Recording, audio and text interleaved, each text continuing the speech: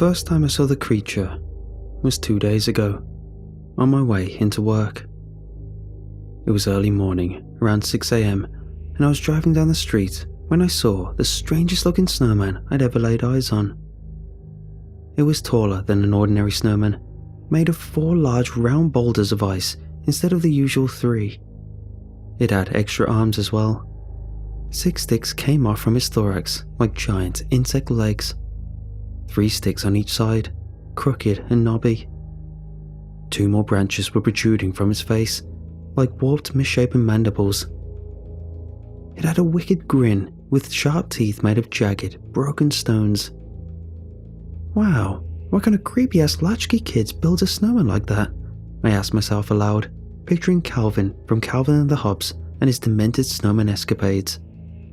Only, this was not funny. It was highly disturbing for some reason I couldn't put my finger on. The effect was terrifying, like a giant insectile snow alien, a totem of ice made for a malevolent frozen god. And worse yet, its gaze seemed to follow me as I drove past in the low light of the morning. Surely just my imagination, I told myself. Tired eyes and not enough sleep. But still, I glanced in the mirror and saw its head was turned in my direction, when I had been certain it had been facing the other way before. I shuddered involuntarily and continued driving, feeling like a dark cloud was following me for the rest of the day. On the way home later, I was pleasantly surprised to see the snowman had been taken down. I realized I'd been holding my breath as I turned into the street I lived on, oddly afraid as I approached the house where the snow creature had been constructed. Maybe the kid's parents found the thing as creepy as I did, I thought to myself. Either way, I was glad to see it gone. Continuing down the street to my house, I backed into my driveway, then looked up and froze when I saw the exact same snowman was now on my neighbour's front lawn across the street. Its head turned so it was looking straight at me. Its extra legs and arms appeared to be waving in the strong winds, making it look animated and alive. I got out of the car, eyeing the snowman across the road suspiciously. "Hey Jordan," said a Weasley voice to my left as I set my feet down on the slick driveway. Caught off guard, I slipped on the black ice. After pinwheeling and sliding for a few scary moments, I recovered my balance by grabbing onto the hood of the car with both hands. Turning, I looked to see my neighbour, Bill, was standing there on a ladder, putting up Christmas lights and eyeing me strangely. I realised I'd made a high-pitched yelp of fear when he had spoken, right before my awkward little dance on the ice. "You alright?" "Fine," I said. "Just surprised me, that's all." He laughed as if that was the funniest thing in the world. "Quite a show last night," he said, his words punctuated by the punch of his staple gun into the wood beneath the eaves. "Once in a lifetime, if you ask me." "Huh?" I said, confused. "What show?" He laughed again. "The Northern Lights. Didn't you see them? Better than a movie, man, I'll tell you. They say that sort of thing doesn't come along very often. Not this far south." "Had to get to bed early for work. Must have missed it." He whistled softly. "Oh, that's a tragedy. You won't get a chance like that again. Once in a lifetime. They said so on the local news this morning." I'd always found Bill's voice to be slightly annoying, like a weasel or a field rodent of some kind, although it did match his facial features and mannerisms. He moved quickly and constantly, jumping from project to project as if he didn't have any real job, just housework. His Christmas decorations were already the nicest on the street, and yet he was still putting more lights up. Meanwhile, we'd been too busy to even put up a wreath or a Christmas tree. He had a giant snowblower parked just inside his open garage, which I loathed with a passion. He was out every morning at 6 a.m. using it, even on weekends. His driveway and sidewalk were always immaculate and free of snow. Ours was usually the opposite of that. "Hey Bill, do you see that snowman across the street?" I asked. He turned on the ladder just slightly to look over his shoulder, then went back to stapling. Thwack, thwack, thwack. Yeah, it's a snowman. So? I could have sworn. I stopped myself, realizing how crazy it all would sound. What? Nothing. Just had a long day. I must be imagining things. I'll talk to you later, Bill. I began walking inside and he called after me. Oh, by the way, don't forget to shovel the walkway on your side. I saw a bylaw officer out earlier. Wouldn't want you to get another ticket like last week. Sure, thanks, Bill, I said, trying to maintain my composure.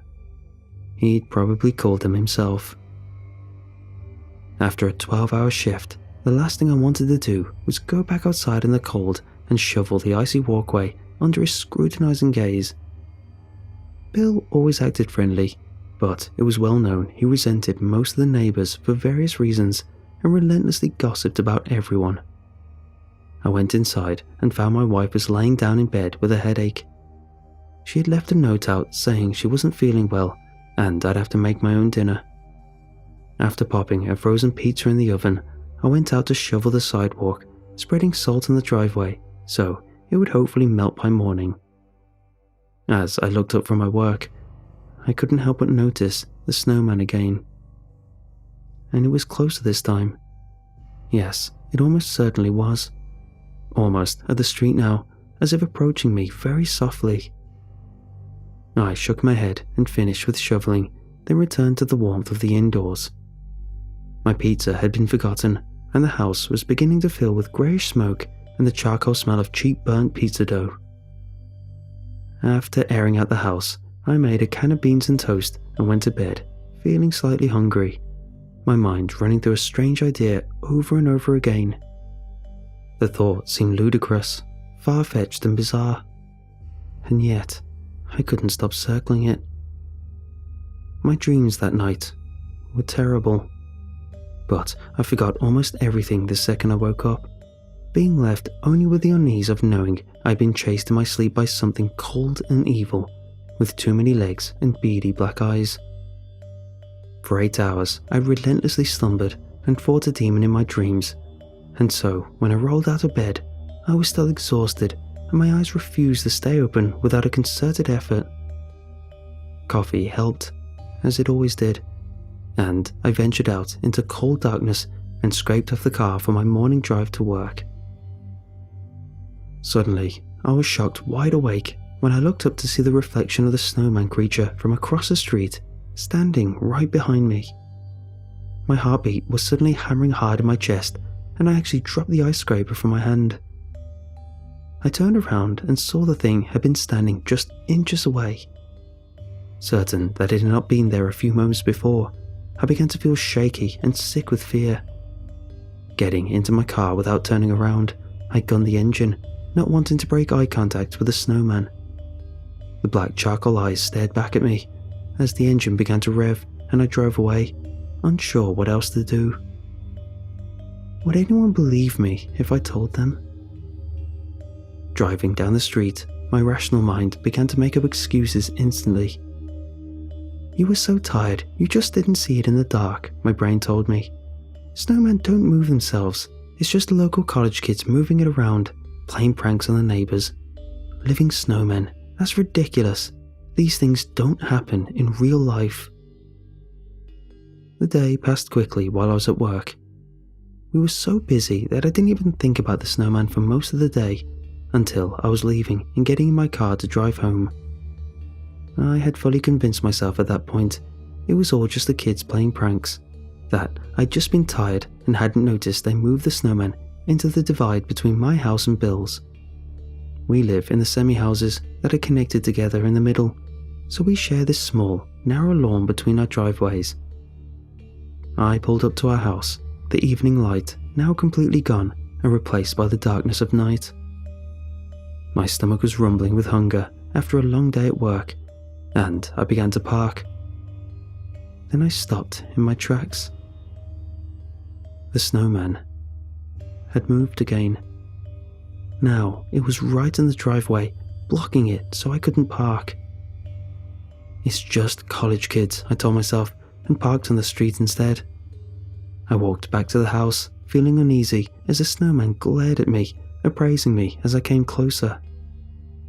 The creature's head was lowered like a bull about to charge, and I could barely make out its eyes looking right at me from beneath its brow, hateful and staring. The effect was terrifying, making him look demonic and malicious somehow. Something else caught my eye. For the first time I'd ever seen, Bill's driveway was not perfectly cleared of snow. His sidewalk likewise had a few inches piled up on it. This was very strange, considering how meticulous he was with his household upkeep. There was also something else too. His garage door was slightly ajar and the light was on inside. There was a sound coming from the interior that I didn't like one bit. It was like the sound my cat made when eating wet food, sloppy, snarfing and dribbling. I couldn't help it. Despite my fear, I was overwhelmed with curiosity and needed to see what was making that horrible noise. It sounded large and inhuman, and I needed to know for certain if my suspicions were correct. Walking past the hideous snowman, I pulled open the garage door and gasped, horrified at what had been revealed behind it. The usually well-kept garage was in disarray. Shovels, axes and saws had been knocked from their organised places and were strewn everywhere. Bags of salt and soil had been spilled, and the light bulb hanging from the ceiling was off its axis, crooked and flickering. And at the centre of all of this was Bill. Or at least what remained of him. He had been eviscerated and disemboweled, the top half of his body now completely separated from the legs, his torso a cavity of mangled flesh and ruined organs.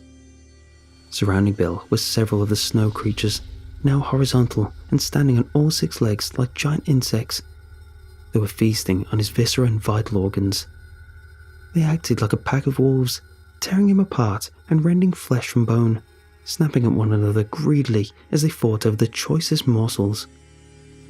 I saw Bill's eyes were still open, and he was blinking, somehow alive despite all of this, his mouth making soft bubbling, gurgling sounds as blood poured out from between his lips. Then there was a soft crunching noise behind me, and I spun around to see the other snowman creature from outside. It was crawling up behind me like a giant spider, creeping so quietly across the snow I had barely heard it. It saw me and hissed a warning to the others, who likewise turned and hissed like cats.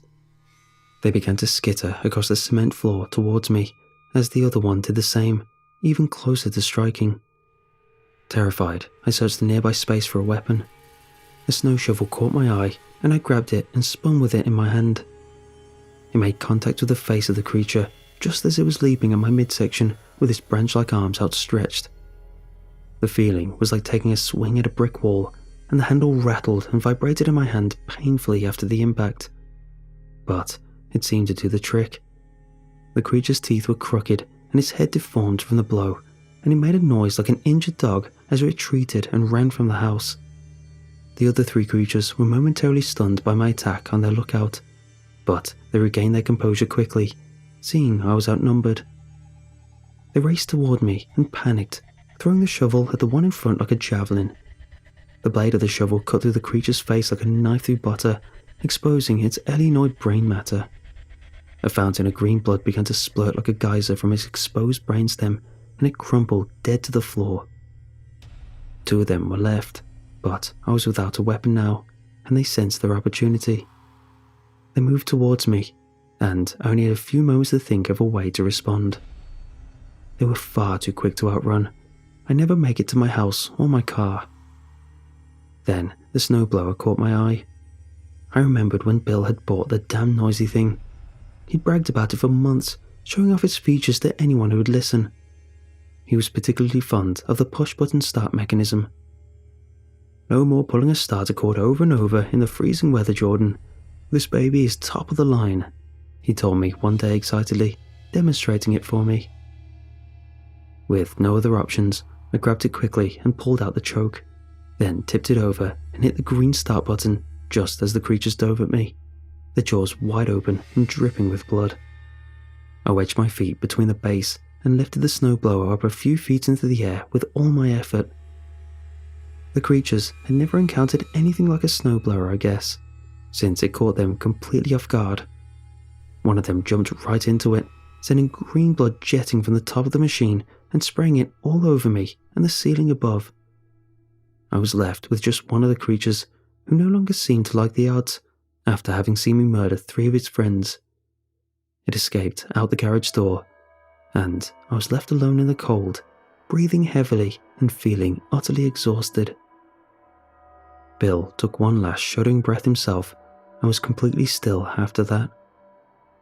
I stumbled out of the garage, feeling like I'd fallen into another world.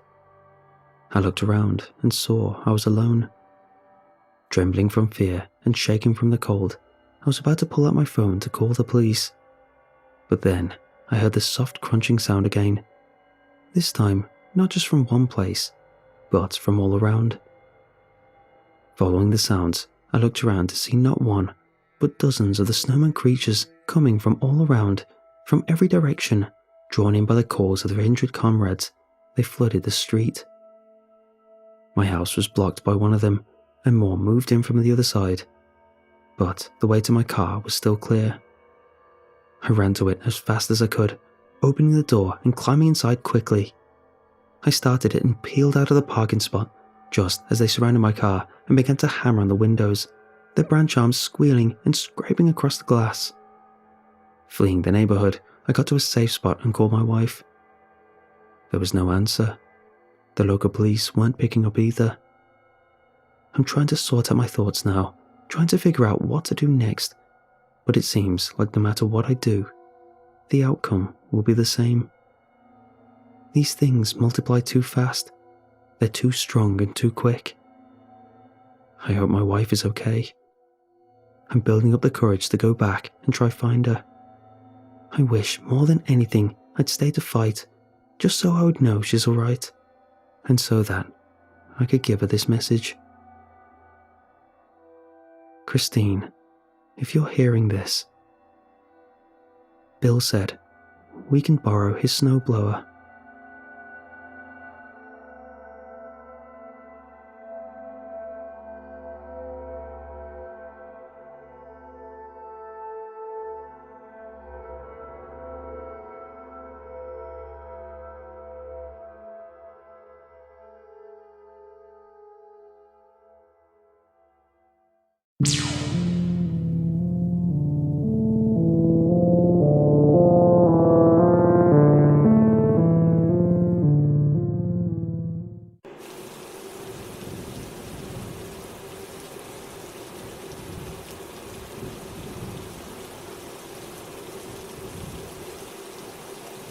Although I've had several paranormal experiences in my life, I was always a skeptic.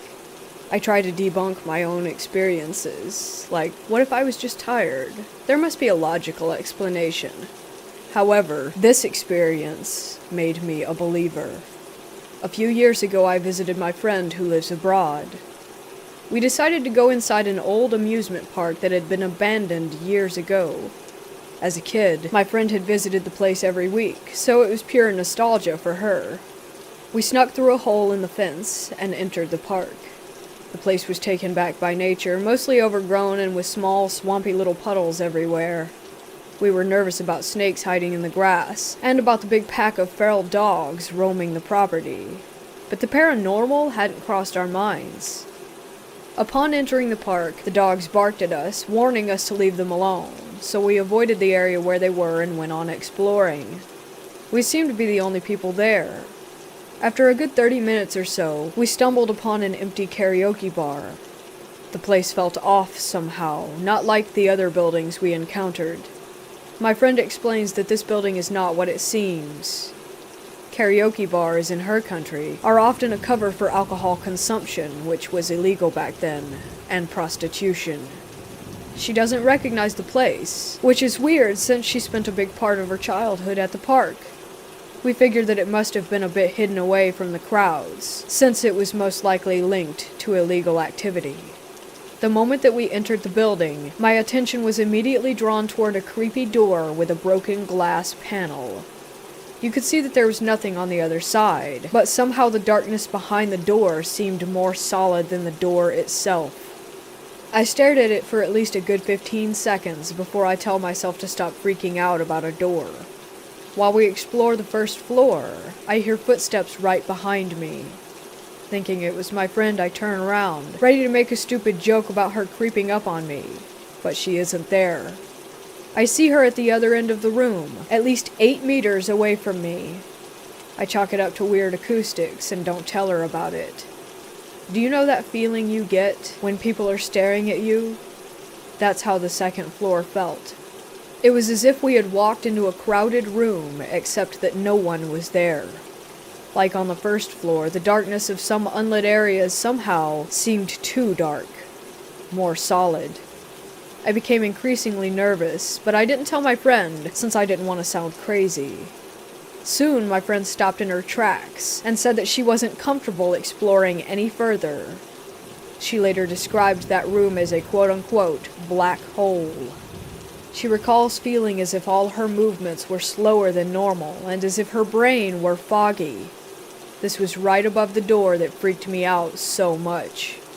Back on the first floor, we feel silly for even being that nervous, and we try to overcome our fears.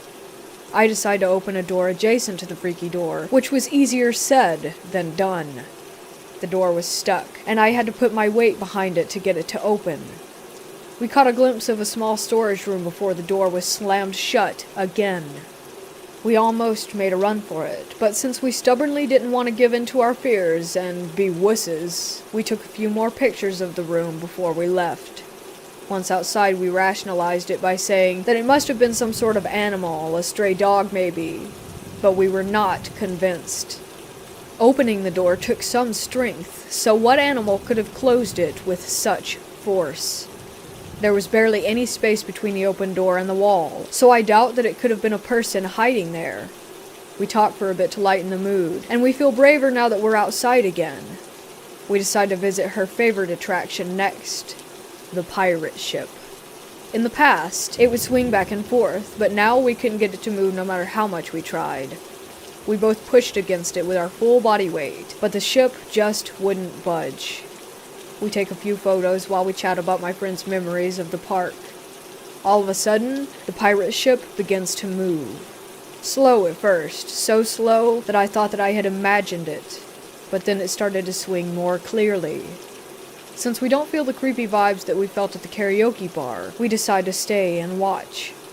After a few minutes, my friend remarks that we should head back soon, since she wouldn't want to be in this place after dark.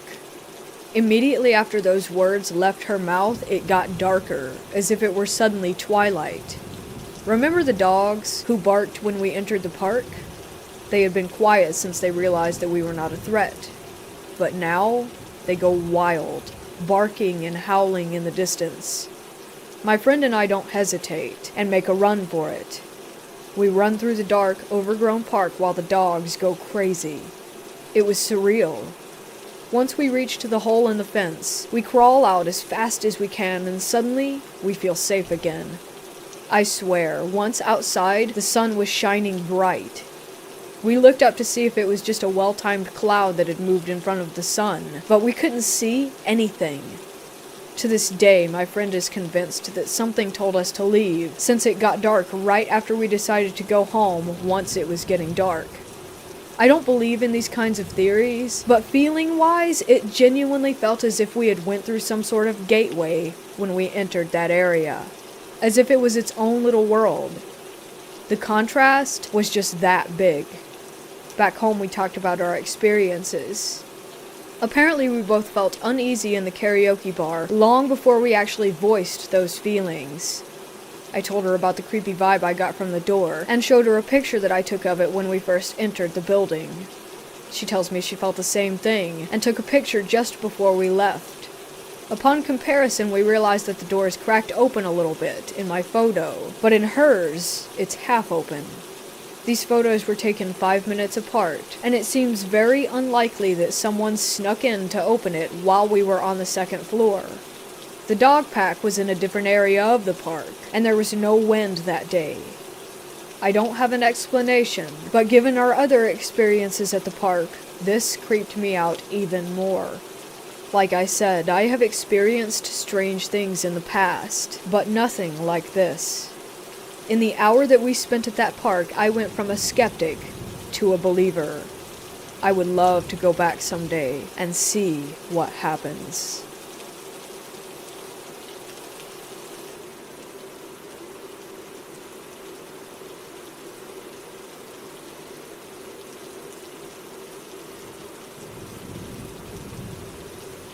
This is a long one, but this is a true and factual story about my experience.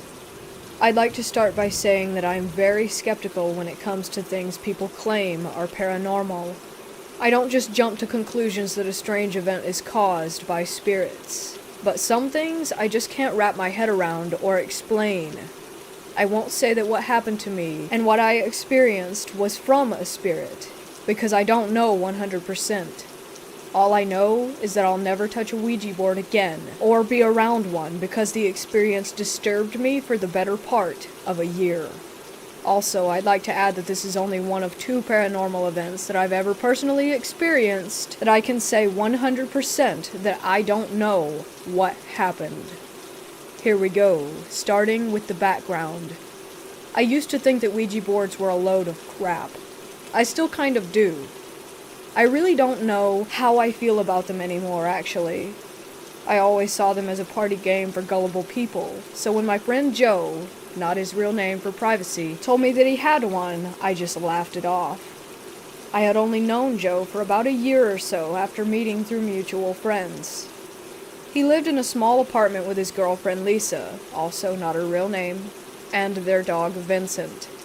At the time, I was only 18. Joe was like 23, and Lisa was 20. For a period of time, I used to go over to their place every weekend after work because Joe bought me alcohol. So one night we were hanging out, and Joe starts talking about some strange encounters he had growing up and how he, quote-unquote, attracted spirits his whole life or some garbage. I smiled and nodded to be polite while he went off on paranormal tangents and started talking about shadow people following him. He then goes into his room and pulls out a Ouija board, but not the one that you get at a store made by a toy company. It was made of real wood and hand-carved. It was actually pretty nice. He said that he had gotten it as a birthday gift from his parents years ago because of his obsession with the paranormal. I didn't inquire as to where it had come from or who made it, but like I said, it looked handmade. While I sat there laughing and joking about it, Lisa chimes in and says, "Joe, tell him about the other night." Joe proceeds to tell me how him and Lisa allegedly spoke to a demon using it, and the demon claimed that his name was Beelzebub. Me being a big metalhead at the time, he got my attention. "Let's do it. Let's try to talk to this demon," I said, half joking. Joe asked if I was sure that I wanted to try it, and I agreed. So we went into his room. We turned off all the lights in the apartment. Lisa lit candles all around the room, and we sat on the floor. I was nervous, but I was having fun watching Lisa and Joe's pageantry. It was spooky. I looked over at Joe and he seemed unsettled. I asked what was wrong, and he said that he wasn't feeling right. He didn't like the doors open displaying the darker areas of the apartment. Him and I got up and closed every door in the place, as in every room and every closet. We sat back on the floor and Vincent, the pup, laid on the bed. And we began. I forgot to add, this is very important. Before we started, I told Joe that I was skeptical of someone using their fingers to push the planchette around. So we all agreed to just use the back of our fingernails to touch it. Imagine just slightly bending your finger and placing the surface of your nail on the top. That's what we did. That way, even if you added pressure, your finger just slipped around on the planchette and didn't actually move it. We also made a rule. If the planchette moves, everyone has to lightly scratch the planchette with their nail to prove that none of us were the ones making it happen. What it looked similar to is placing your 2 fingers on the table and acting like they're legs and running in place. I hope that helps you get the picture. No one was able to move it on their own. We tried several times to ask if there were spirits with us, and got nothing. For about 20 minutes it continued that way. I told Joe I wanted to ask for someone in particular. Is John Smith here with us? Can John Smith talk to me? John Smith, obviously once again not his real name, was the name of my best friend's dad who was killed in a car crash while driving home from a fishing trip. That was when it moved, and it was absolutely insane. It felt like a great force just came to life in the planchette, like it had a mind of its own. None of that gliding around the board crap that you see in movies. This thing felt like we were holding onto a person's hand who was tugging and pulling. It was strong, but articulate movement, and it spelled out hello. I asked him if he was John, and it spelled yes. I asked him to prove it, and it spelled out the name of my best friend. I asked him where he was when he passed, and he spelled Lake. I had chills down my spine. What I thought was just going to be fun had turned into being emotional and scary. Joe and Lisa knew nothing about John Smith. I never mentioned him or brought up anything about the circumstances, so they couldn't have known. I began to grow very unsettled. I told Joe and Lisa that I didn't want to talk to John anymore, so they told me to push the planchette to goodbye or whatever it was. I called it a night after that, but I wanted more. Next night, I was back. Same routine. John and Lisa set up the room. John closed all the doors. Vincent was on the bed. Lisa said that she wanted to talk to her grandma, so we did the process. It was the same incident for her as it was for me. Memory is kind of fuzzy, but it spelled out I love you, and also spelled out some sort of inside joke that she used to share with her grandmother. Lisa was in tears. As with me, I had no info on her grandma, and Joe wasn't that cruel to make her cry as a joke. I felt powerful. I think we all did. I felt like I was finally a believer, that we had an actual way of talking to spirits. The possibilities. But then it happened. After the incident with Lisa's grandma, we were all kind of in shock. Joe was comforting Lisa, and I was speechless. We regained our composure and got back to it. This time we were asking the normal, are there any spirits with us? What usually left the planchette lifeless suddenly kicked in with great force. Scary force. The planchette moved violently around the board. We all kind of laughed nervously. We asked, who are you? The planchette shot to the moon symbol. If you don't know, this allegedly means a dark spirit. We all looked at each other and then simultaneously moved the planchette to goodbye. As soon as we did, Vincent jumped up and ran off of the bed. He sat and stared as if looking at someone. We had that door closed before. Joe jumped up and said, F this, and ran into the kitchen. Lisa and I followed. Joe about nearly had a panic attack. He rushed to turn on all the lights. I've never seen him act that way. We were all pretty scared. We don't know what happened, but we had that door closed, for sure. After some talking and calming each other down, I left. I didn't sleep that night. I had never seen anything like that.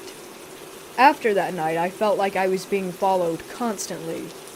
For almost a year, I slept with the lights on. That year ended up being one of the worst years of my life. I fell into a depression and was incredibly paranoid. I just couldn't shake the feeling that something was always watching me.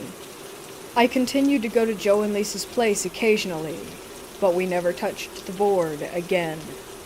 We ended up having a falling out some months later over unrelated drama and never communicated after that. Like I said, that year was horrible for me. I started drinking a lot and tried to get over the feeling. I always felt like my energy was being sapped, like the air was heavy, and I struggled to find joy. The depression was real. Then the experience hit a peak. I was sleeping one night and woke up in a panic, I couldn't breathe. I felt as if someone was literally sitting on my chest. I gasped for air. Suddenly, I felt like what was someone grabbing my feet and trying to pull me off of my bed. I instantly went into a struggle, trying to kick out as hard as I could. Then all at once, it stopped. I was horrified. Nobody was in my room. I lost even more sleep after that incident. I ended up finally getting a hold on my life. I started going to the gym instead of drinking and wallowing in my pity. I started meditating instead of playing video games. After that year, it all went away. It was like I was free from that negative energy again, and I have been fine ever since. That's the story of my Ouija board experience. I'm still not sure if all of it was in my head, or if that night was just some sort of stress-induced panic attack, but whatever it was, I cannot explain it. People have told me that demons thrive off your energy, and that is what might have happened, but I'm just not sure. Perhaps it was the demon talking to us all along, pretending to be our loved ones, if such a thing exists. I'm just glad that whole experience is in my past. I'll never touch a Ouija board again, though.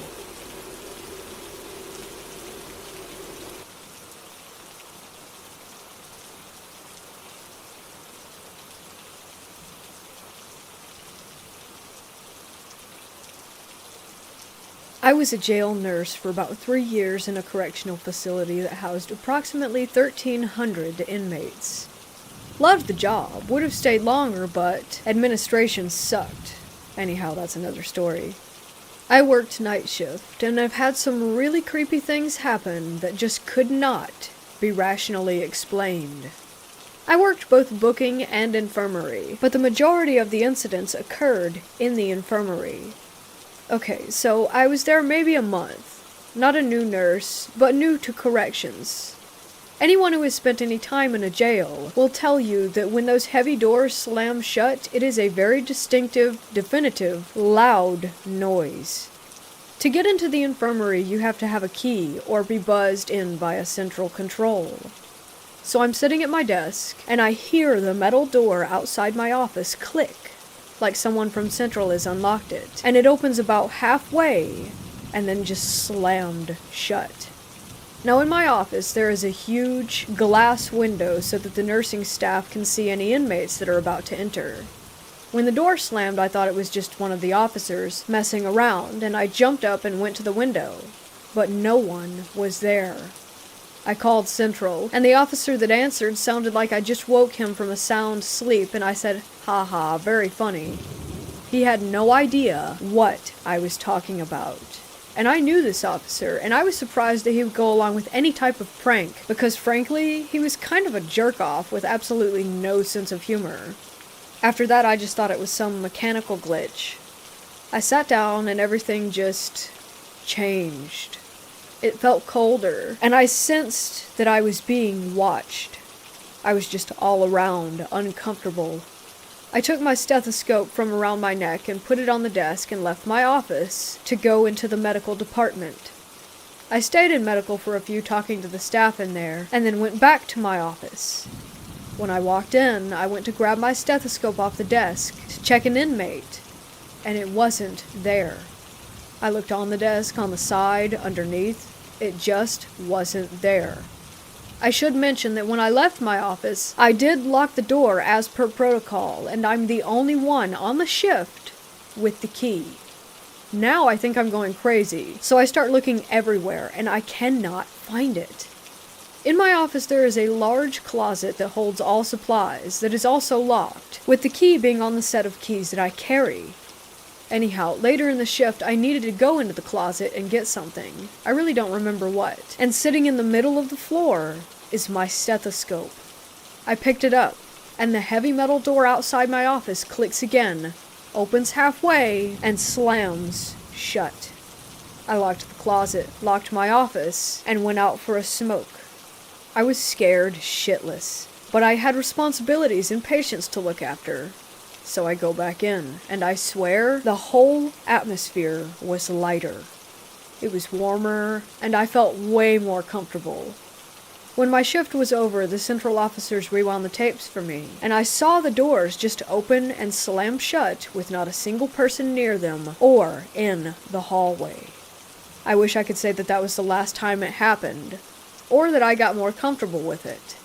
I did not, because each time it happened it seems that the doors slammed harder, and that uncomfortable feeling lasted longer and longer, almost as if I were being stalked. Things that went missing were found in different parts in the jail. My pen case in the women's wing. My med sheets in solitary central control room. My portable blood pressure cuff in the kitchen. And each and every time something of mine would show up in another part of the jail, the officers and I would look at the tapes and see no one. Remember, I said I felt like I was being stalked. Well, that's because all these things happened to me, but no other nurse who worked nights. Not one other nurse who worked on my days off had anything happen either. No doors slam, click open, shut, no stuff moving. It was just me. Every officer and every one of the medical staff who worked there well before I got there swore up and down that this kind of incident never, ever had occurred before. It got to the point for me that I started just not staying in my office. I would just get all the stuff that I needed for my shift and sit at the officer's desk. I did that until I left there and got another job. I haven't had anything like that happen ever again.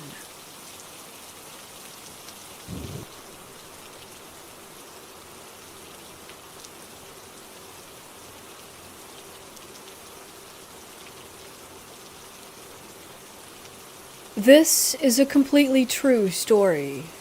There was one time about 2 or 3 years ago. I was out in the woods camping with my brother, and we had just gotten there around 4 p.m. to set up and all. Once we had settled in, we got a fire going. I told my brother I was going to go get some firewood because we only had enough to get it started. So I went out, and it was around 7 p.m. Then I got really cold all of a sudden, even though the weather was not cold at all. When I got the sudden rush of coldness, I felt a heavy feeling of just pure evil, hatred, and despair. I immediately went back to my brother. He told me it was fine, that it was probably just a strong wind that had given me a chill. But I knew that something was wrong.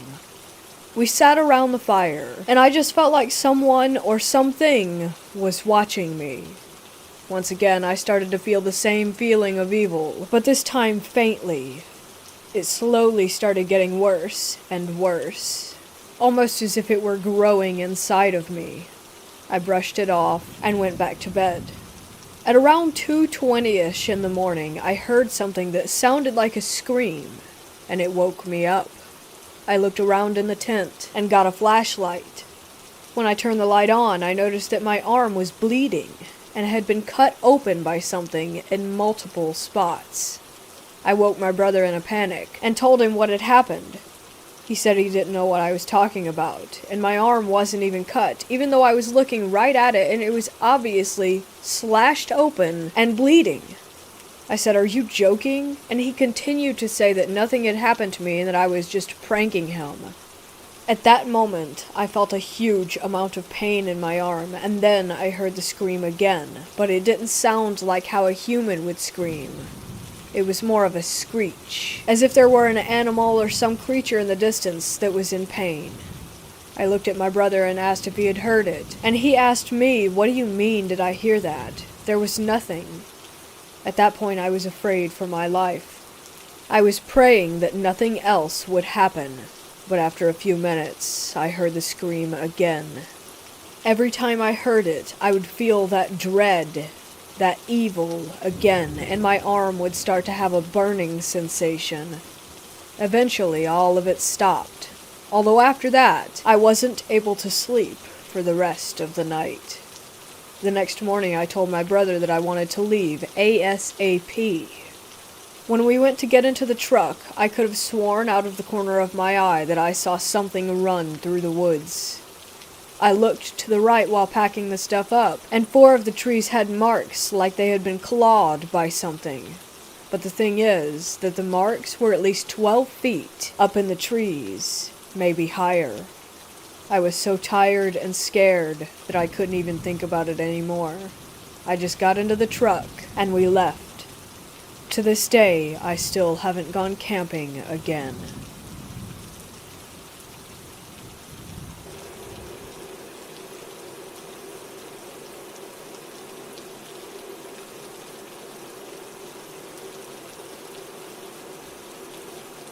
This story took place in the mid-2000s in Malaysia, when the Nokia 3310 was still a thing and teenage idiocracy was the ruling personality. I was only 14 at the time, and while introverted, I had a group of friends who were mostly in their late teens and early 20s. While this may seem unusual, it is somewhat common for Malaysian teens to have friends with considerable age gaps. One day, this group of friends decided to visit some abandoned flats and condos from a failed development project. The reason? They wanted to try their hand at ghost hunting. Not wanting to be called a coward, I naturally took up on their little excursion. It was planned that we would visit these supposedly haunted buildings on a Thursday night. The night rolls around and there we were, 20 people, including myself, arriving at the abandoned flat. The flat, darkened by grime with windows missing, presumably detached by junkies to be sold for some small change, loomed over them. Group by group, we entered, flashlights drawn. As I recalled, it was around 10 p.m. Slowly we made our way up the floors, exploring each unit, calling out to whatever might be residing there. The men's group had splintered into their respective groups, their hushed conversations, callings, and the occasional bouts of snickering and laughter echoing throughout the apartments. I stayed close to my group, not taking the chance of losing sight of them for even a second. For about 2 hours we were exploring, calling out to whatever ghosts or spirits we believed were making this flat their home, but we received no reply. At this point we were tired, bored, but most importantly, hungry. After a couple of calls between the heads of each group, it was decided that we would end the night and go have something to eat. So off we went, a small convoy of cars to the nearest restaurant. As we arrived and settled in, again in our own little groups, we ordered our drinks and food and started shooting the breeze. The topic about the abandoned flat was initially on the table, but was quickly dismissed since we never found anything interesting or experienced anything ghost-related at the location. That is, until one of the restaurant servers marched up to our table. His face was stern, and he was pointing at the younger kid who was sitting quietly, minding his own business, and he asked, "Who are you?" No reply.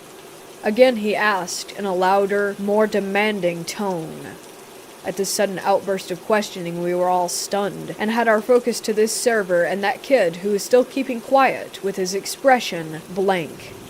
The server turned to all of us and asked, "Where were you just now? Where did you drive from?" A guy from my table told him that we had just left that location. The server looked at us, and still with his eyes on us, pointed to the kid he was questioning, and asked all of us, "Do any of you recognize this kid?" 19 pairs of eyes shifted toward the quiet kid, and it hit all of us at once. None of us knew him. We made a head count and totaled 20 heads, including this kid. My group leader asked the kid's group leader if he recognized him, but he said no. "But you drove him here, right? You were with him, right?" they were asking. "Yeah," he said, "but I don't know this kid." At that, the server turned to the ashen-faced group leader and told him that his friend was still at the flat. He said, "You go return this thing, and you find your friend. Only you and your group. The others cannot come unless you want someone else to be switched." We shifted in our seats, and after what felt like an eternity, the guys at that kid's table got up, went to their car, with the kid following them without asking or invitation. Even after food and drinks arrived for the remaining men, any appetite that we had before had dissipated. The rest of the story was told to me by my friend who heard it from the group leader with the quiet kid. When they returned to the flats, they swept through each floor, every unit, and every room, looking for the missing kid. The thing that switched places with the kid? The entire group dare not look its way as it tailed behind them while they searched. They felt its presence as they climbed the floors, sensing it growing more and more incensed as they neared the top. It took them about an hour before they found who they were looking for, passed out in a room on one of the upper levels. When they found him, they felt the malicious anger of the presence vanish, and then they mustered the courage to look over their shoulder. The kid was gone. They didn't hesitate in getting themselves out, not even bothering to fully awake the passed-out kid and ask about his condition. One of the bigger guys grabbed him and they all ran, each of them praying to whatever they believe in to protect themselves from whatever resided in that abandoned flat. They got to the car, practically throwing the kid they found in the back seat, and after the engine sputtered to life, the driver buried his foot into the gas pedal and they sped away.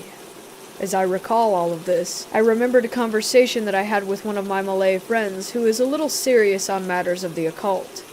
His stance when it comes to them: we don't disturb them, they don't disturb us. So don't go snooping around in their territories.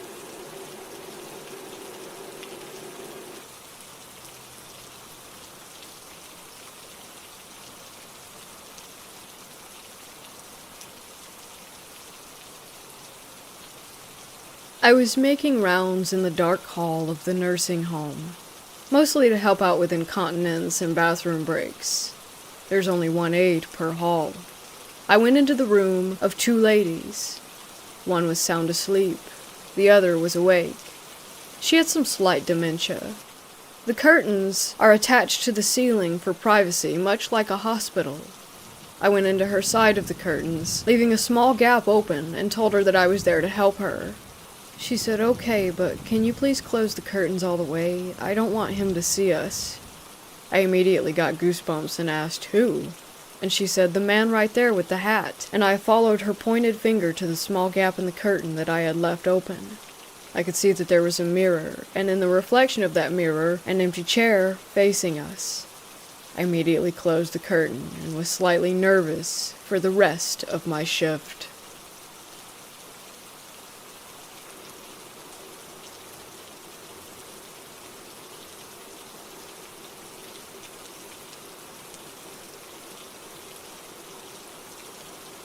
This is a story from my life that I've told to people, especially teens, to warn them to never use a Ouija board.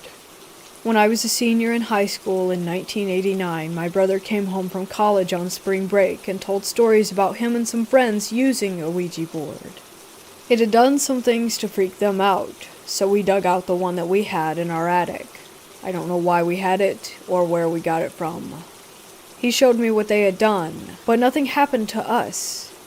I brought it to a friend's house and we tried it out a few times over the course of several evenings, and then about the third or fourth time, it really started to pick up in its responses. We had been starting by knocking 3 times on the corner of the board and saying something like, "Come, spirit," or something to that effect. Anyway, the marker really started to move around the board and spell things out. I always tell people that it was either our subconsciouses or a spirit moving it around, because I was certain that neither of us were moving it intentionally. With a light touch of a few fingers from each of our hands, it would just move around on its own as if it had its own personality. We would ask it all the usual questions, test questions, and curiosity ones. One day, though I wasn't a fan of it, my friend asked the board in which years we would each die. It spelled out something like 2040 or 40-ish for my friend. I don't actually remember the number, just that it was far into the future at the time. And 1990 for me, which was the next year. I asked, "Does that mean that I'm going to die in 1990 and my friend in 2040? No, it said. Then I asked again, this time switching the years around between us. Yes, it said. We asked the spirit about itself. It claimed that it had died the year my friend's father was born, and said that its name was Stephen Crane. We kinda laughed at that part. Of course, I looked up some dates about the author after that, but things just didn't seem to jive. I just thought, well, it could be another person with that name, and moved on. We started to invite other friends over to watch, who are all entirely skeptical. By the end of the evening, every single one was freaked out. More and more friends would come each night until we started getting a huge group of people. The board would answer plenty of test questions wrong, but then, for example, while everyone's reacting to the wrong answer and half paying attention, it's spelling out, "sorry." Another time, for example, in a lull between activity while people were distracted and chatting, it moved slowly to S, then kept circling around to H, until it came to a stop there. There was nothing else for about 2 minutes. The entire room of people was completely silent, and then it slowly moved to OK. It said a bad spirit had passed through the room. Once again, everyone freaked out. It didn't like this one friend, and every time he entered the room, when we had those gatherings, the marker would twist and move to the opposite side of the board. Other things like that happened. Again, it was like it had its own personality. I remember a few times driving home with that thing in the back seat of the car, terrified, with my heart pounding. One time I asked it, "Where will I go to college?" It spelled out one of the schools I was applying to, and then 37. I asked it if I was going to go to that school and get a 3.7 GPA the first semester, and it said yes.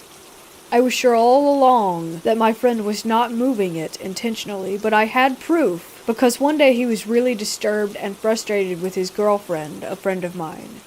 He had suspected that she was cheating on him, and he asked the board a question about her while using it with a friend, and it told him to turn on the TV. The video for the song, "What You Don't Know Might Hurt You" by Exposé was playing on TV. I remember that he really took that to heart, and it affected his trust in their relationship. I always knew that he wasn't just playing around with the board, and that was a sort of hard proof to that fact. We started to actually use the board with our friends, but it only worked when one of us too used it with someone else. We asked the spirit why that was, and it responded that the spirit was inside my friend and that I was the owner of the board. Freaky stuff thinking back on it now. But as an 18-year-old, you think differently. Anyway, the enthusiasm started to peter out after a few months, maybe near the end of the summer, and I don't really know what happened to the Ouija board. I did end up going to that college that the board mentioned, but it didn't really catch my attention.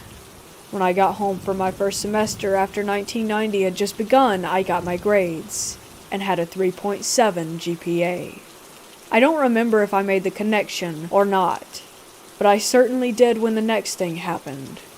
Around the same week or so, maybe even around the same day, I got the annual catalog that my college sends out, with articles and updates and whatnot. I opened it up, and there, right in front of me, was an entire article about Stephen Crane. He had gone to my college for a while, and I never had any clue about it. I remember having chills. Finally, the sad part is that later in 1990, after returning to college classes after Thanksgiving break, my friend, one of my best friends, died suddenly and unexpectedly from a heart problem. I don't know when I made the connection with the board, because by then it was over a year later. But at some point, I did, and when I did, I started to put the whole storyline together. It sank in more how creepy and dark the whole thing was. I am happy in life, very blessed. I did go through a form of spiritual growth some years ago where this darkness was left behind, and the story of my past doesn't haunt me. I share it in the hope that it's helpful for others. But I would never touch a Ouija board again, and would strongly advise against anyone else using one. To this day, I'm still positive that it was not our conscious action at work, but either our subconsciouses or truly a spirit. Whichever of those you might believe that it is, nothing good comes from playing around with either one of them. At the minimum, negligence can open up a path for psychological and emotional problems. At worst, relating with a spirit can let in a darkness and fear beyond your understanding or strength that can tint your life and affect you for quite some time to come.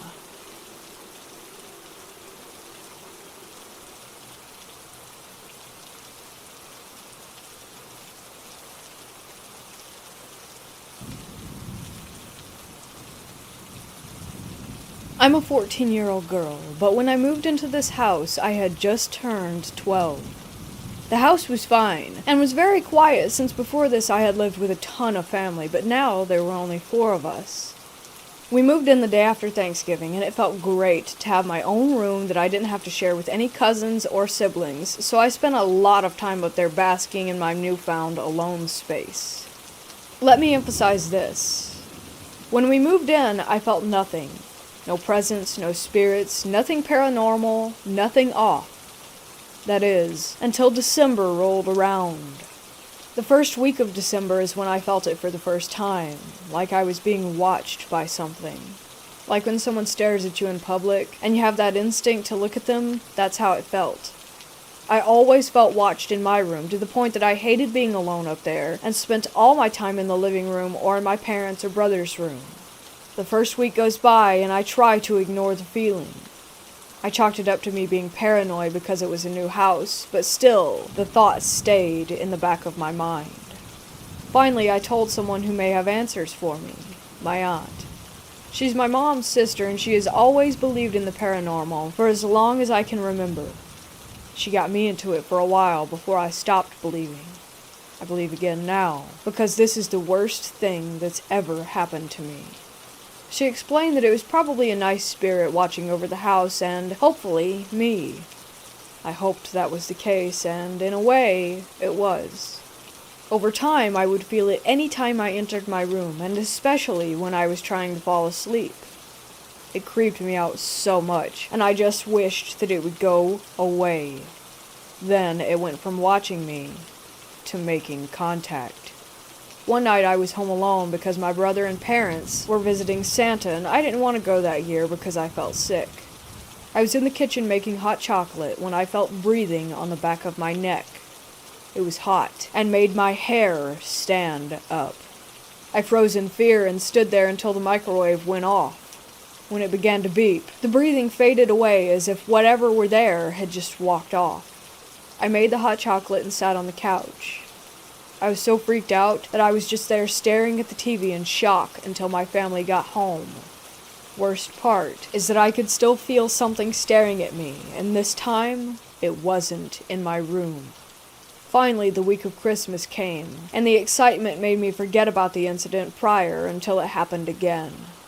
Me and my mom were hanging out in the kitchen when she turned around to answer a question that my brother had asked her. I felt the hot breathing on my neck, and this time it stayed there longer. I froze again, unsure of what to do. I panicked and got up and went over by my mom, who was very confused. After that, I felt the breathing constantly, even on Christmas while opening gifts. It lingered. I finally got fed up one day while sitting in my room. It became less scary and more annoying. I said something along the lines of, "Stop breathing on me," and it stopped completely, and I was shocked. I didn't think it would actually work. After that, I began to have the same dream, but slightly different, every single night. It would begin with me at some park that I've never seen in my life, and me and this boy sat on a bench together. We would begin to talk, and it was actually quite peaceful. We would just converse and stare around at the people walking by. He had brown hair and brown eyes, and was really tall compared to me. I'm about 5'4", and he was like 6 feet. The dream would end, and I would never remember anything we talked about, just that it was a good dream. Flash forward to right after Christmas break, a friend, let's call her Danielle, came over to spend the night. We both heavily believed in the paranormal, and she decided because of this whole watching and breathing thing that she would bring her Ouija board. I had always heard different things about them, but decided it was worth a try. We began talking to the thing that watched me, and the reason I knew this is because it always had this very specific energy. I knew it because, like I've said this whole time, he was up my butt. We first asked what his name was, and he replied, Nolan. I was pretty shocked that the board actually worked, and I was pretty mesmerized. I then asked if he was the boy that I talked to in my dreams, and again, he said yes. I was pretty happy that he was nice, because before, I was quite terrified that he was a demon that wanted to eat my bones, but was relieved when it was just a 15-year-old boy. He then said he doesn't like summer and prefers winter, which explains the only appearance being during winter months. Cut to next December, the watching and breathing had stopped during March through November until it began again, only this time stronger. He began screwing with me. He would open cupboards that I had just closed, or move things that I put in specific areas, only to find them in strange places far from their original area. I always knew that this was Nolan, who I had begun to call Noel. Time went on and the dreams became more vivid, and I remembered the conversations that we had, and it was still nice. Nolan became a good friend, even though I couldn't see him. That December came and went, and now we cut to this year. This is where I wish that Nolan never existed. So because of financial issues and other problems, my dad's family had to move in, my grandparents, aunt, and cousin. And me and that cousin were never super close. I'll call him Connor. Connor was super annoying. He always made messes that he never cleaned up. He never did chores, never did or went to school, and would do stupid stuff for attention, yet he always got what he wanted. By now, I'm 14 and Connor is 12. December rolls around and I'm excited to talk to Nolan. Me and Danielle are still friends and do weekend Ouija sessions with him. So we're home alone, me, Connor, and Danielle, and we decide to introduce Connor to Nolan. So we set up the candles and everything and begin. Things are going smoothly, until Connor starts calling Nolan names. He was saying some pretty mean stuff, too. Me and Danielle were trying to get him to stop, but nothing was working until Nolan got really, really mad. Doors began slamming open and shut. Cupboards were going nuts. Our TV was flickering channels, and the windows sounded like someone was beating on them. Finally, I looked into the doorway to the hall, where everyone's rooms were besides mine, and there was a tall figure standing there, not moving, as everything went haywire. I screamed and said goodbye, standing up. Danielle was yelling for Nolan to stop, and Connor had begun to cry.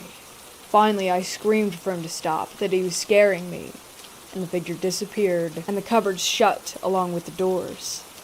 The banging stopped, and I just sat on the floor sobbing. Danielle wasn't crying, but I was terrified and just stood there silently. Connor didn't say anything either, but continued staring at the floor with tears in his eyes.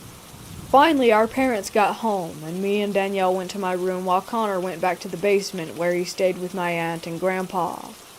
Danielle had fallen asleep, but I couldn't, so I began talking out loud as I felt Nolan was in the room.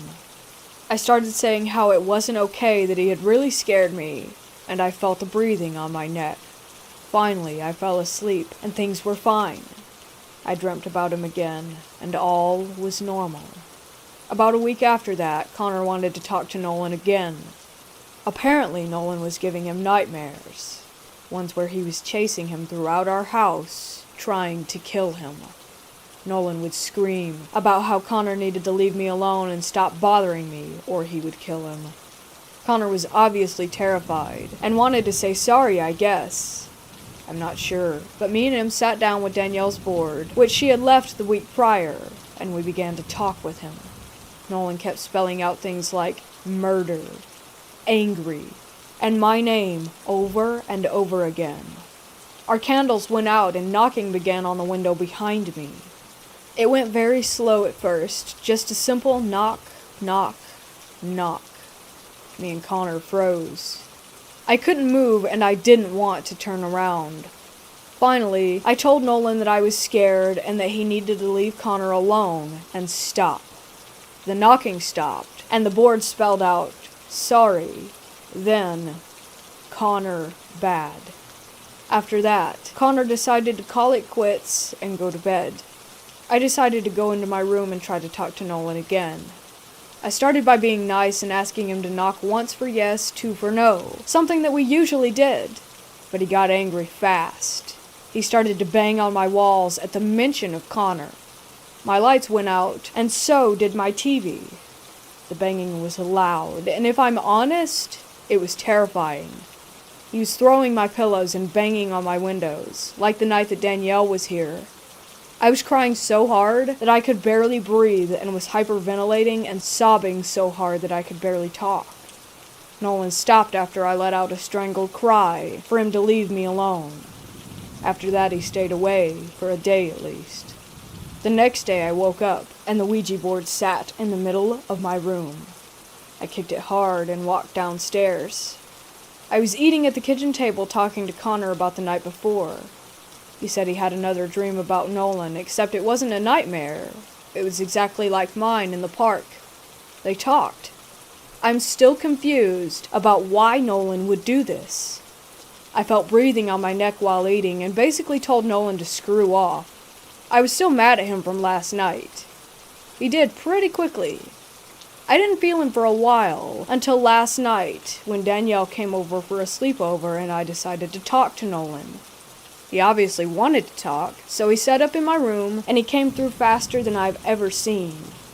Now what happened next is what I really need some answers for. We began talking and he spelt out sorry, but then he did something I've never seen him do. He spelt out love, and I honestly don't know what that means. He would emphasize it and barely answer any questions after that. Danielle then made the mistake of bringing up Connor. Nolan got pretty mad and started to bang on the walls again. I yelled at him to stop and he did. I didn't say anything after that. Today I called my aunt for advice. She said he may just be an overprotective spirit, but I'm not sure if that's the case here. I don't know if Nolan is bad or not. He isn't to me, but he is to Connor and sometimes even Danielle, but never to me. All I know is that I won't be talking to Nolan for a while, a really long while. And even now, while typing this out, I can feel his breath on the back of my neck.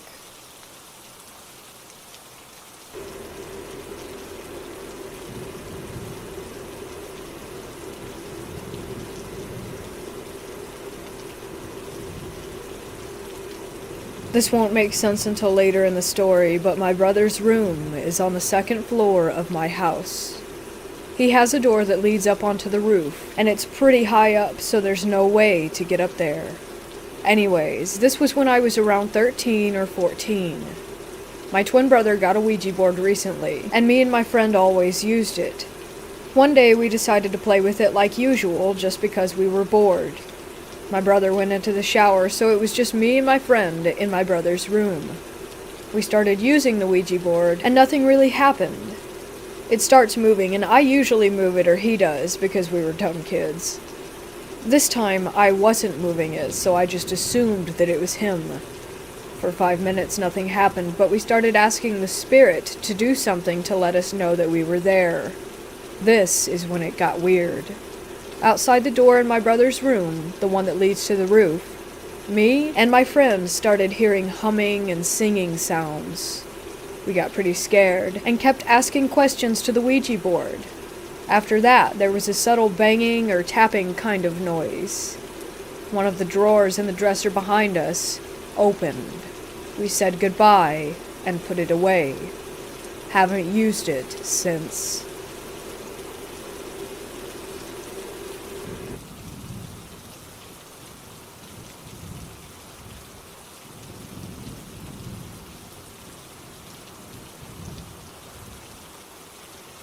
This happened to me when I was a teenager. I think it was in the spring of 1998 when I was 14. My Boy Scout troop went camping in the Ozark Mountains in Arkansas. I grew up in a very small town in Tennessee, and the boys in my troop were people that I'd known my whole life, and we were all very close and knew each other very well and trusted one another. We had been hiking for 5 days or so, and it was miserable. It rained every day, and we were all exhausted and sore and hungry and covered with blisters. The adults realized that we had bitten off more than we could chew in trying to hike a 60-mile trail, especially with the awful weather, so we had changed course and gotten off the trail to spend the night in a drive-in campground. It was the kind of place with hookups for RVs, picnic tables. It had fire pits and grills, and a central bathhouse with showers and toilets. It was in a very remote area, far from a town or another house. There may have been a few other small groups, but if there were, we never interacted with or saw any of them. We were all filthy and wet, and thus very excited about taking a hot shower. It was dark, and we had finished dinner. A group of 5 of my friends, including my friend Jeremy, who, like everyone else in our group, I had known since we were babies, headed up to the bathhouse, which was maybe a quarter-mile walk through the pitch-dark woods up a worn-down gravel walking trail. I stayed behind to clean up, and after 10 or 15 minutes, followed them by myself. I had a weak little flashlight, the old incandescent kind, pre-LED. When I got about halfway to the bathhouse, I could see the light from it off in the distance through the woods. I heard a noise to my left, and I looked over and saw my friend Jeremy standing by an old-school manual water pump about 20 feet away off the trail. There was a strange light around him, like the moon had come out from behind the clouds. I was startled to see him there by himself in the woods. I asked him if he was already done with his shower. He seemed kind of sad, and he said, "Yeah, it's all yours." I said okay and didn't think much of it until I got to the bathhouse. When I walked in the door, my friends were all in there, and I heard Jeremy talking from in the shower. All the blood drained out of my head, and all the hair on the back of my neck stood up. I had to sit down before I passed out. My friends were really freaked and wanted to know what was wrong. I told them what had happened. They nervously made jokes about how I must have been smoking pot, but this was long before any of us had ever experimented with any mind-altering substance. Regardless, I could tell that they believed me. Like I said, we had known each other forever, and knew when one of us was exaggerating or playing a joke. We all waited together until everyone was finished showering and brushing teeth, and then walked back together in complete silence. When we got to the spot that I had seen, whoever he was gone without a trace. The water pump was still there, though. No one had noticed it before, because it was a ways off the trail and obviously not in use. We got back to our campsite and went to bed really scared. I remember not sleeping much that night. In all the years since then, I've never been able to figure out what occurred. Was there a random teenage boy in the woods who looked just like my friend? Unlikely. Did I hallucinate it? Also unlikely. So who's to say?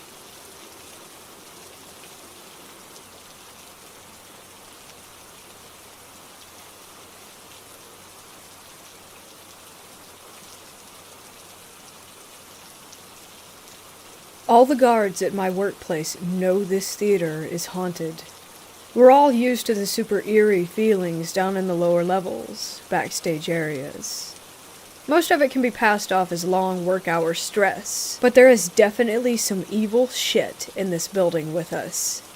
It's probably an entity that's latched itself onto themes like theatrics and whatnot. I don't know. We got all kinds of stories.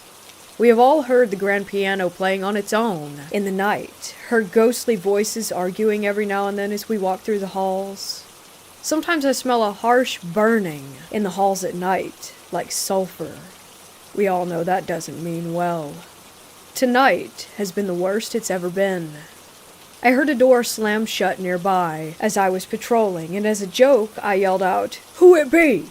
Inside joke with me and my friends to lighten my nerves. And I heard a deep, almost unintelligible male voice saying, "It be me." Sounds kind of funny, but I did not enjoy that. My Bluetooth headphones blatantly refused to work tonight. I also walked through one of the function halls in the darkness. Once the building closes, we patrol without many lights on, other than the occasional safety lights here and there. And I saw something following me in the mirror. I refused to look behind me, or stare at the mirror too long, but it appeared to be a figure clearly dressed in the costume of like a king, with a fur robe and a black jagged crown. Its head was tilting side to side as it shuffled along behind me, kind of like a wind-up toy. It moved so soundlessly that I was pretty startled by it. I couldn't feel my legs out of dread, so I didn't even stop walking. I just stopped looking immediately and calmly kept the same pace on my way out of the room, pretending to see nothing. I think this is happening due to the current performance of a really old and famous play called Faust. A very famous actor died performing it here in Melbourne a long time ago in another theater nearby, and his ghost allegedly haunts the theater to this day. It's not far down the road from our theater. There is also a secret warehouse on the site, the location of which, for obvious reasons, we do not share with the public. But this warehouse is basically a storage room full of really old and valuable artifacts that have to do with early modern theater and music. Authentic historical pieces like 18th century instruments and old chests and trunks that belong to people of fame. One-of-a-kind tapes recorded by famous rock and blues musicians, old stage set models, some dating back all the way to the 1800s. It's crazy. I know for a fact that some of these old artifacts bring with them the presence of beings potentially even older than they are. You couldn't pay me to open some of these creepy-looking trunks. Safe to say, I'm glad I'm casual now and no longer work full-time. I've been working here for almost a year. It's hands down the most haunting place that I have ever experienced.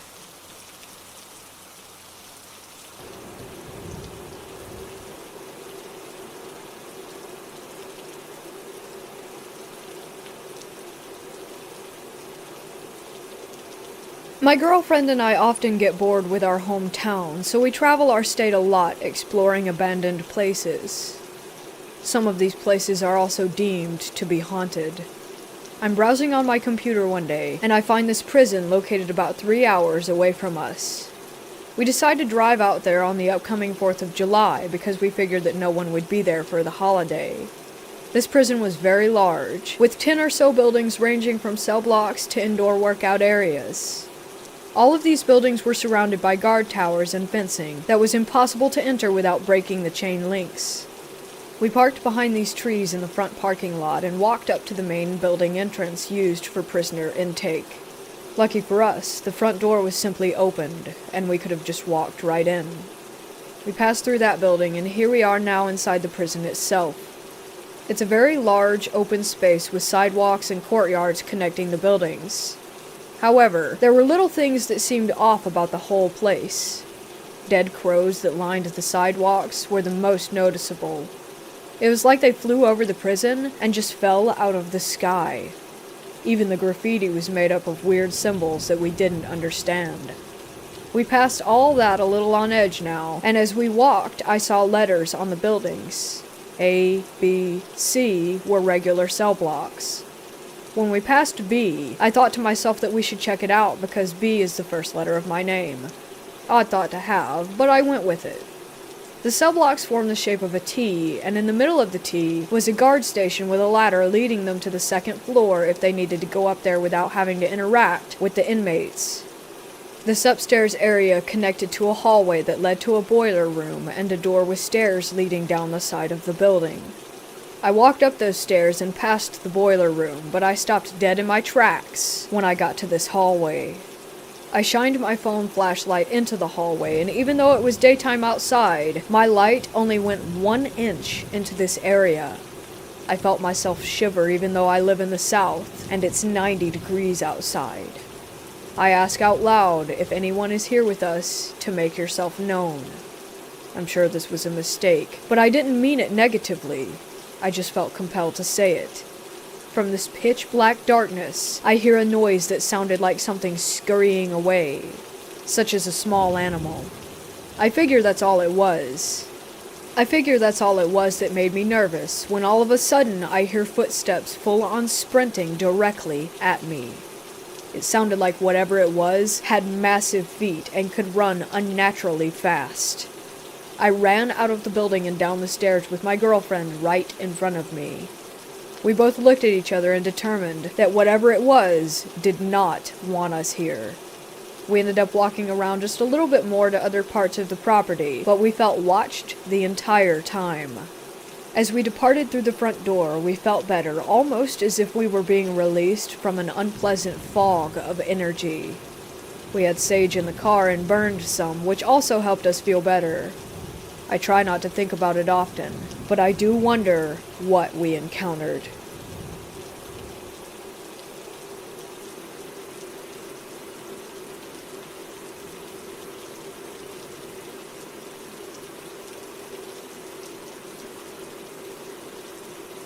I had just moved into a new place, and I was living alone. I bought a Ouija board and played with it my first night there by myself. Nothing really happened, so I stashed it in my dresser under some old jeans and forgot about it. A few weeks later, I was having a party and suggested that we all play with it. Everyone agreed. I went to get it, but it wasn't there. I was dumbfounded. I'm pretty tidy. I know where I put it, but I could not find it. I couldn't explain it, so I just said that I had misplaced it. I had basically forgotten about it by the next morning. Fast forward 6 months. As I'm going to bed, I lie on my stomach. I slide my arms under my pillow to get comfy. My hand hits something. It's the planchette. I have no idea how it ended up there. I threw it out, and I have never seen it again, but I fear that whatever happened with the board, and the fact that I was an edgy teen, opened something up. I was into all that black magic crap. I've done lots of rituals with seemingly no results. There's a lot more to this story. Basically, my roommates and I were terrorized in 2 separate houses by something that we cannot explain. Like it was following us. All I know is that it looked like a little girl, but I don't think that it was. I never believed in this kind of stuff, but it's hard to deny what we all experienced.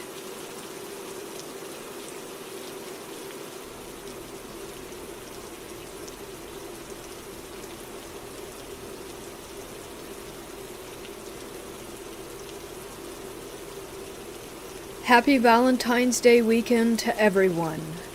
Not a lot of romance happening in the Gribble house, but we did have a lot of action. On Sunday evening this past week, a pair of childhood friends named Katie and Lauren investigated with us. The 2 girls had a mutual friend that had passed away when they were kids, named Lauren. As they investigated, they could hear her name being said through the ghost box. Several times in a row, and all over the warehouse.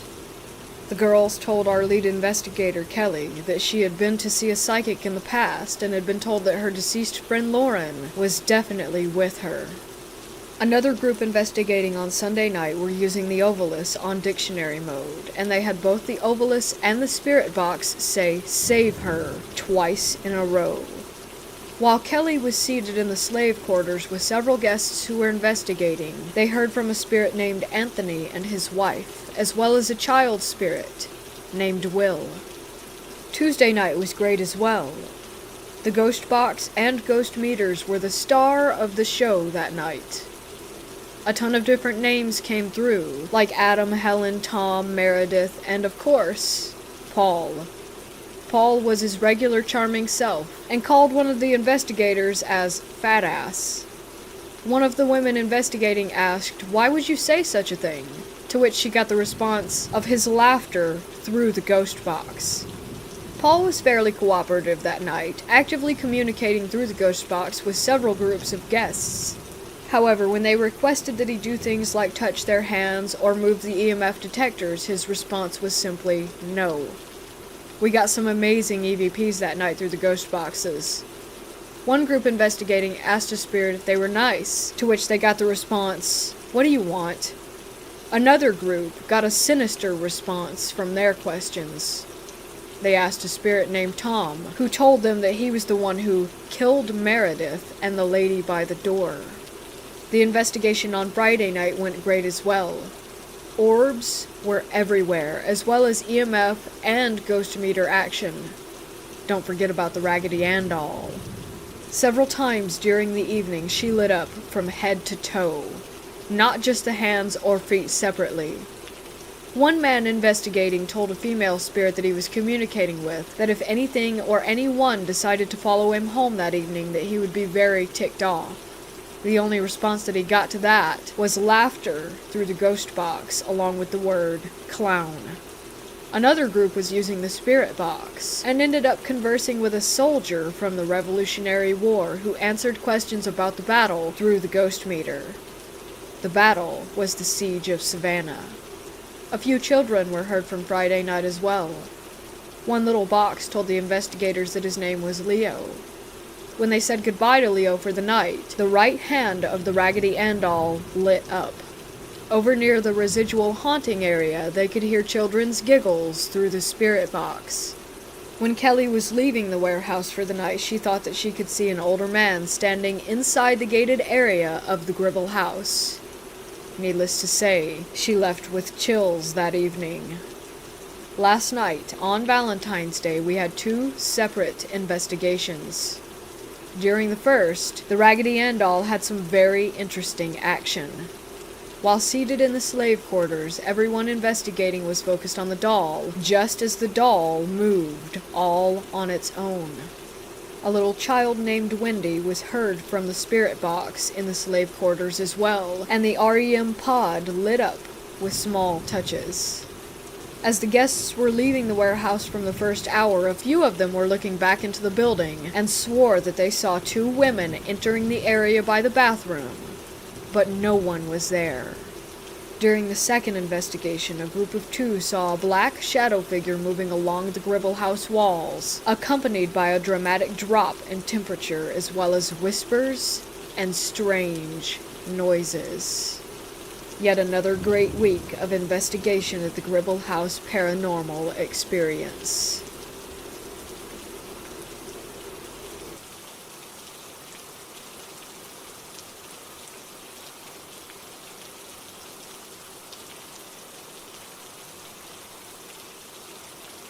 When I was 14, I went camping in the summer with the Girl Guides.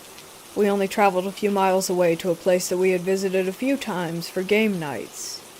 Each year our guides would merge with the 2 others in the area for a huge campout that lasted about 5 days. The place we were staying in was rumored to have a ghost in the main house. The story says that it only shows itself to members of the family. We were staying on the large estate near the woods, right away from the house. I had been there quite a lot, and knew the grounds pretty well, which was awesome.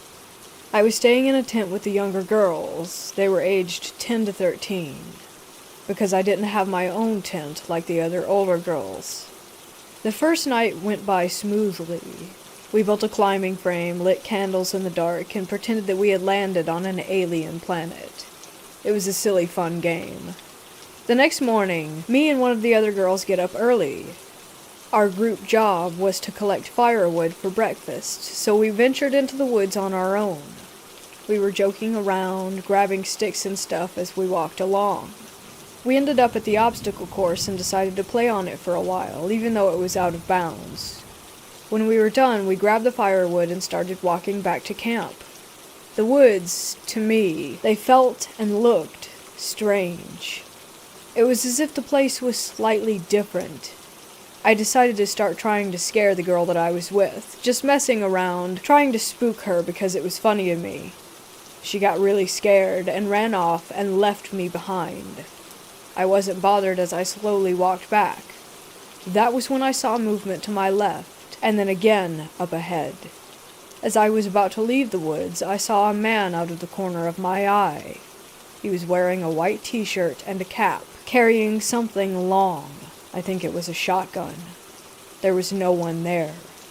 I just shrugged it off. Stuff like that doesn't bother me. I've seen strangers out in the woods before.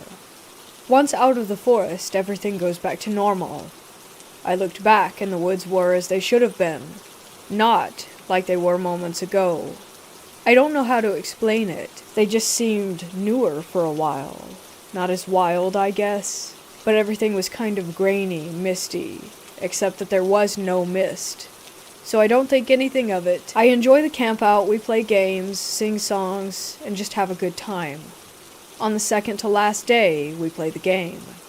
We landed on the alien planet, and once we had breakfast, we had to go hide in the woods, build a shelter, a fire to make food, and people had to go steal food from the campsite without being seen.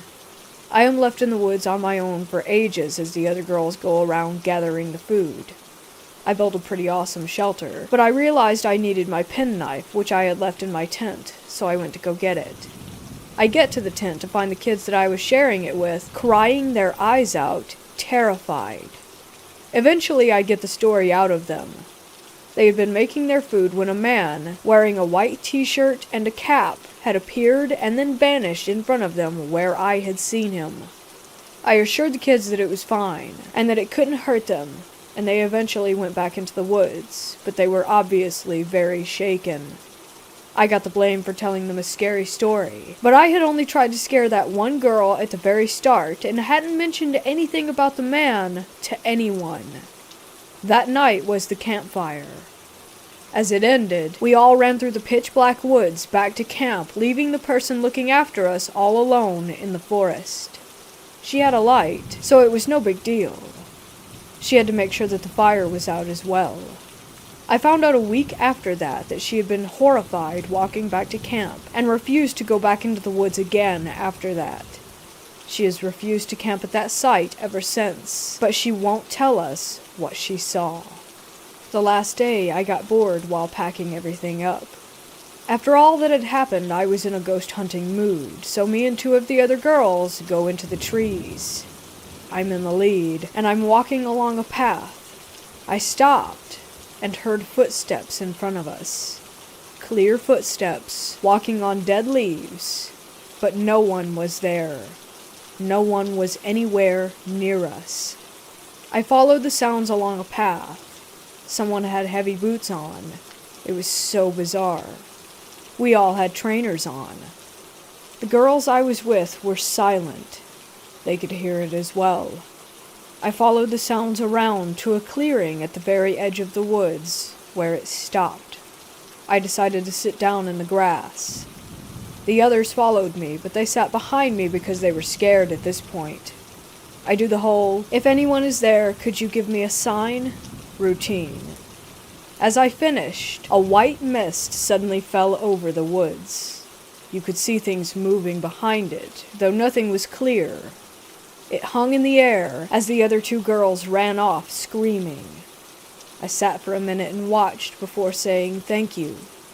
As I said this, it was as if a gust of wind hit, and it disappeared. There was no wind. It was just amazing. That was the last of the strange stuff for that camping trip. We had to finish packing up and left the camp that afternoon. I've been back a few times since, and nothing else strange has happened. The woods have always felt normal. A few years after that, I found out that I'm actually related to the family who owned the house and estate. I'm always curious if the activity picked up because I was staying on the grounds.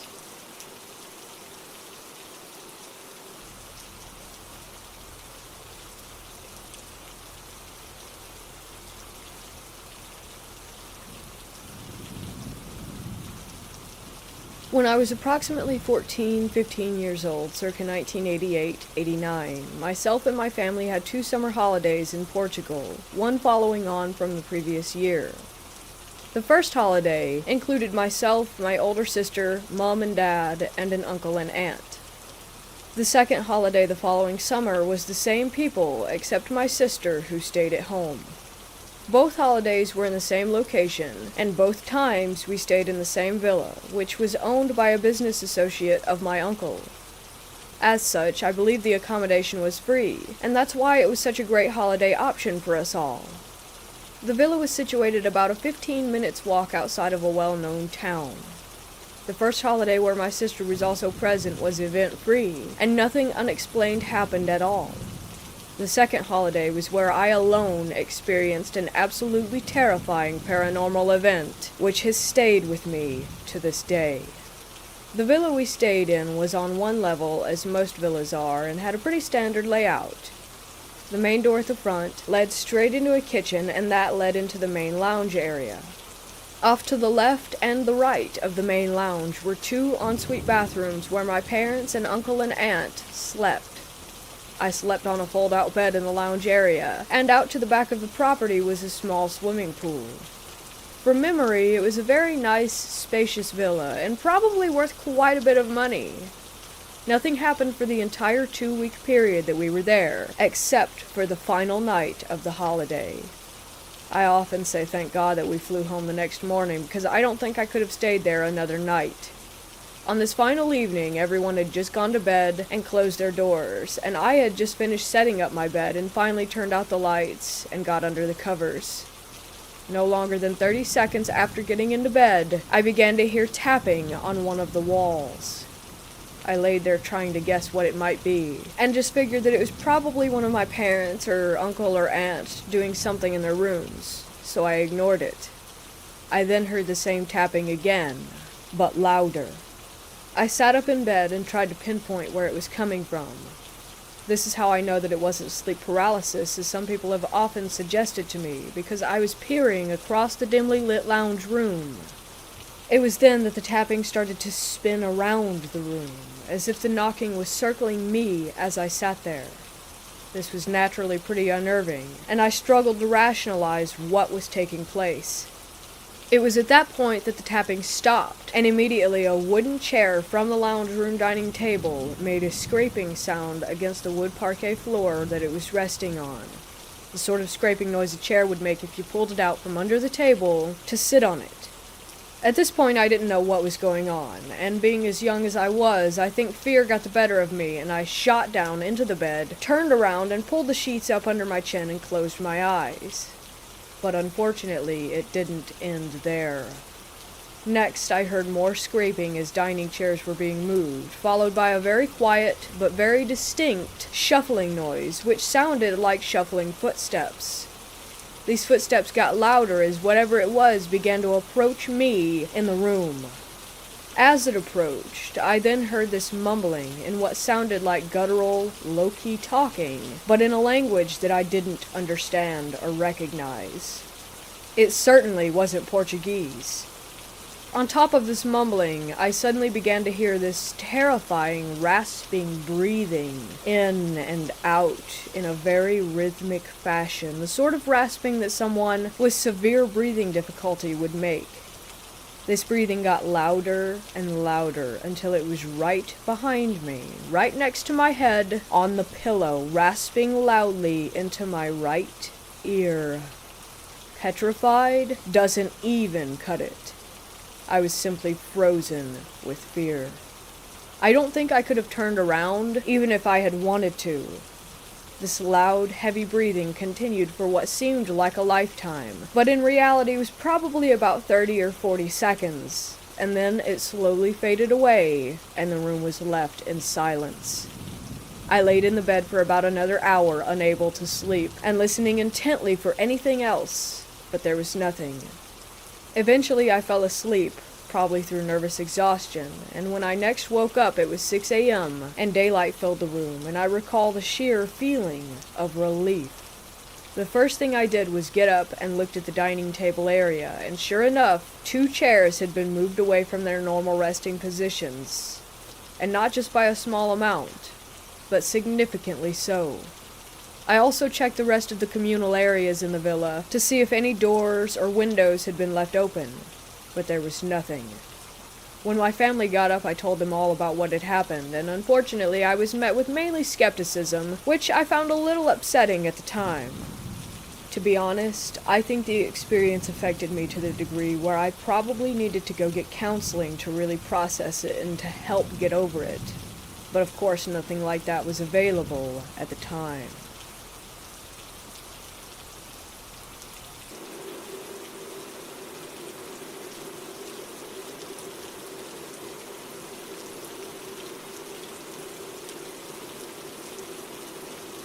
This happened about a year ago in a park near my house. My brother and I are very spiritual and believe strongly in this type of stuff. I had this one Ouija board for a few years now, gifted to me by my old stepdad. We decided to use it one night and got in contact with a ghost. It went pretty well, and we did it again a week later. We talked to a new ghost, and the ghost from the first time.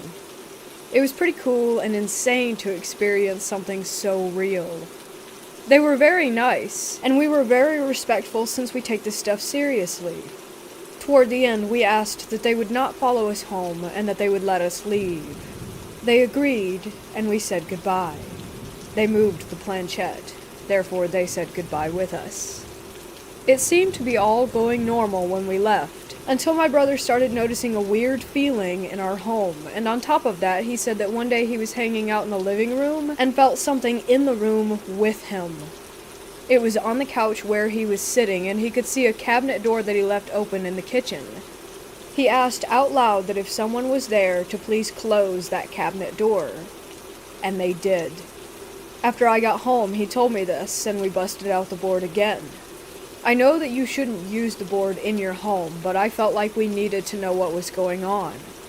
We asked if the ghost who was in our home was the ghost from the park. The planchette moved to yes.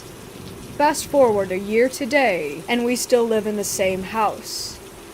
We have a few experiences with ghosts and spirits in our home, but never the one from the park. Plus, I never go to the park anymore. My question to you guys is what made this follow us home? We did everything we were supposed to do, had a very friendly encounter, and they moved the planchette to say goodbye. I read that that's usually all that you need to do, but we did all that, and it still didn't work. I don't believe that the ghost was negative or evil, considering that they just left our home after a while. Or at least I think, since I don't feel them here anymore. My brother is convinced that the ghost was messing with us, since during the conversation when we asked their religion, they just muttered out a bunch of nonsense. I guess that could be it, but I'm wondering if there could be another reason that they followed us home.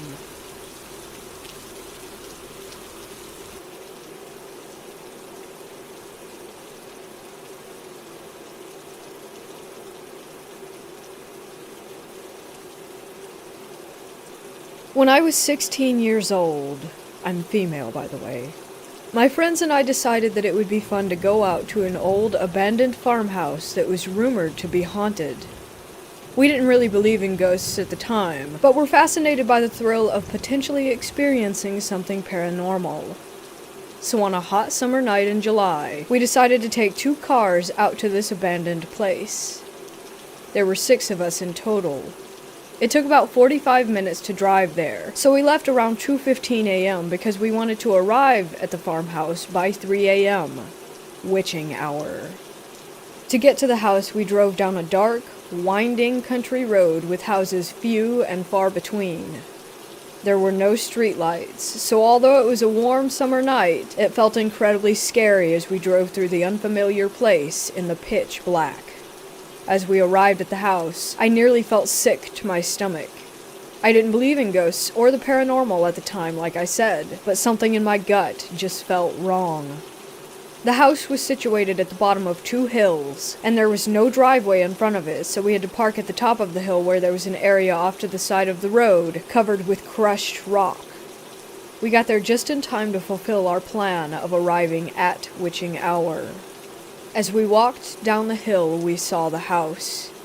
It basically looked exactly how you would picture an old abandoned farmhouse. Exposed gray wood, pieces of siding falling off, and old, overgrown plants all around the entrance. There were 2 levels to the house. The first level had 2 windows on either side of the door, and the top had 3 windows, one to the left above the door and to the right. As we walked closer, we saw that the door was open, so we dared each other to go inside. We formed a line to enter. 2 of my friends, who were guys, went in front of me, and I was the third in line to enter the house. The first guy is friend number 1, the second is friend number 2. As we enter, I immediately felt ice cold.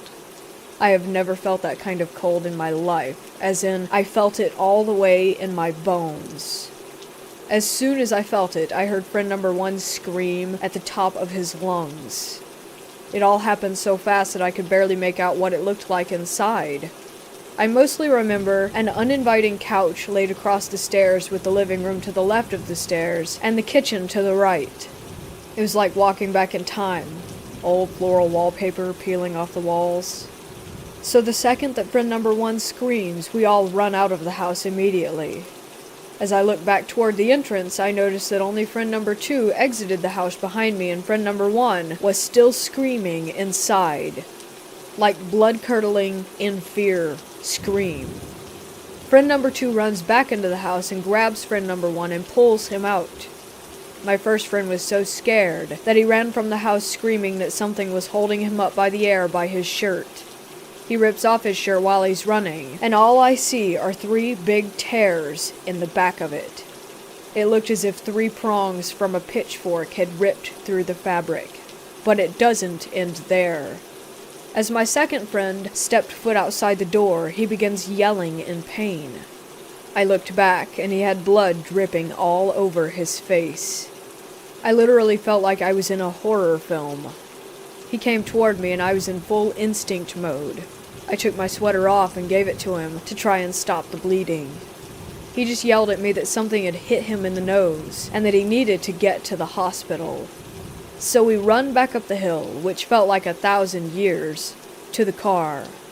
When we get into the car, I get friend number 2 tissues and clean up his nose, and I shine my light on it to see what was bleeding. His right nostril had a clean cut all the way through it, as if someone had taken scissors or shears and cut it. And it gets worse. As we're driving away, my friend and I both look to the house, and there's a candle lit in the top left window. Then, as I look to the other side of the road, I still want to cry when I think about this. I have the image and feeling just burned into me. And there's this old trailer with a light on, and the silhouette of a man with a hat on in the window. I am 100% convinced that this old man was an evil spirit. Just the feeling I got of him staring at me, watching me as I drove by.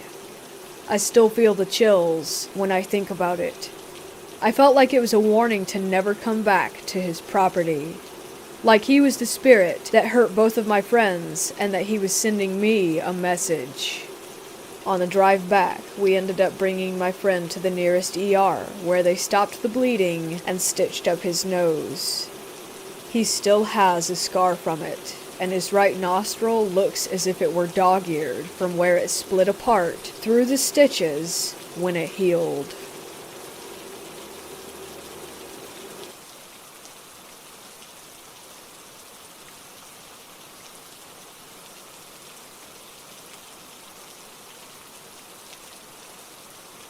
I work night shift at a 1920s mental hospital. Obviously, countless people have died here for various reasons. Hangings, a murder-suicide beatings, accidental overdose, electroshock therapy, etc. There are 4 floors, with the 4th floor being the well-known hotspot for paranormal activity. Me being security, I have to check it out every once in a while. The 4th floor is essentially an extremely long hallway, approximately 1,800 steps. With housing units, each unit has a 5-inch thick steel door, and there's a window at the very end of the hall. They don't house patients due to the fact that the county took over a while before I started, and it's completely empty by the time 3rd shift rolls around. The 4th floor is also the only floor in the entire complex that is completely off the ground due to the complex being built into a hill. It is also where the electroshock therapy took place a long time ago. This occurrence happened last Wednesday on 3rd shift. I wanted to do a walk through the 4th floor that night around 3 a.m. for no reason other than I was feeling brave. I walk all the way down to the window. Eventually, as I got closer, I started seeing that the window obviously needs cleaning. When I got about 5 feet away, all of a sudden there was a handprint that would have been extremely noticeable from even 15 feet away. I looked at the handprint, turned around, said nope, and walked back down the hall. On my way back from the window, I peek into a side office area with my flashlight just to look. Nothing. Kept going. After a couple seconds, it sounded like someone was running up behind me, so I walked even faster because everything in my body said not to turn around. As I kept walking, I passed by a unit, and as I passed, I heard what sounded like someone punching the door. Put it up to paranoia due to the running I heard prior, that is until I passed another unit. Another loud thud, as if again someone had punched the door. So at this point I start speed walking down the hall, and while I am, I hear footsteps following mine. Mind you, these units are not connected at all, and again the entire floor is completely empty. That's just one of my experiences. I have also been having dreams of a white, skinny woman in a hospital gown that has black hair with bangs in her face. I always thought she was just a reoccurring person in my dreams, until I talked with one of the CNAs that worked tonight in the kids unit. I never brought her up to the CNA. We were just talking about ghosts, and she said that numerous people have said that they've seen the exact woman that I had just explained. We were just talking about ghosts, and she said that numerous people have said that they've seen the exact woman that I just explained. I then explained to the CNA in detail about how she looked in my dreams, and she just went pale, and her mouth hung open. Supposedly, this ghost is extremely well known throughout the hospital by various people. People have seen her in mirrors, have been locked in bathrooms, and have seen her just walking around. But in my dreams, she always just appears or runs up to me, grabs me, and screams in my face. There was this one dream in particular where I woke up from a dream to wake up in my duplex's stairway. I walk down the stairs, because that's where my bedroom is, and walk into my bedroom. Once in there, I see my bed, my fiancé sleeping on her side of the bed, and myself also sleeping. In front of my closet, which is on my side of the bed, I see that same woman standing next to my body, just staring at me. I walk up to her, and I get the courage to ask her just who the hell she is. She looks at me, grabs me, screams in my face, then shoves me onto my bed, which is when I officially woke up at 3:15 a.m. I have no clue who this woman is at all, but I still dream about her every now and then. Every single dream is in a different place, but she's just there, and this has been going on since I started working at my job.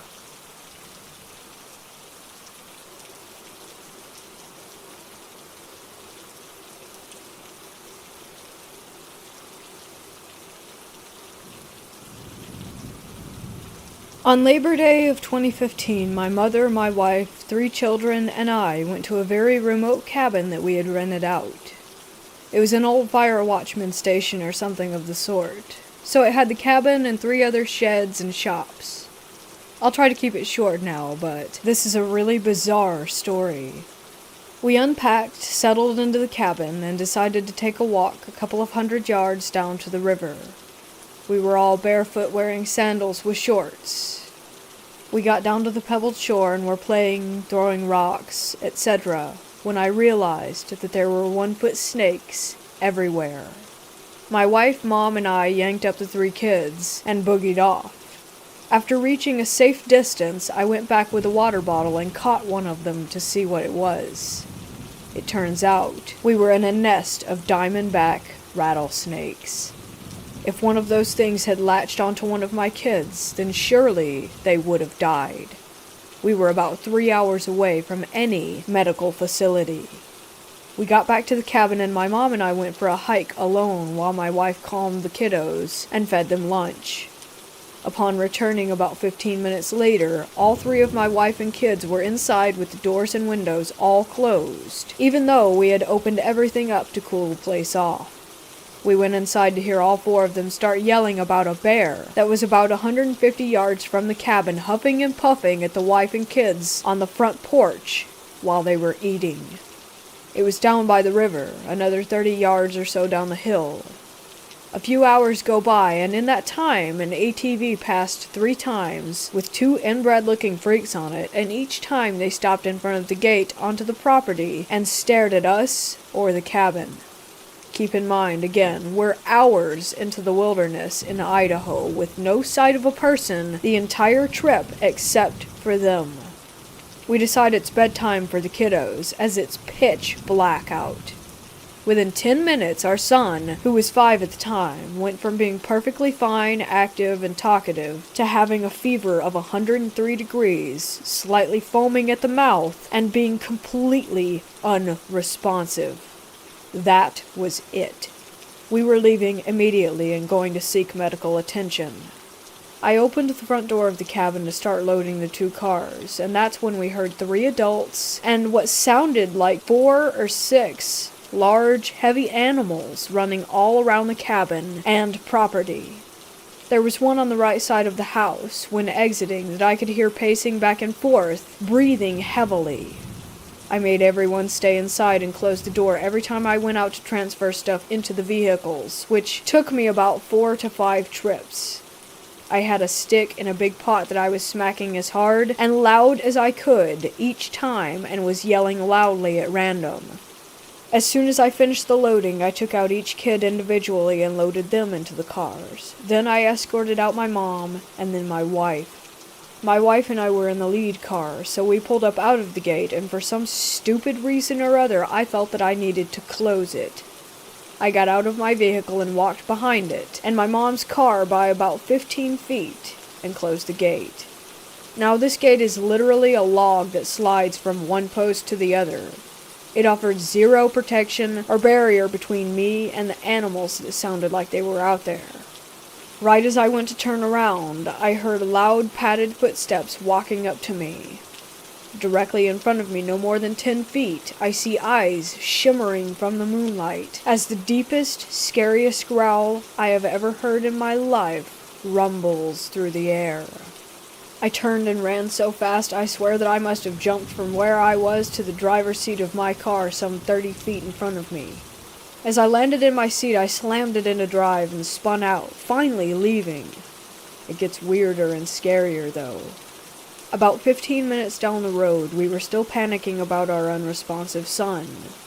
We both kept having this horrible, evil doom kind of feeling, like a shadow over us. I looked down and realized that I still had that baby rattlesnake in the water bottle in my cup holder, so I grabbed it and threw it out the window immediately.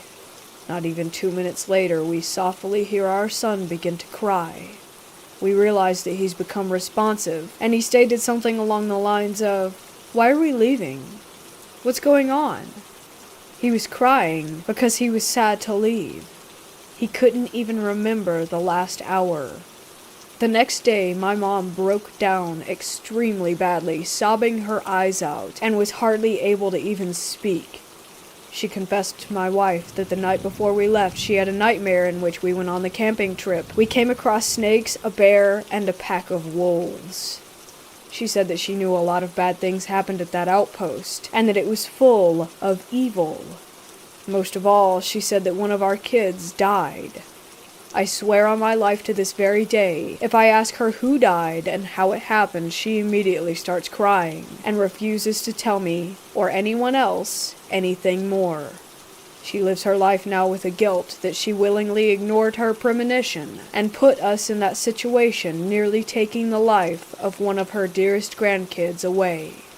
She doesn't deserve to feel like that.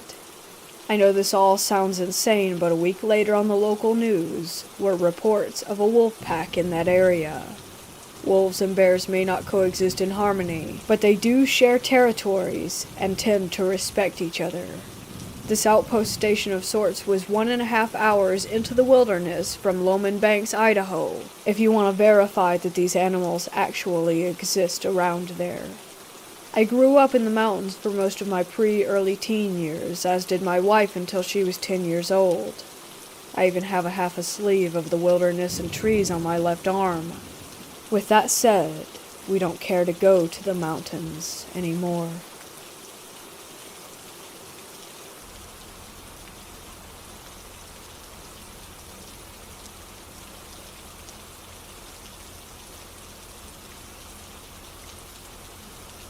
When I was 13, I fell in love with a guy who said that he was 17. His family was from Haiti. I was a tomboy back then, so I was just excited to have somebody, anybody, like me. We started a romance. I was with him until about 16. He always snuck me around, and I obviously hid him as well. My mom would kill me if she knew that I had a boyfriend at that age. I would cut school and sneak into his house to, well, you know. His grandma, who he lived with, always creeped me out. She was indigenous and wore long, African-looking dresses and hated me. She saw me a few times and would outwardly show, disgust. I never understood why. Fast forward. I was 16. My boyfriend was acting weird. I got suspicious when I received some prank phone calls. I asked to see his phone logs. Long story short, I called some weird numbers and found out that he was having relations with 12 to 13-year-olds. Still, even though he was with me. I was so angry at this point. He was 20-ish. So I went to the police. I don't know why. I just did. They looked him up and down and told me that he wasn't 20. He was actually 27 and had had former charges for statutory rape. They asked me to tell them where he worked. Turns out, he was a pedophile the entire time. No wonder his grandma was disgusted at me. I looked like a child, and she knew his age. He was arrested, and I was asked to testify. This is where the scary stuff happens, by the way, if you've made it this far. 1 week before testifying, I was sleeping in my bed. I had a full-sized bed against the wall. This is important because on the other side of that wall was my mom's room. As a child, I would knock on the wall when I got scared, and she would come and rescue me. That night, I was on my back when I woke up with sleep paralysis. I couldn't move. I knew because I frantically tried to reach for the wall and couldn't. My limbs felt abnormally heavy and wouldn't budge. I felt serious pressure on my chest, although there was nothing on it. And then I saw it. On my left, standing or kneeling next to me, was what I would call or only describe as a demon. He didn't give me a violent vibe. What was terrifying is it was ominous. Smug even. He looked male, dark skin, almost like a seaweed green. Texture was bumpy, rigid. I just remember extremely sharp features. Pointy nose, pointy head, pointy chin. Very triangular looking. One thing I absolutely cannot forget is the smile. He has an ear-to-ear grin, a confident and perverted smile. I was terrified, unable to scream. And then I felt it. He shoved his disgusting fingers down my throat. This is where it gets almost perverted. It was a vigorous motion. He enjoyed it. It hurt. I closed my eyes and didn't know what else to do but pray. I'm not even religious, and I just prayed and begged for help.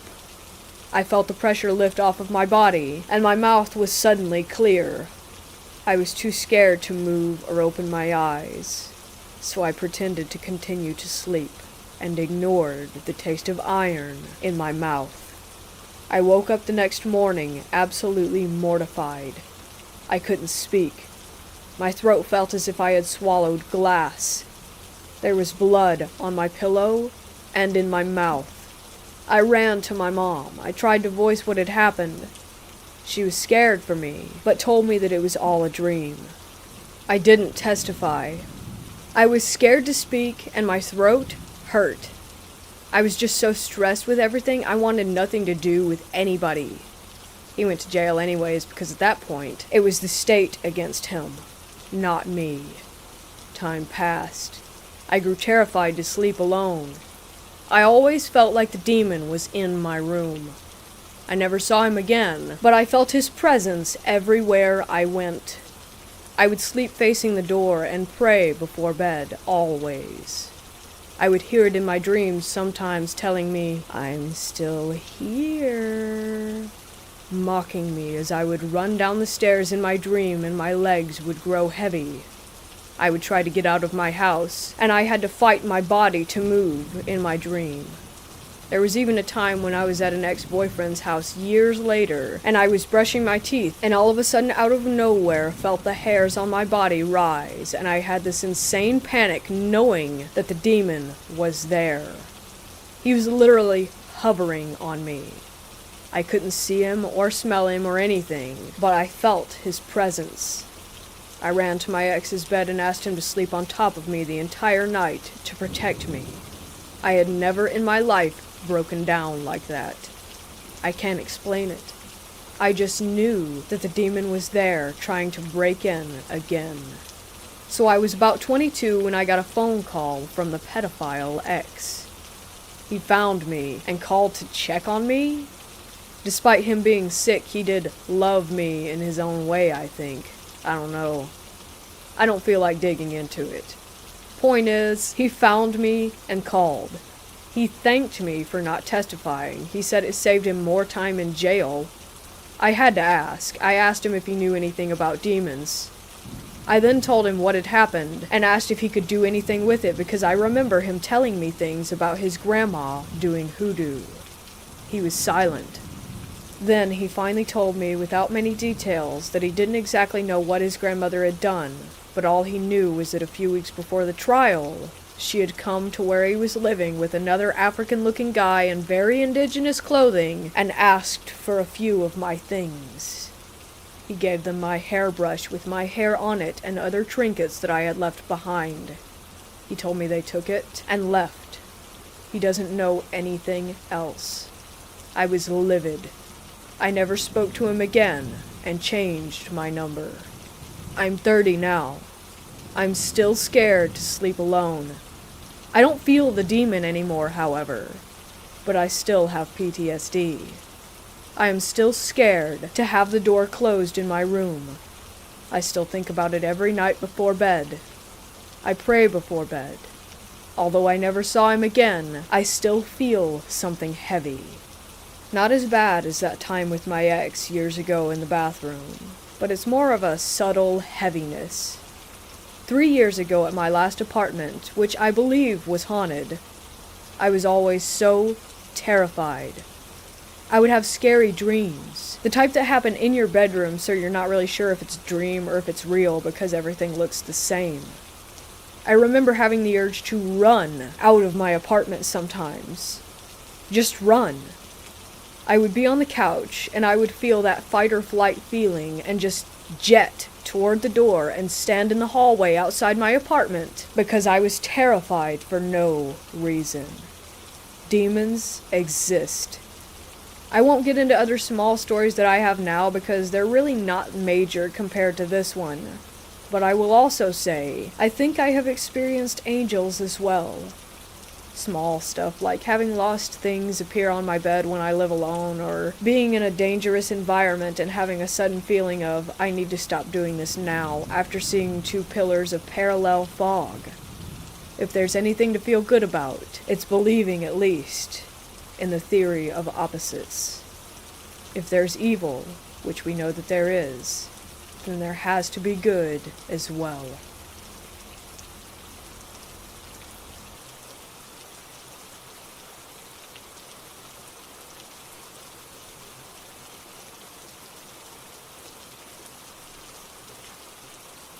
I work in an Alzheimer's unit. Most of the residents don't stay around for very long because they're on hospice, so basically I barely get to know them, and before I know it, they've passed away. One resident we had did not have dementia, but schizophrenia. Her sister stuck her in there as more of a convenience for herself rather than considering her sister's mental health. The resident was extremely bright, and remembered silly things that even I couldn't recall that had happened. Once COVID hit, she decided life wasn't worth living, and that she would never get better. She starved herself to death. It was heartbreaking, and she suffered many delusions and manic episodes during her last days. Nothing out of the ordinary had happened the month following her passing, until the fire alarm went off out of nowhere during lunch. My coworker and I immediately went to guard the outside doors since they would unlock automatically once the fire alarm was triggered. We assumed it was another drill and were annoyed that it had happened at such a busy time of the day. On my way to the back door, I popped my head into each room just to make sure that everything was clear. When I came to that empty room, the minute that I opened the door, it was frigid. I assumed that it was normal since the room was empty and thought nothing more of it.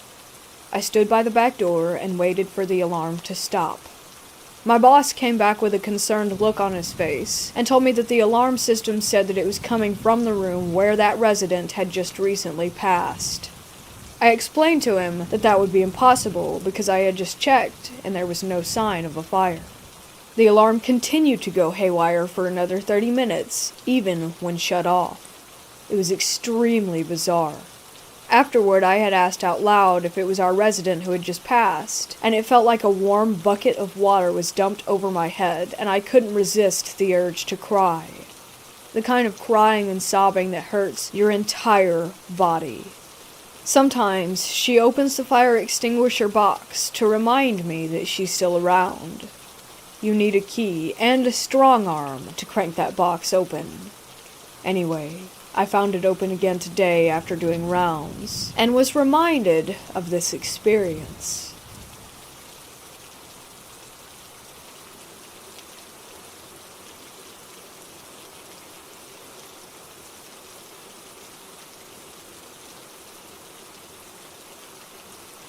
This happened to me a while back when I decided to go on another camping trip alone. I always liked camping alone. There's something serene and sobering about being isolated in the middle of the wilderness, and I always found it relaxing. So I planned out what trail that I was going to take, packed my camping gear and my rifle for protection, and jumped in my truck.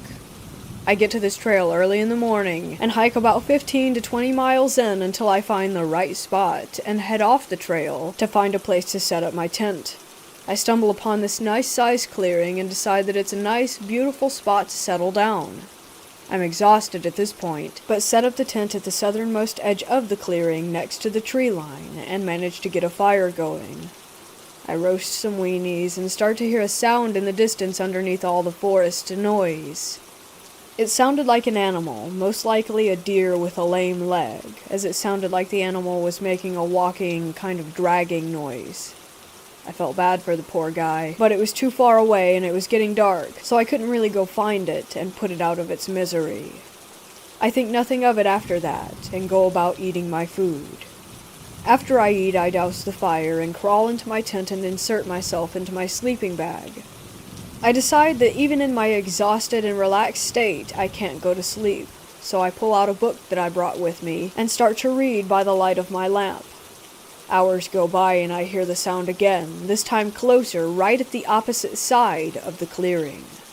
Surprised, I put my book down and listen to this animal walk/drag across the clearing toward my tent. It was really loud at this point, and now it sounds as if the hooves are being really heavily planted, with the dragging noise following seconds after, like the deer is dragging something along behind it. It makes it to about what I assume is the middle of the clearing and stops, and I hear nothing. No breathing. I mean, not a sound from this animal. I unzip the tent and look into the clearing. Nothing but trees and darkness. What on earth? Unnerved at this point, I zip the tent back up and sit there listening for other noises. There was just crickets and the breeze. I decide that there are a lot of strange noises in the woods, and I tried to not let it bother me. Besides, I did have my rifle. I start to doze off when I hear men's laughter off in the distance to my right, followed by women's laughter and sticks snapping off to my left. I'm up now, wondering if what I'm hearing is really what I'm hearing or just a product of being half asleep. Then I hear more faint laughing from a couple other different directions, all sounding like different people, and confirm that this is real. The noises are closing in, and I grab my rifle, preparing to fire off a warning shot into the air in case they come too close. Something about this laughter, how far in the woods that I was, the noise earlier, and the time of night, told me that this was not just another family strolling through. I was on edge enough already, but then I noticed that the nightlife was dead quiet. Not even the wind was making any noise. I decided enough was enough. I unzipped the tent and fired a shot into the night. I sat there and surveyed the tree line, seeing nothing. I listened intently to my surroundings. There was no more laughing, and the forest sounds had returned. I relaxed just a bit, and figuring that I had scared whoever off, I sat down, and in my exhausted state, I fell asleep. I woke up later in a cold sweat, racked with anxiety, and it was still dark outside. I immediately hear two people whispering, not very far from my tent. Alert, I grab my rifle again and listen to what they were saying. I can't make out much, but I hear something about being lost, so I shout, "Hey, who's there?" The voices fall silent. I call out again, "Are you guys lost? Who's there?" Suddenly a huge burst of flame, like a flamethrower, erupted from the middle of the clearing, illuminating several silhouettes of people that were just standing around. In shock, I fire my rifle, blowing a hole in the front of my tent, and it goes dark. Without checking my surroundings, I get up and sprint out of my tent, making a hard left back to where the trail was. I hiked until sunrise, back to my truck with my head over my shoulder the entire way. I never heard anyone follow me. I never saw anyone or anything the entire time, but couldn't shake the feeling that I was being watched. After that, my enjoyment of camping alone left me. I left all my gear in the woods that night.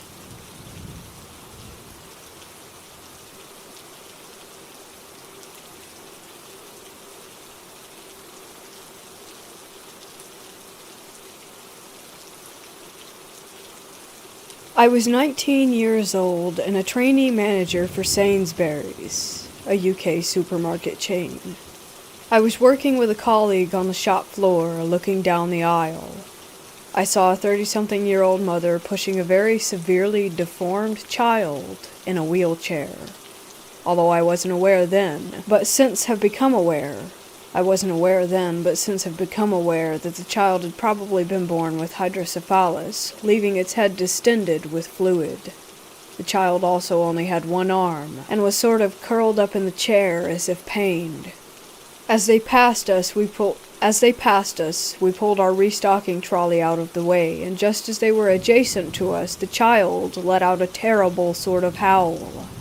To be honest, it left me shaken for several minutes. 2 or 3 days later on the weekend, I was invited to a party at a friend's place. Just a quiet meal and drinks with a few people that I knew. After food and a few drinks, the girl whose flat it was suggested that we try the Ouija board that she had recently bought. I was a total skeptic of the Ouija, although agreed to play for a bit of fun. It was a proper sort of wooden painted board, although there was no pointer, just a small crystal glass that those playing put their finger on.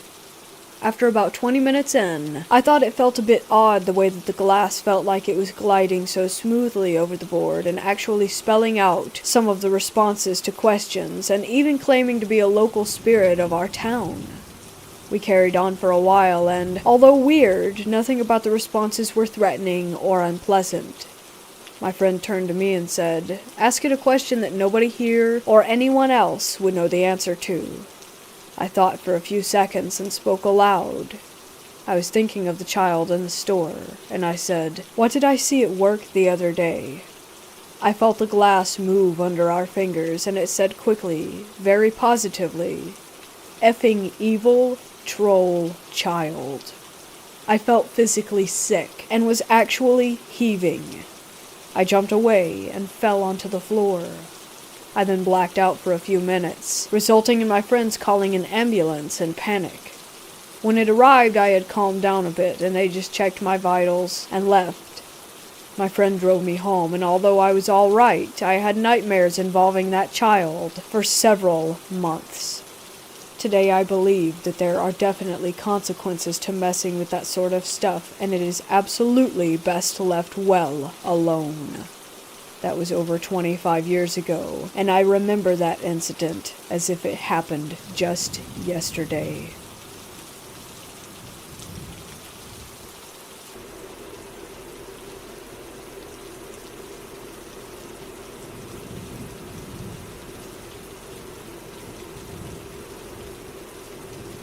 My boyfriend and I were big fans of nautical history, so we decided to spend our Valentine's Day in 2007 on the Queen Mary.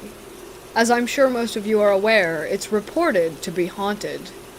That was also the kind of thing that appealed to us, but mostly we have BAs in European history, so it was just cool in general. Anyhow, we got a historical suite, meaning that it was mostly like it had been when the ship was commissioned aside from an old TV. The first night, Valentine's Day night, when we stayed there, we both woke up to what sounded like the drawers of the built-in dresser being opened and slammed shut repeatedly. We're both not the types to freak out and run, but I can't really say why we were both so low-key that we just acknowledged that the other was okay and eventually went back to sleep. Mainly because it was truly alarming at the time. Maybe we just trusted that if we were both okay, that everything else was okay? I really don't know. But then, we didn't know the history about the room. The next day, we went on the ghost tour. Turns out that we were sleeping in the second most haunted room on the ship. The room next door was Churchill's suite, where he planned battles during World War II. While we didn't experience the cigar smell that many have reported while staying in that room, it was still interesting that without knowing our room was known to have paranormal events happen, we did have an experience.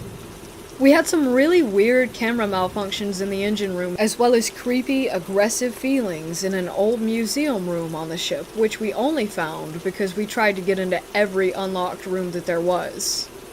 It honestly felt like someone was creeping up behind our backs. But again, just feelings, so shrug. Anyway, that's my Valentine's Day ghost story.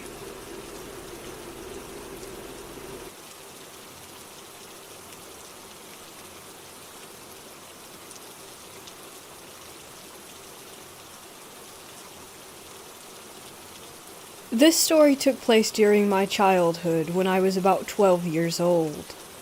A few days ago I thought about it, and still don't know exactly what it was, and what I should think. It's not the most spectacular story, but anyway. I grew up in an apartment that was pretty outside the city and close to a forest. We had a lot of greenery around, and we were always playing and sometimes also camping outside with friends during the summer. So one night, me and two friends decided to build my tent and sleep outside. We were always then staying up really long and telling ghost stories. While we did this, we suddenly heard noises from outside the tent. We were all holding our breath. Then we could hear steps. They came closer and closer, and then the steps even went around our tent before stopping. We got really scared and said, "Whoever you are, go away or we will call the police." It seemed to work because the steps continued and headed away from our tent. After a minute or so, we then tried to be brave and go outside the tent to see who it might have been. Then, when we looked out, we saw a woman, dressed in a long, white gown, walking away in the dark. I still don't know who or what she was, but it continues to give me chills.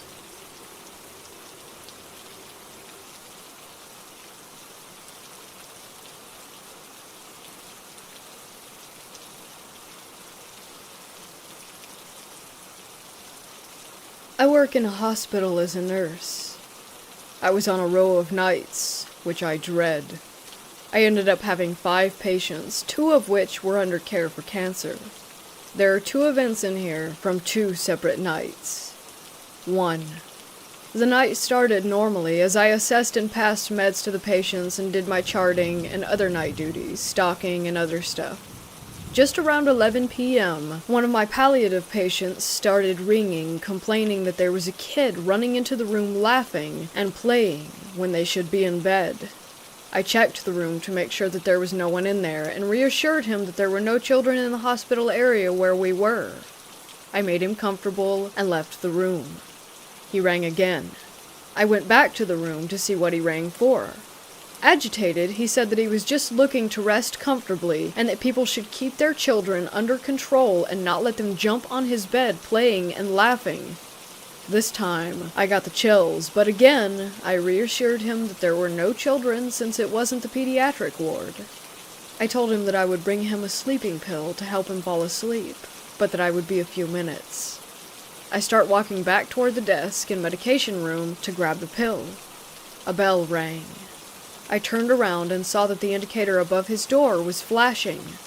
Slightly annoyed, I walked back to his room.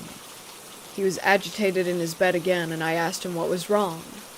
He again complained about the kid. He said he was just in there again. I leaned over the bed and calmly explained, "There are no children in this hospital. Look, you need to get some rest." He replied loudly, "He is standing right behind you." I stood up instantly and slowly turned around. Creeped out, I turned to face the patient, and before I could speak, he says, "He ran into the closet," referring to the lockers where patients can store items. I slowly opened the locker and saw that his jacket was swinging, but no one was in there. I turned and told him that there was no one. I rushed into the med room to give him that sleeping pill. 2. This will be a short one. I came out of one of my patients' rooms and was sanitizing my hands, but facing the wall. As I was rubbing my hands together, I noticed the shadow of someone walk out of the room next door, and then walk into the room across from it, as I turned to see. I went into the room where I had seen it go. I asked the patient, who wasn't one of mine, if anyone had come in there. She replied no, but with a shaky voice. I checked the room to make sure that there was indeed no one. I left that room and went into the room where it had came from. I looked around, but again, no one was in there. I checked the patient, who again was not assigned to me, and found that he had died. He was palliative. I walked out of the room immediately to inform the nurse who had the patient that he had died. She asked me to come with her to check the patient because she had been having creepy vibes every time she went in there. I agreed, and we went. She did the assessment where you listen for a full minute. When she was done, we heard knocking on the wall. She said, "See, it's creepy." I didn't think anything of it until she said, "We are on the 4th floor, and on the other side of that wall is the outside of the building." We quickly left the room. 4 of us came in there to shroud the body.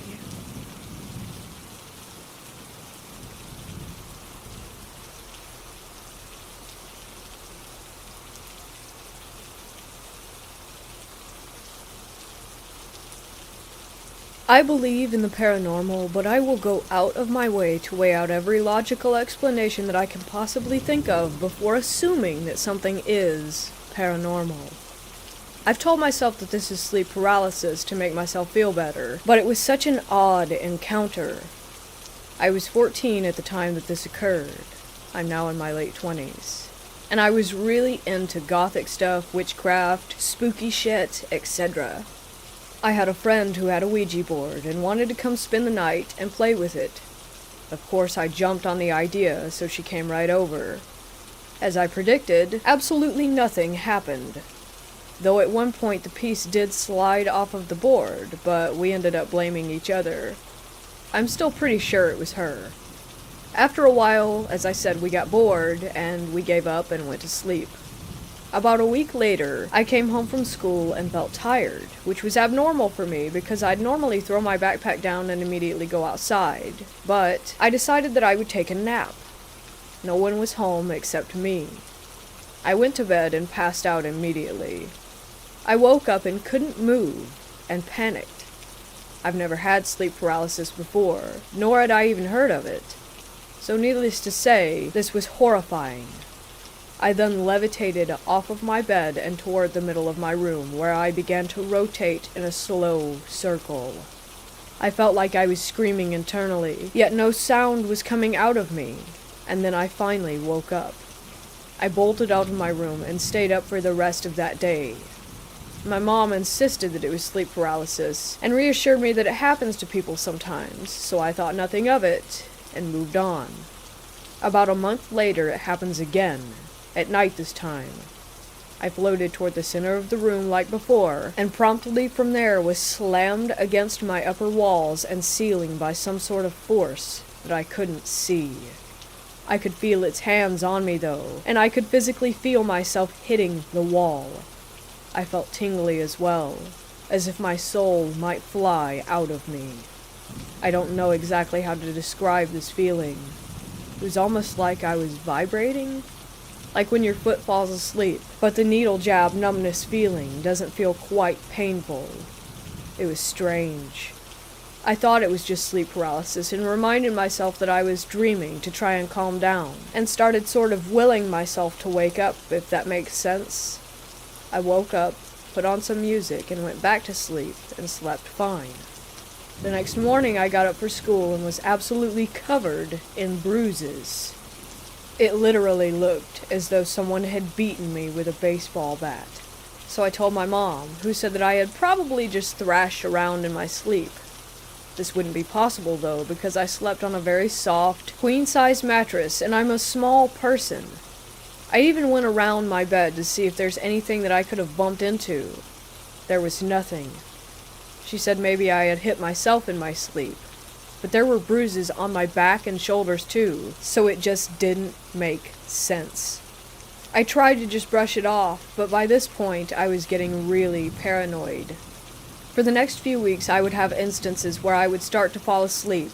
My body would tingle like it did in the last experience, and I knew that if I let myself fall asleep that I would have the weird sleep paralysis again. So I would force myself awake and adjust my sleeping position and then try to fall asleep once more.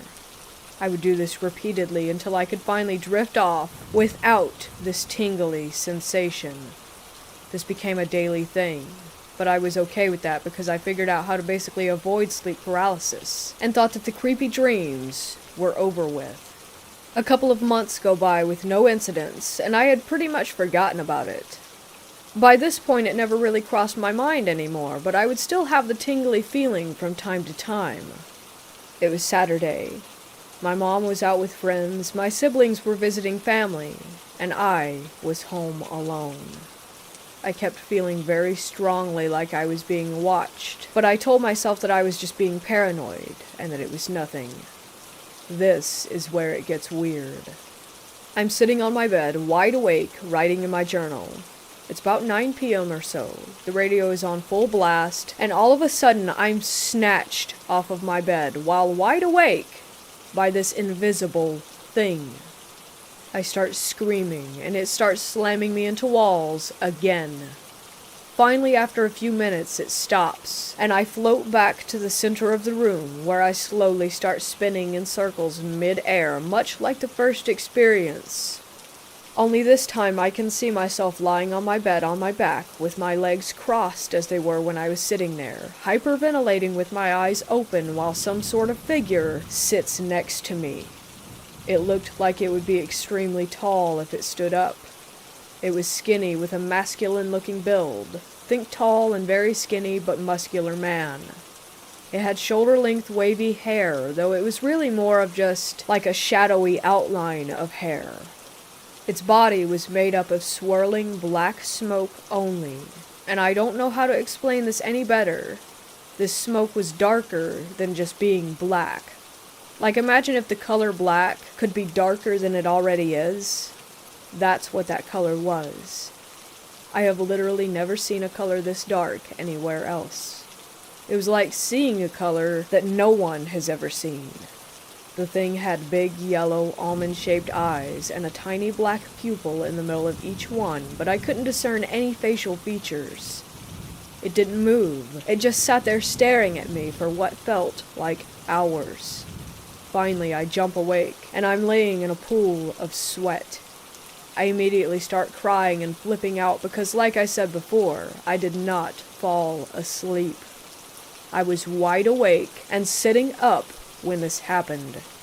I wasn't even thinking about sleep. I wasn't even tired. My pen was still in my hand. My radio was still up loud, and my legs were still crossed. Maybe I fainted, but that's never happened to me before.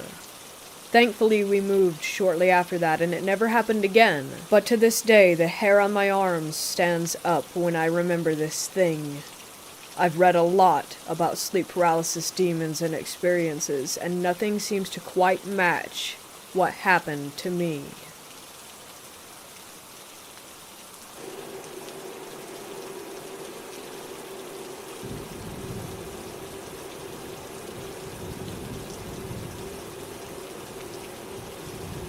When I was 13 or 14, I was staying in a hostel in Ireland. This hostel was directly next to, supposedly, one of the most haunted places in Ireland, an abandoned mansion. In fact, the hostel was built from the bricks of the mansion. There was a story that a widow cursed someone in there, and when they died, they remained. After hearing this, being a young and dumb kid, I decided to taunt the ghost. Big mistake. Nothing happened after I taunted the ghost until I went to bed. That night, in the very right side of my bed, I heard light breathing. I paid it no mind because I've had experiences before, and breathing was not a huge alarm for me. I eventually fell asleep, and then I got a phone call on my phone at 3 to 5 a.m. Likely family from back home in the US. I didn't answer the call, and I tried to go back to sleep, but there was a problem. My comforter had fallen off the bed, to the right side of the bed, and the breathing was loud and raspy now. At this point I was frightened because I had never heard breathing that loudly before, and it just wouldn't stop. Needless to say, I didn't get my comforter out of fear, and it was a good thing that I didn't. In the morning, I was shocked by what I saw. To the right of my bed was the comforter laying on the ground, and it looked as if there was a human underneath it. I could make out the arms, legs, and head. To this day, I genuinely believe that if I had reached for my comforter, something would have reached back.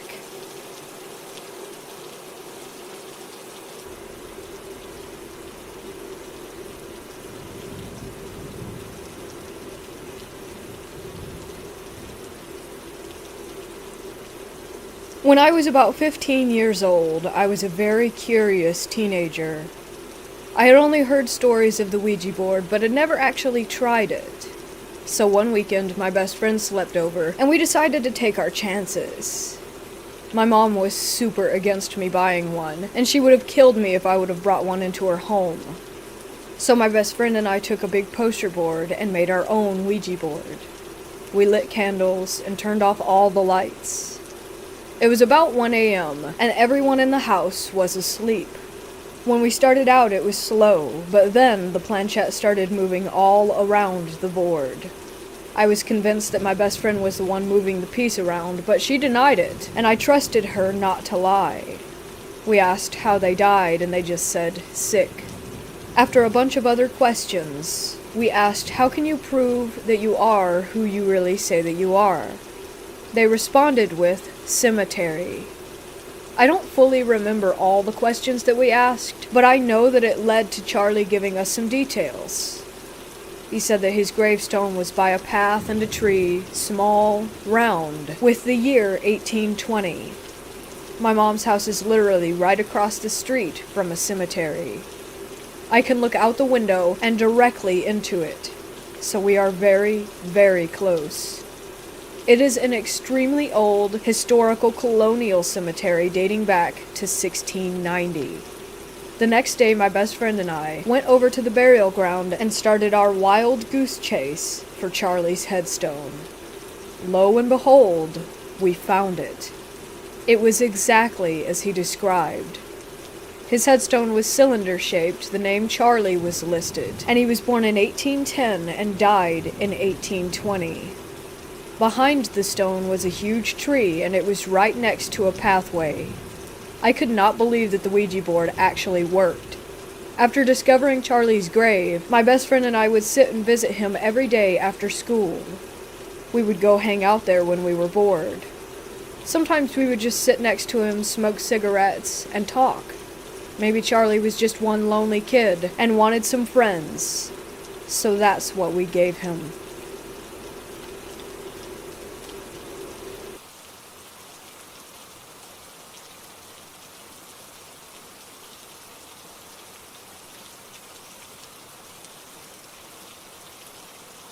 When I was in middle school, my mother and father did not live together. Eventually, we all moved into this apartment together in the local town. The local town is peaceful, calm, and barely any crime happens here. Obviously, when you're a kid, you can get scared of the dark and stuff like that. However, this wasn't just being afraid of what lurks in the darkness, because there was actually something watching me as I fell asleep. The first night I slept there, I just kept getting the feeling as if something was staring at me from the hallway. My bed was almost completely centered to where the door was, and my door was always open, so I would always be able to see what was outside. And I would just stare, always, down the hallway, thinking that something was looking back at me. It wasn't long after that before I started actually having paranormal encounters. The first paranormal encounter I ever had, one night I was sleeping in my bed. I remember feeling like something was watching me again, except this time I rolled over to see a large, black, shadowy man standing in my doorway. My eyes began to tear up, and I hid under my sheets, but this strange pressure came over my body. It was almost as if I couldn't breathe or talk. And then my ears would start ringing, and I would fall asleep with a snap of a finger. Then I would have this nightmare of my parents coming into my room slowly, coming over to my bedside table and screaming at me. Their faces would just rot away into this deep, black shadow face, which I named Black Eyes. I would then wake up, usually in a completely different room, not knowing what I was doing. Sometimes I would be standing in the bathroom, or laying on the couch in the living room. A few times I would be standing over my parents' bed, just looking at them. This event reoccurred more times than I can even count. Then, finally, my family began to notice the figure as well. My mother at the time would have friends over and they would say something like, "Did you just see that man walk down your hallway?" She would see it too. The same thing that I saw that would stare at me and put me to sleep at night. There would be strange events around the apartment, such as the TV changing channels, random phone calls from unknown numbers in the middle of the night. One of the most random occurrences in the house would be the random, horrible smell of death coming from the bathroom. This happened about once a week at a random hour. Nobody could figure out why the bathroom would smell like rotting death, and no matter how hard my mother attempted to clean the bathroom, the smell would not go away until about 2 hours later. It would just randomly disappear, with no explanation as to what it could have been. Many people who came over would see this shadow figure. My father didn't want to believe it, as he didn't believe in ghosts, but my mother was fully prepared. She had lived in a haunted house before and wasn't surprised by what was happening. Nobody would act like they believed me when I tried to tell them what I was seeing and why I was sleepwalking at night, but in reality, I think my mother was scared. She didn't want to tell me, with me being a kid and all, that I was possibly being possessed by this shadow man and being forced to walk around the house at night. Then came one night when we had to call the police. There was music coming from downstairs around 1 to 2 a.m. We knew that the downstairs neighbors had just moved out of the apartment, but we were awoken by this church-type music. We informed the police, and they came down to the apartment only to find a locked door. They busted it down to find absolutely nothing but music on a track playing by itself in the middle of the room. We were informed of this, and that only created more of a mystery. It was evident by that point that there was something in that apartment. Something dark.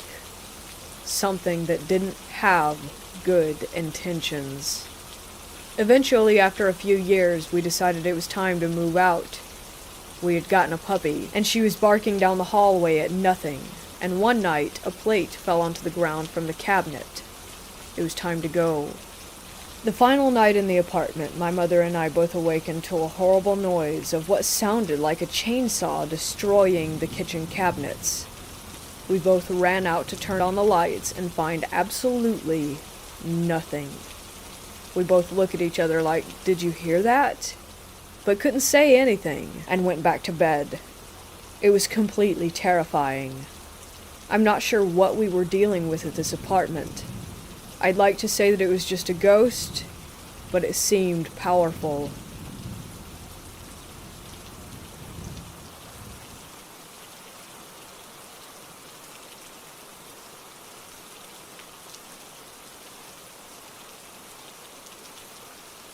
I worked at a small, old hospital for a couple of years. 4 floors, only 2 floors being used, and a small ER. I was a med-surg RN working 7 p.m. to 7 a.m. Med-surg meant that we had patients who just had surgery, and also patients who were just sick. Most of the patients were elderly and just sick with things like pneumonia, anemia, acute kidney failure, etc.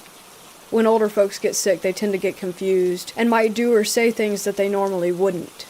But this, whatever the hell it was not cool. This was mortifying, and I'm the only one who heard it. We joked that because the hospital was so old that it was creepy, specifically on the right wing of our unit, and obviously at night. Guess who got assigned the right wing that night?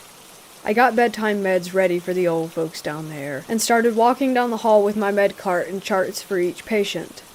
I'd received report from the previous day's RN that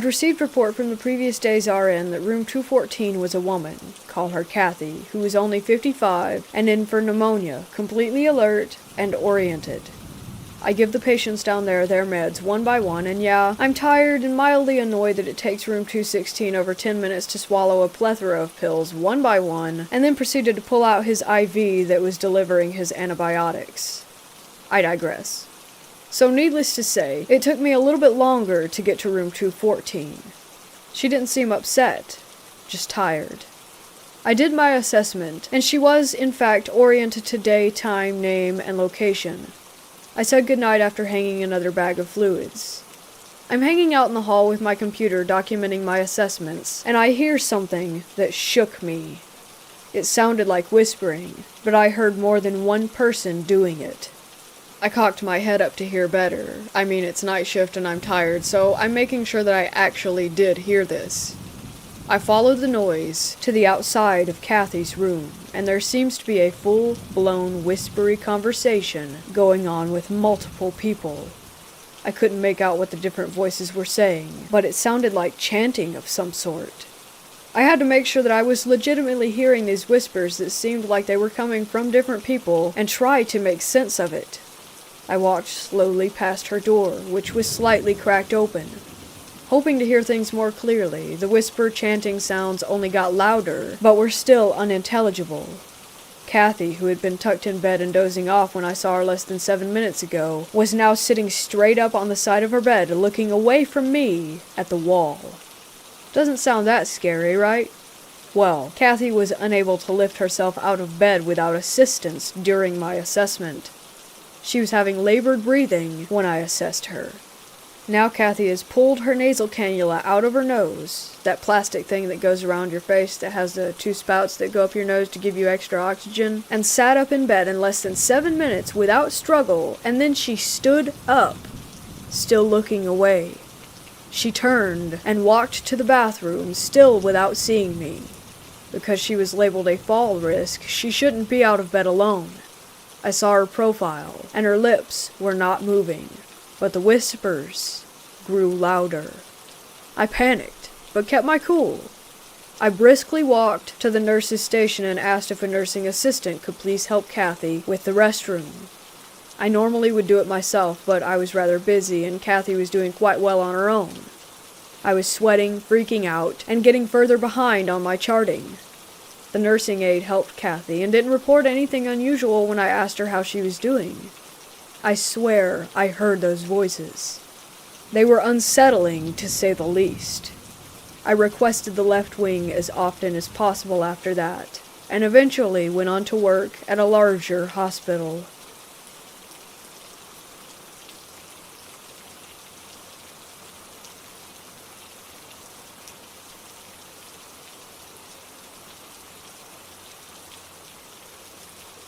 It was in June of 1972 that my mom and dad told me they were taking a couple of our thoroughbred racehorses to Durango, Colorado, where my father owned land, and where we typically boarded some of the animals during the summer.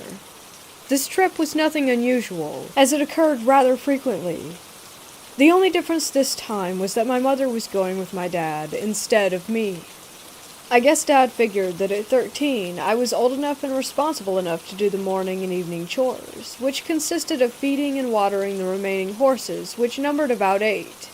A few cows, 6 pigs, and a coop full of chickens.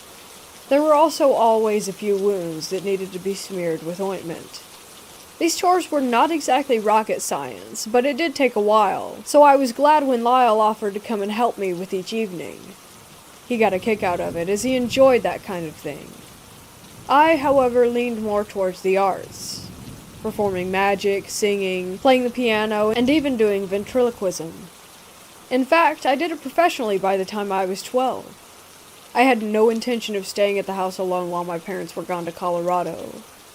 I was very much afraid of the dark, and especially of being alone. It would be years until I discovered why. I was going to spend the weekend with 2 of my best friends, Lyle and Mark Harper. Lyle was a year older than I was, and Mark was a year younger, so I fit right into the middle of the 2. They lived just 3 houses to the west of my house. I can't really call it a house that I lived in.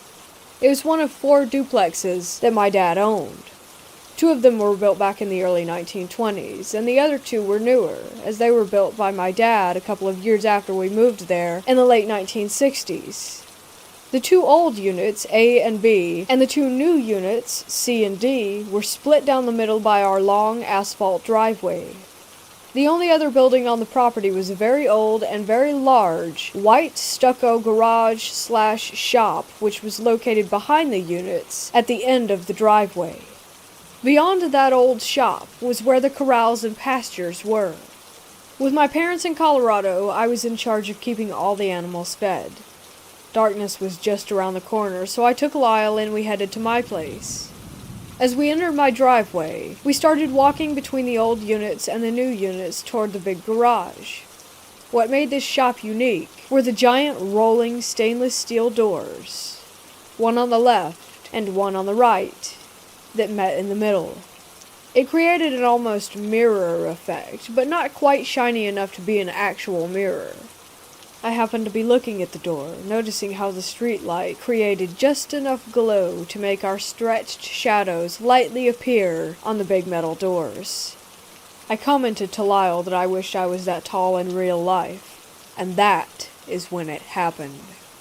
With both of us looking at our very light shadows bouncing to the rhythm of our steps, another shadow, only very dark, no, black, so black that it looked like a thick, inky, one-dimensional entity, ran clumsily across the shiny door from left to right.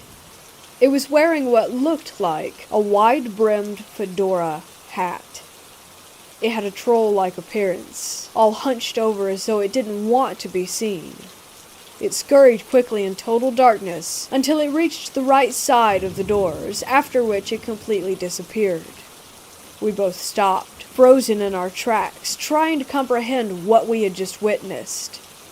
Before either of us could say anything, the thick, dark shadow man trotted back the other direction, once again disappearing as it reached the other side of the doors. Both of our minds instantly realized that nothing solid had run between us and the doors, and that the only way a shadow could be that dark was, well, there was just no way a regular shadow could be that dark. Without uttering a word, we both turned in sync, as though the movement was choreographed, and took off running back onto 8th Avenue. Neither of us stopped until we arrived back at the safety of Lyle's house.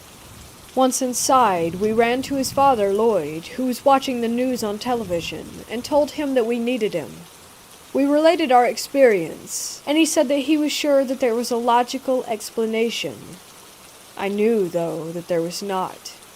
He walked back to my house with us, and we began to experiment, attempting to recreate a shadow that was as dark as what we had just seen 10 minutes before. It just wasn't possible. Mr. Harper agreed to stay with us while I did my chores in the now dark back pasture area. It would be years later that I would learn about shadow figures and how they operate. Since then, I have been blessed, or cursed, with several paranormal experiences, from full-body apparitions to simply feeling the presence of spirits. I'm not sure why me, but I am grateful.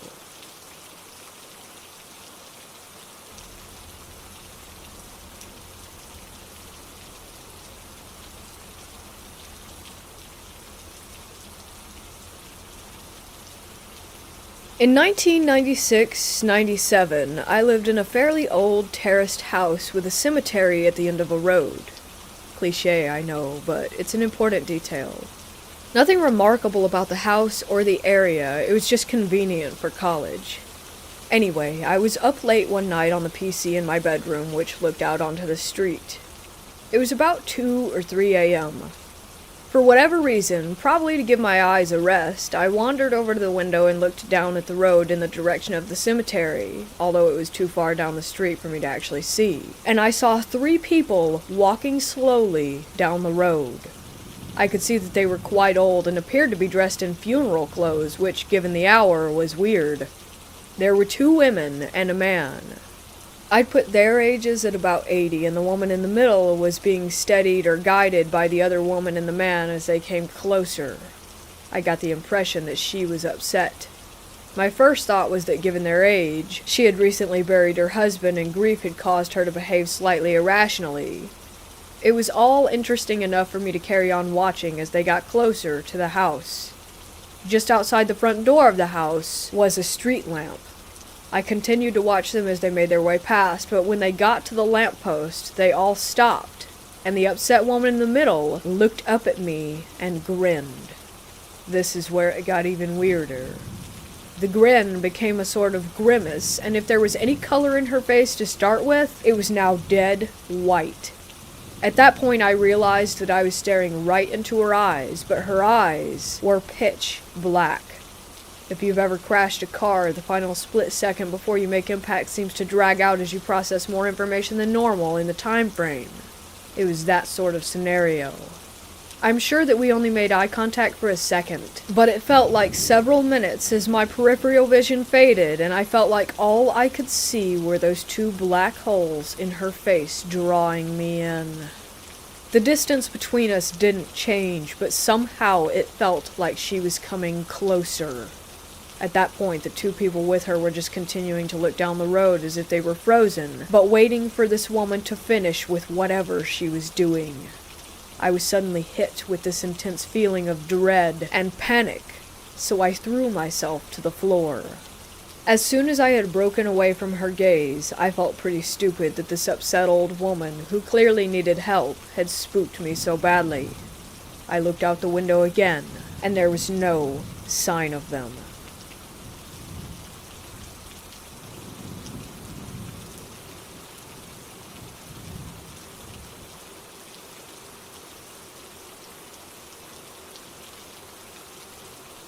I spent the weekend camping throughout the Northeast, and all was very normal and quite nice. However, last night I camped in Massachusetts in a wooded area between Providence and Plymouth. Nothing felt negative, but I saw lights at least 3 times. The last time was just minutes ago, and that's what prompted me to write this. The lights are very quick, and almost out of the corner of my eye. I don't know what to say or quite how to describe it. I've never seen anything like it. And if it was paranormal, it was very clear. However, each time, they disappeared the second that I looked directly at them.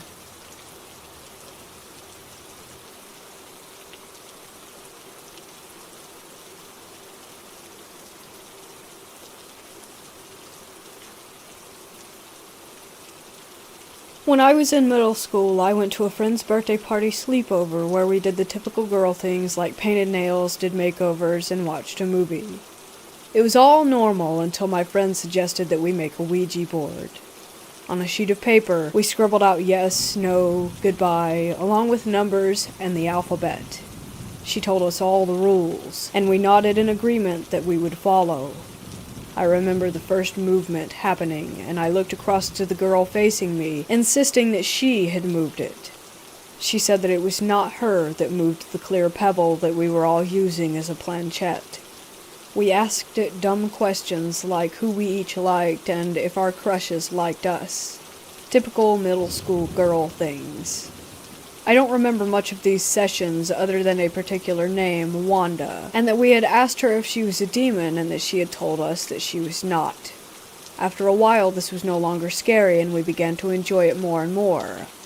I remember feeling so excited, like I just wanted to keep on playing as if it were a video game. The next day I told my dad about it. My family was pretty open-minded about those things, so he wasn't mad or ashamed, he just wanted to make sure that we were all safe about it. Fast forward, and I was in my first year of college, over at a friend's place for her birthday, and she had talked about how she found a Ouija board, and that we should try it. I was a little hesitant, as now I realized the true implications. We eventually started setting boundaries, but I was still hesitant to believe that the planchette was actually moving on its own. My friend asked questions like, when's my birthday and what's my name? I shifted to questions not about myself, tending to ask about the entity rather than me. My friend suddenly asked if the spirit knew my deceased grandfather's name, and it spelled out Lewis. I was in shock because none of my friends could have known that. I know that I hadn't directed the planchette to the letters, so I was surprised to see that it was correct. Later on, another friend of mine had said that she felt something grab her foot under the table. I was right next to her, and I didn't feel a thing. At that point, I was like, okay, let's say goodbye and call it a night. It was all just too weird. I've never had a truly bad experience, but it's still very creepy, to say the least.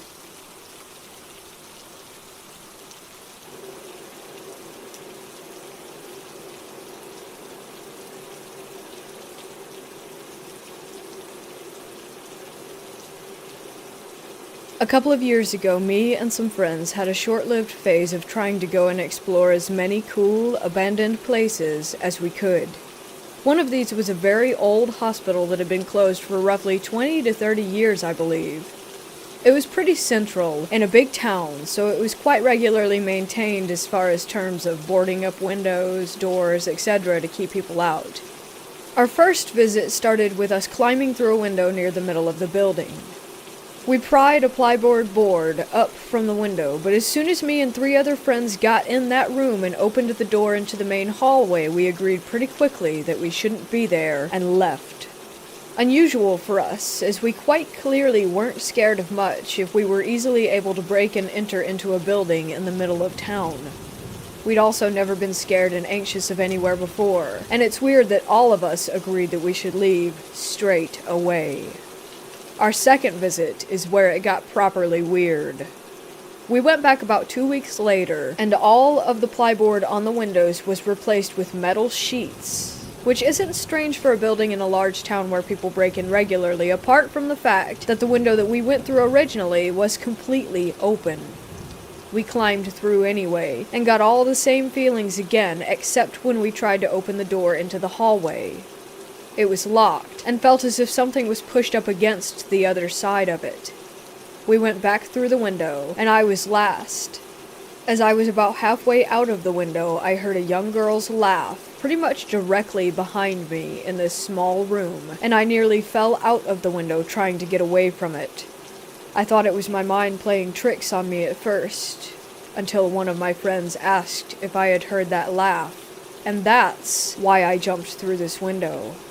All my other friends had heard it too, and said it sounded like it had come from inside the room. All of this is pretty normal stuff, and I'm sure that the door being locked or having something behind it was just someone moving stuff around inside if them and their friends were exploring too.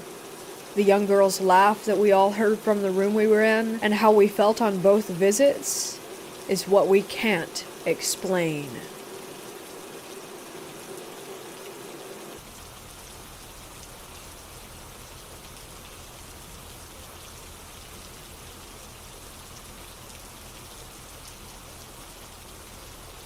To begin with, I should explain some basic personal history.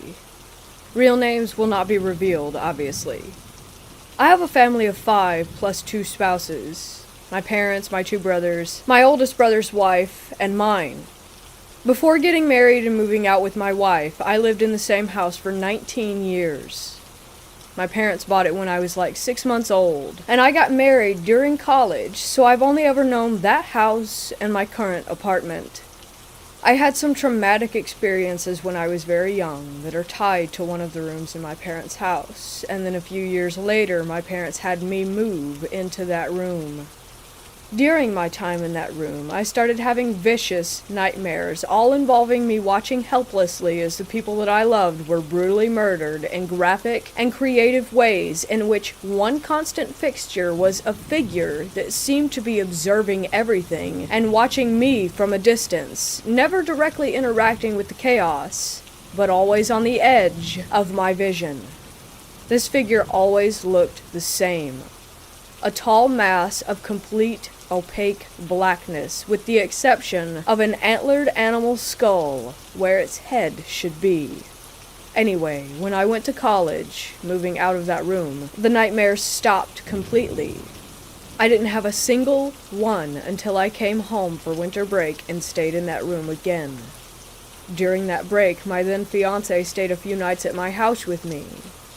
We slept in separate rooms, but both on the same floor. During the night, she texted me that she was having a panic attack, and that she thought she was seeing a figure. When I asked what it looked like, she described the figure from my dreams exactly, and I told her to start reading Psalms in the hopes that it might help. She immediately felt better. Not sure if it was because of the scripture itself, or if it was just a placebo, but I am a firm Christian, so I believe that it helped. We talked for a while about it before deciding to keep an eye out for more spooky shit. That night, I had the worst nightmare of my life. The next morning, I felt numb and out of commission, and I didn't fully recover until the next day. Every time I've gone back to that house since, I have felt an overwhelming, malicious presence there. It has the effect of weighing down on everything. It kind of feels like cotton in your ears, and making everything feel super depressing. Recently there was another development. My grandfather passed away this last semester, and my grandmother moved into the house with my parents. She's a troubled person, and she brought a lot of toxicity and conflict to the home. Last time I was there with my wife, we immediately felt something horrifyingly evil. I've always had a sensitivity to spiritual things, and it was like nothing that I have felt before. I think that it was feeding off of the conflict in the house, and making things worse. My cat, who we had brought with us, immediately slipped into what looked like a super depressive state. She wouldn't play or do anything, no matter how hard we tried. The kicker was the time that I decided to try something. I walked into my old room, the one tied to my traumatic experiences, and tried to feel for any sort of extra bad energy. It was tangible. My mom and I had repainted that room the last time I was down there, and it felt very cathartic, but the power was still ever present. On an instinct, I touched a wall in the room and immediately had violent visions reliving my trauma, except the spirit was there, watching and seemingly gloating. It felt like it was trying to rub what had happened in my face like a "look what I'm capable of" sort of thing. My wife told me that I went white as a sheet and began shaking and crying, but I don't remember it. It behooves me here to add that I have seen several therapists about my traumatic experience. I don't think it was a PTSD flashback, as I've mostly worked through everything and am pretty mentally stable now. I'm relatively certain that the presence in my childhood home is evil, even demonic. I've talked to my mom, and I get the sense that she doesn't really believe me. But my wife and I are pretty certain of it.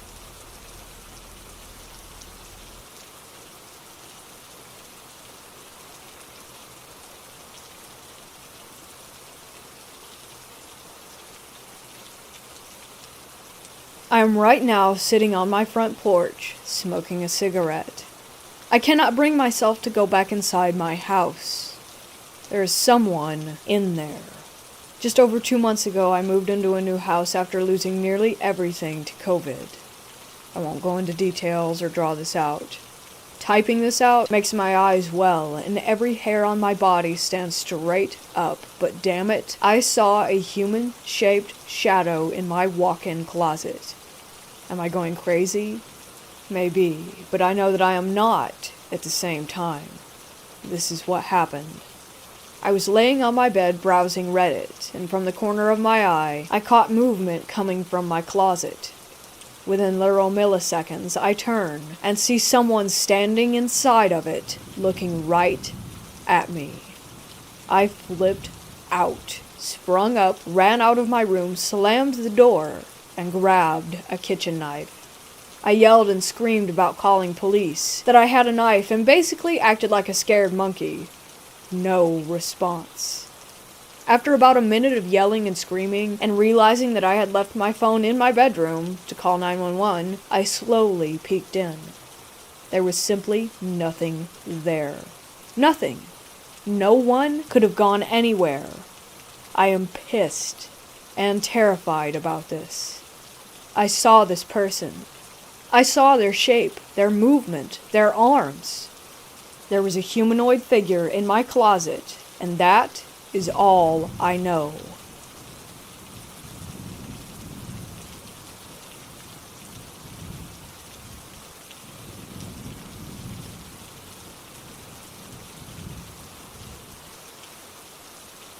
This happened when I was around 10, in a house where the second floor was still under construction. My mom and grandma had a major disagreement back when we were living in Toronto, and my grandma decided to move to her home country, Ecuador. Soon after, due to complications, my mom decided to give in and follow her. We moved in with my grandma, but since the house was a little small for 4 people, and since my great-grandmother was soon to be moving in as well, my family decided to extend a floor. For the meantime, my great-grandma was staying in a room extension with her own bathroom because she would have accidents frequently. The room was an extension outside, close to the main door. My great-grandma was really old, but still cognitive enough to have fun conversations with, so I would spend a lot of time talking with her outside. She started telling me about this little green guy that would visit her at night, and he would just sit on the TV and watch her. In South America, we grew up talking about duendes, leprechauns that would mess with people wandering around strange areas at night. It's kind of our folklore, like the chupacabras or skinwalkers. But since my grandma was getting old, my mom would just brush it off and blame it on her aging or her mental health. One night my family went to a dinner party, but since I had a best friend over, I insisted on staying home. It was getting really late, but we were waiting for one of our favorite shows to air on Cartoon Network. My family is very religious and hated these quote-unquote demonic cartoons, so we tried to watch quietly. I was under the impression that my great-grandma was resting in one of the rooms behind us, in my mom's room, because I kept hearing noises coming from down the hall. Suddenly, I hear my grandma's walker clicking its way out of the room, so I quickly turned off the TV and told my friend to be quiet. We hid under the blankets and waited until my grandma went back to the room. She used to walk with one of those 4-legged walkers, and would take her time as she moved. We thought she was just going to use the washroom, so we decided to wait it out. Her walking seemed very quiet though, which was odd, but I didn't think much of it. She went to the washroom, but didn't open up the toilet lid. There was no noise, no peeing or anything. And the weirdest part? No word or call to see if we were sleeping or still up. We just heard the walking go straight back to the room quietly. Then suddenly I remembered that the dinner my family went to was meant to celebrate her. She wasn't home, and we were supposed to be alone. As soon as I realized that, we heard small footsteps sprinting from one room to the other, and then a glass breaking. We were petrified. We didn't know what was behind us, if it was someone that broke in or an animal, but we were too afraid to look. We stayed under the sheets until my family came back home. Fortunately, they arrived only moments after. As soon as my stepdad came in, we told him what happened. He brought my dog upstairs where the second floor was being built, as he was thinking that it would have been an animal that came in since the staircase was only being covered by a plastic sheet. My mom goes into my grandma's room and finds a glass jug on the floor with a broken handle. The jug was supposed to be in my room. Something had to have carried the jug and dropped it in there. My dog was also barking throughout the night, which was pretty common, but when he came in the house, he seemed really anxious to sprint upstairs, as if he knew something was there. My best friend and I have been through a couple of weird things back home, but nothing as vivid as this. Again, it could have been an animal, but that doesn't explain the metal walker noise that we heard. It could have been an intruder, but we would have definitely seen someone come through the plastic covering the stairwell. It could have been the little green guy my great-grandma talked about. A lot of times little shadows would rush through my peripherals, but I always thought it was just my imagination. She passed away only a couple months after this. But weird small footsteps and random dog chases never stopped. The footsteps I would hear didn't sound like small critters, since animals tend to bolt from place to place. The steps I remember hearing as a kid seemed much more meticulous and slow, and always late at night.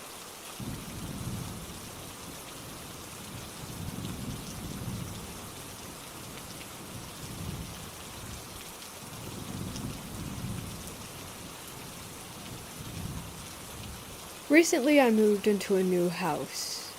Two close friends, let's call them E and R, moved in along with me. When we went to view the house, nothing seemed off about it.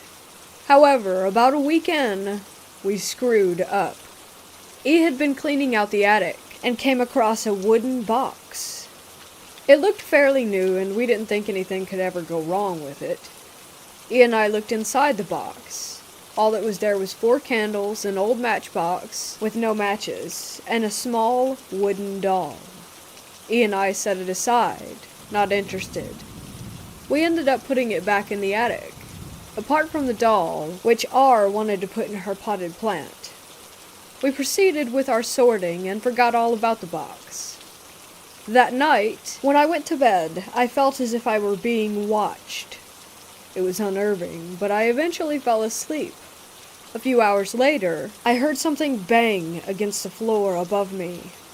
I would have brushed it off as E, as his room was up there, if what had happened next didn't take place. For a bit of background knowledge, in September of 2017, R was in a car crash. The others were fine, but R ended up in a wheelchair. R called out for me. It wasn't calm as it usually was, but frantic. I moved into her room, and she asked me if I had heard the crash. I told her I had, and thought that it was just E. She looked me dead in the eye, and told me that E was working a night shift. It was unlike her to be so flustered, so I offered to stay with her, which she accepted. Soon after, we began to hear light footsteps and giggles outside R's room. We were scared, but continued to try and tune it out. R fell asleep, but I stayed with her, scared shitless by possible ghost children. Eventually, the stupid undead kids stopped running up and down the halls, so I assumed they left. I was then able to fall into a well-deserved slumber. Then, maybe an hour or so later, E got back from work. I know this because he is incapable of entering anywhere quietly. And then he screamed. Like a grown man screaming as if he were a little girl. He ran up the stairs into my room, and then out of my room because I was with R, and then he ran into R's room. He then told us what had happened. Apparently, he'd been putting his work bag down and felt as if he were being watched. He looked up and for a split second saw a little boy and girl holding hands. Now, normally I wouldn't have believed anything like this, but he is an honest bloke, and I saw the look of terror on his face.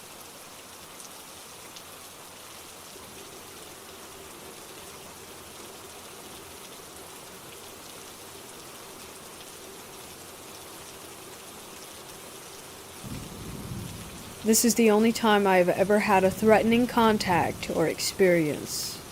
In June of 2019, me and a friend had decided to go with our girlfriends on a camping trip. It's the day of, and we're packing all of our things into the car. We finally get everything loaded and get into the car and put the address in the GPS. We set off, and after 3 hours of driving and 45 minutes of hearing my friend and his girl argue, we finally arrive. We get out of the car, and me and my friend begin to unload. After getting my stuff, I begin to gather my girlfriend's things. As I was, my friend was asking his girlfriend why she needed 3 bags for a one-night camping trip. She smiled and opened one of them, which contained an ounce of pot and other paraphernalia. The other 2 bags had her favorite snacks and clothes. Now knowing that we had weed, we had to find a place to camp that wasn't near any other people. It took until sundown, but we discovered the perfect spot. We decided that after we got everything taken care of, we would eat hot dogs and smoke. We started to build a campfire to light the area so that we could set up our tents, but ran out of wood immediately. I said that I would go get some while my friend stayed with the girls. I set off on my journey, and after about 2 minutes I find some sticks to use. I start picking them up, and all of a sudden I felt someone grab my wrist. I looked up to see a very pale, strange-looking man wearing a blank expression. For a man, he also had surprisingly long fingernails. He was digging them into my wrist while trying to grab my other wrist. I turned my head to not see his face and screamed for help, and my friends shouted a response, saying that they were coming. After they shouted, I immediately felt relief in my wrist. I wasn't struggling to keep my arms down, so I turned and ran as fast as I could, horrified. I met up with my friends and said that we had to leave immediately. I didn't even bother to explain myself. I just wanted gone. We loaded back up and took the long walk back. We get to the car and load our bags into it. I explained what happened as we were walking back, and it scared them enough to make them want to hustle. I had a picture of my wrist right after, but my iPhone broke and my cloud wasn't backed up, so I lost it. I do have a picture of it now, though. It has since then become a scar, which shows just how much force he was using. It was absolutely terrifying.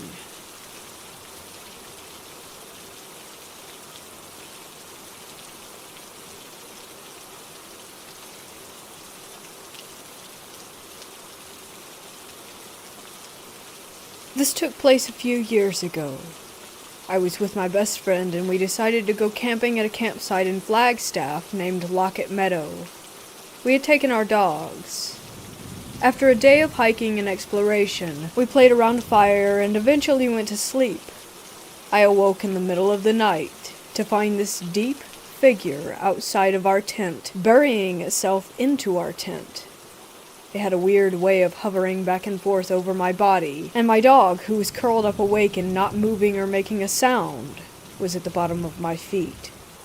I look over and see my best friend passed out, and his dog, which I'm unsure if it was awake, but clearly I was the only one between my friend and I that's experiencing this terrifying encounter.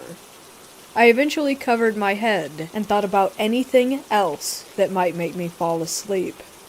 The next day I asked my friend if he had somehow been awake through all of that. I explained what had happened. He replied no, and thought that I was just making it up. I told him maybe it was a bear, so we looked around our campsite, but couldn't find anything. No trails, no prints, nothing. We also had food out on a table near our tents, and a trash bag hung up on a broken branch. So even if it was a bear, I'm really surprised that it didn't get into any of our stuff. Either way, I remember how scared shitless I was, seeing this dark object observing our tent. Could it somehow have been the wind? A deer? Who knows? But this is just one encounter out of the whole trip. The next night we decide to camp at Beaver Creek. Mind you, we're in Arizona. Before we wanted to settle in, we explored Sedona. We drove to Oak Creek and parked our car near a trail down by the water. We took our dogs and hiked to the creek. After we finished jumping in and swimming, we dried off and were about to head out. Next thing you know, in our peripheral vision, we see a giant rock being thrown near us. It makes a huge splash in the water. We look up and don't see anything above, so we ran over stones and rocks to get a clear view of the top, and still see no one. We yell out taunts and curse words, but still heard no one running off or any kind of sound in response. When we got to our next campsite at Beaver Creek and set up, my friend told me that throughout the trip since we started in Flagstaff, he had rocks being thrown at him, right up until that giant one at Oak Creek. We looked at each other and thought that maybe someone was following behind us, messing with us. Then we sort of laughed it off and said no, that was impossible, that we were just trying to connect the dots to have it be a cool look-back adventure. Well, I'm glad that it didn't turn into a part 3, because nothing happened that night, or the next day, where we packed up and headed home with nothing more than a memory that we wanted to rationalize.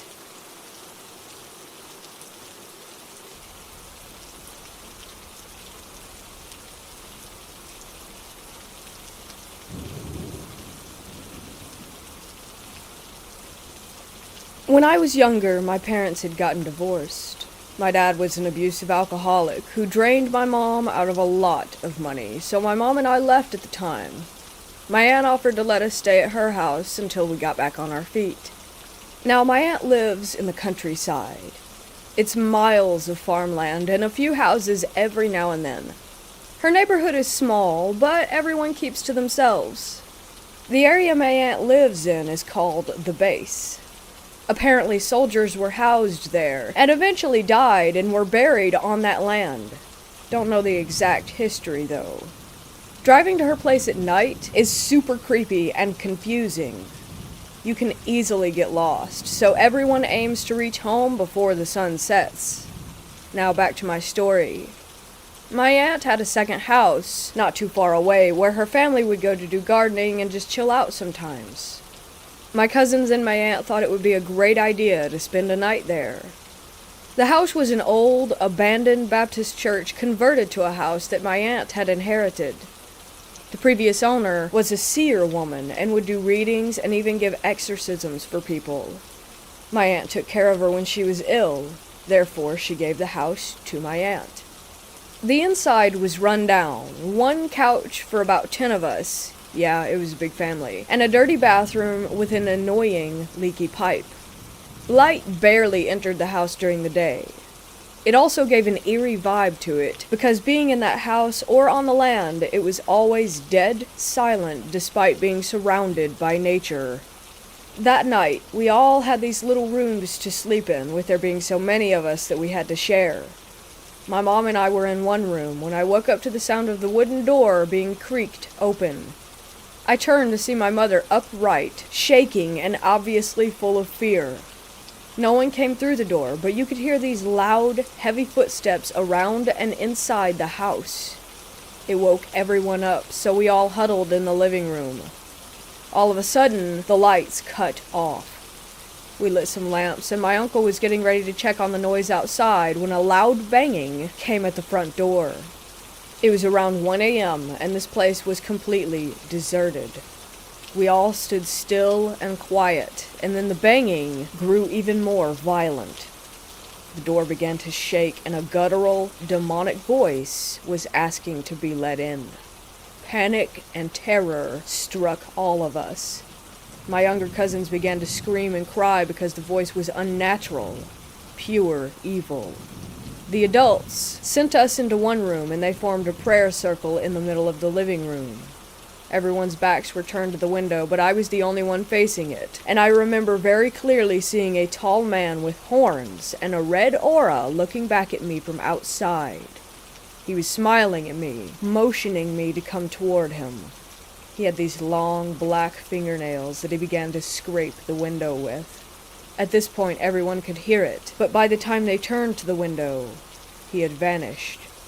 However, all the doors started banging and the windows were rattling. We kids all ran out to the living room and joined the prayer circle, reciting the mantras from my religion, and then suddenly it stopped. The sun was now peeking in. It was 6 a.m. Everything felt like an hour, but we couldn't account for the rest of the time that had passed. We stayed for a few months in my aunt's original house without ever visiting that second house. My mom eventually got remarried, so we moved. It's been about 17 years or so since that incident, and we rarely visit my aunt, like maybe once or twice a year. Since then, however, the house has been demolished. My aunt has said that strange things occurred whenever she was on that land after that incident, and she felt like she was being watched. She couldn't handle it, and they eventually sold the land, too.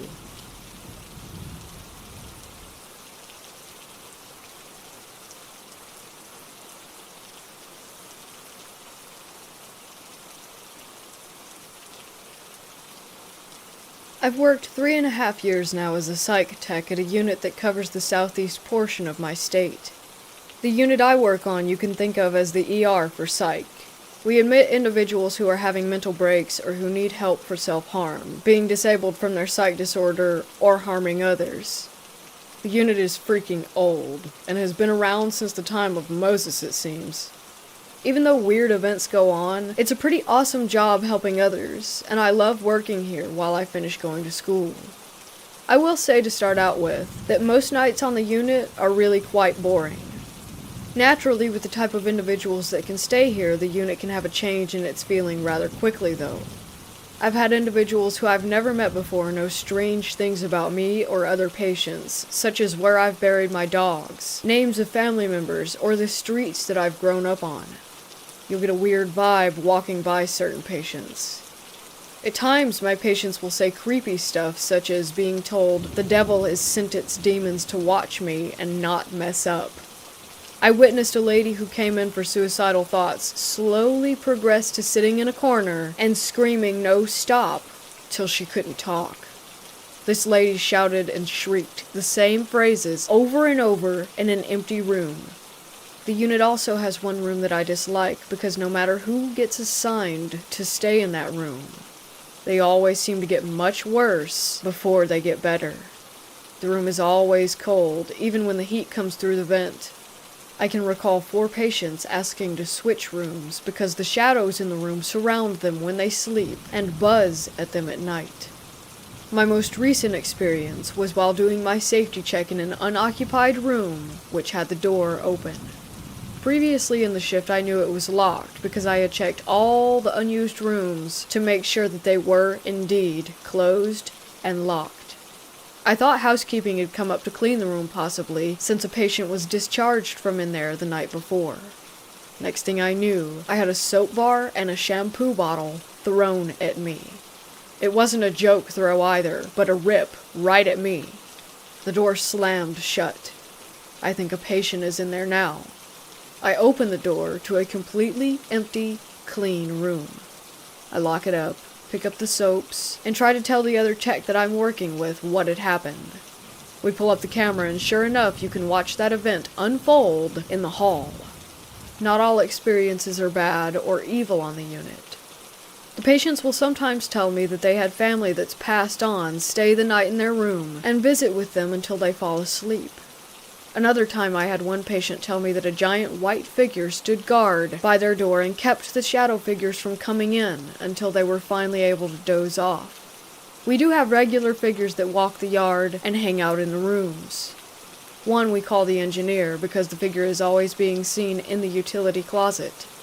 The mysterious stranger resembles a character out of a game. He's a tall guy in a tannish trench coat and business hat, walking the same path around 3 a.m, and disappears after he passes by a big elm tree. Before you come onto the unit, there's a fairly large gym to play basketball, lift weights, or exercise, which low-risk patients can use with a staff member. Before you come onto the unit, there's a fairly large gym to play basketball, lift weights, or exercise, which low-risk patients can use with a staff member. On my 4th meal break, I usually eat and do a little working out. The gym also has a radio to hook up your phone to and to jam some music. This particular time, I'm shooting hoops and listening to Metallica. My break ends, so I put the ball away and unplug my phone to leave. As the music cuts, I hear a soft voice say, "Keep playing." Similar story from a coworker from the same place. When she turned the music off, she heard someone picking up singing where the song had stopped. Apparently, they also enjoy music just as much as the rest of us.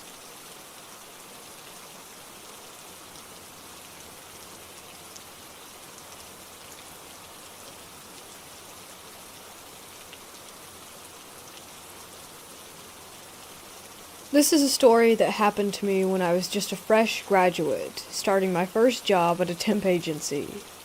It was 2002, and my job was located in the middle of nowhere and very far from my home.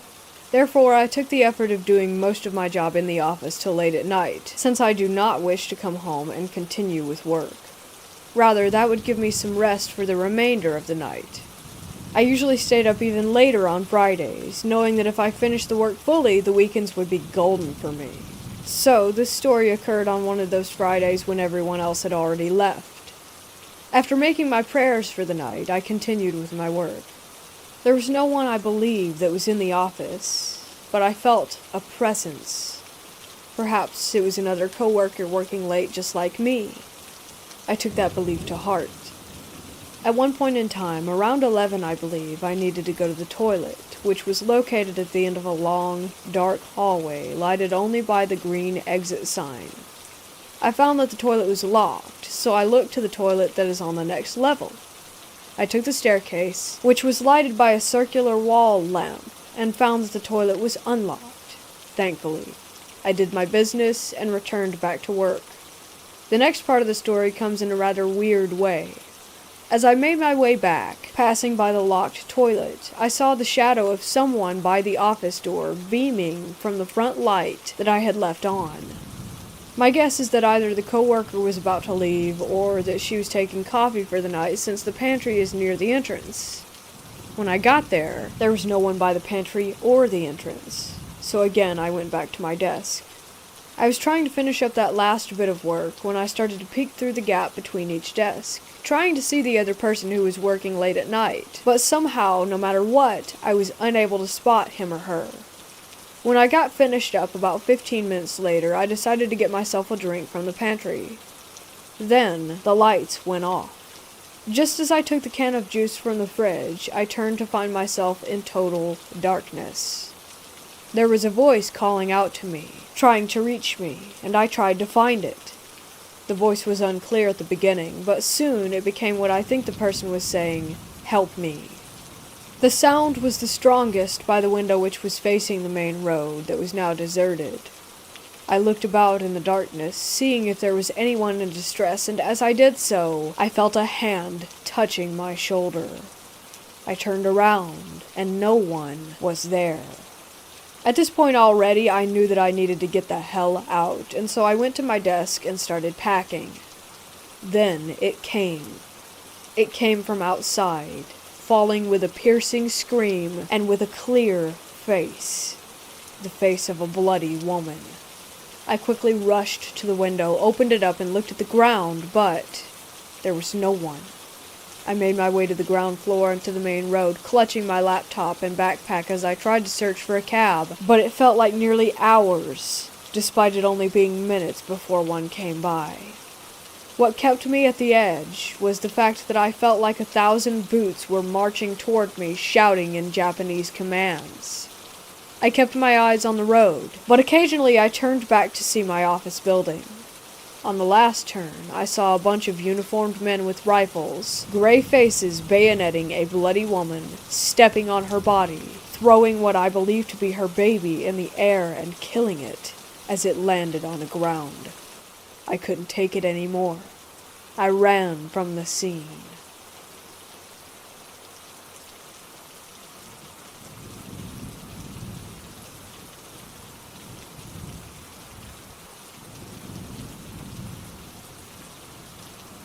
I will preface this by saying that I think I'm silly to believe in ghosts, and I get embarrassed to speak about it. The alternative to believing that I was haunted is admitting that I am much more mentally ill than I had ever believed, which is absolutely possible. This took place over a few years in a farmhouse in the desert of Arizona. It was newly developed land. We moved into the place when I was 15. At the time, I was going through a lot emotionally and smoking a lot of weed. That might explain some of my personal experiences, so I'll try not to dwell on them too much. The house was set up almost plantation style. It was very wide, had a big wraparound porch, and lots of awkward corners. The front room was a tall library with an open balcony to the upstairs, which ran into long, skinny bedrooms. My parents' room was closest to the stairs and was attached to a nursery with a sliding ensuite door. My brother's rooms, who were 2 years younger than me, and my room were at the end of a dark hallway. That side of the house never got sun, so it had bad vibes all around. Downstairs, there was a messed-up Harry Potter-style closet, a sunken-in living room, a kitchen in the center of the house, and a sunken playroom for the baby. It honestly started the first day that we moved in. My brother and I were the only ones in the house, and we were unboxing plates. It was so empty that everything in there echoed. I swear it sounded like a little girl laughed, like a creepy track that you could get off of an app or something. Keep in mind, the TVs were not plugged in. We were on an acre of land, far away from the dirt road, and my brother was way too stupid to pull a prank like that. I started hearing voices at night. This wasn't unusual. I honestly used to freak myself out so badly that I think I made noises up to scare myself. My parents had raised me not to talk about things scaring me, to tough it out and be a big girl. It was fine most of the time during the day. Everything bad came at night. I remember distinctly when it started messing with me in bed. In solidarity, my brother and I kept our bedroom doors open for the hallway's nightlight, and in case we needed to call for each other. We had a pretty messed up childhood that might have contributed to all the codependency I'll describe during this. I was falling asleep, but not quite out. I felt the blanket slipping off the bed and reached down to grab it. This was common. I didn't have a bed frame with a foot. It kept slipping no matter how I tried to tuck it. In classic horror movie fashion, the last time I pulled it, I felt tension. There was nothing it could have been caught on. I felt like the second I went from confused to terrified, it bounced back to me. I don't know how to explain this that well, but I was certain that someone was under the bed pulling it away from me. Later I moved another nightlight into the bedroom. It was a kind of spooky amber orange, and I convinced my parents to let me paint the walls cherry red. Again, I was almost asleep, but not quite out, so I don't think it could have been sleep paralysis. I heard the carpet rustle, and maybe joints cracking. It sounded like my mom had come in to check on me. I opened my eyes, and immediately froze. I don't think I've ever been more scared in my life. There was a woman crawling across my floor from the far side of my room to the foot of my bed. She was pale and stringy-haired as if she were going bald. I couldn't see her face. I don't know how I fell asleep. I couldn't scream or move. I think she disappeared under my bed. But again, this could always be a hallucination. My baby brother was about 7 months old when she started coming out during the day. My mom was a teacher at the time and was able to stay home with us during summer vacation. It was lunchtime, and we were watching a movie quietly downstairs while the baby napped. There were noises upstairs, as if something had been dropped to the ground. We listened for a second before my mom ran up. She thought the baby had fallen out of his crib. We opened the door and found him sound asleep. There was weird white stuff on the floor. It took us a while to figure out that it was drywall or something like that. There was a crawl space to a small attic where the AC and insulation could be reached. It was barely big enough to get into and a good 9 feet from the ground. It also had to be pushed up and slid over to open. There was a visible gap. The carpet was a really ugly dark blue, so we could see the white spots on the ground as if something had been dragged from one side of the room to where the crib was, and it stopped right in front of it. My mom checked the closet and called my stepdad. He couldn't leave work, so he stayed downstairs until he got home and checked the crawl space. We have never had animals. It's really difficult for most things to live in Arizona, so wildlife is pretty rare in that area. He didn't find anything, or signs of anything living up there. This happened every other day for 2 weeks. We really didn't know what to make of it. My mom thought it might be the AC suctioning the opening upward. It stopped and didn't happen again for 2.5 years, until my baby sister was born and stayed in the same crib. Again, it happened on and off for a few weeks, and never again. To keep my own solo experiences brief, I had a period of 3 months where I straight up did not sleep. I went crazy. Every night, I felt like my bed was shaking.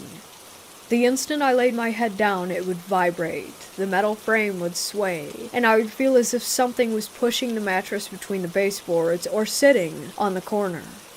I had my brother touch the frame one night to tell me if the shaking was in my head or not. He said it wasn't, but I'm still not sure if he wasn't just playing into it. I thought I might be having seizures or something. At one point I got so frustrated I started sleeping on the couch downstairs with the dog. I started hearing whispers too. Not a noise that sounded odd, but someone calling my name. My name has 3 freaking syllables.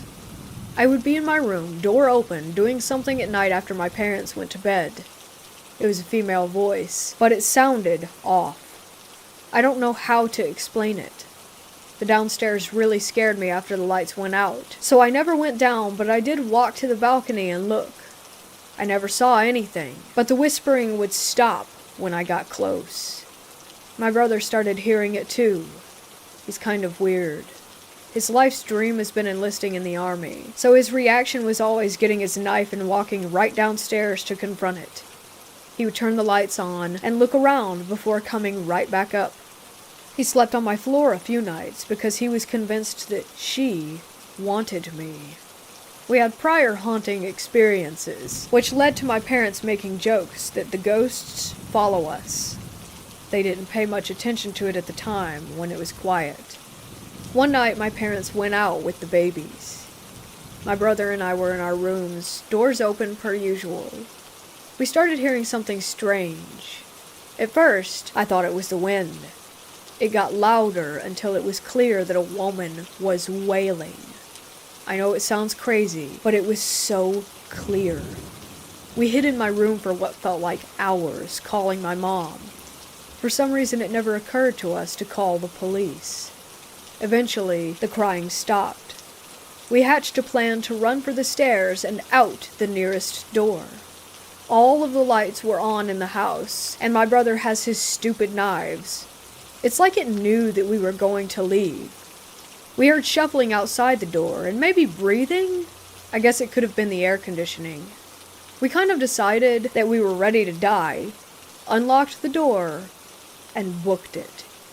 The crying started again, and it was very clear that it was coming from my parents' room. We stood outside the property line for another hour waiting for them to arrive, watching the house. No one could have gotten out without us seeing.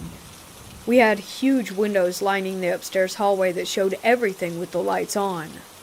My parents again made fun of us, and still do, about that night. A few other incidents include my baby brother talking to the man upstairs.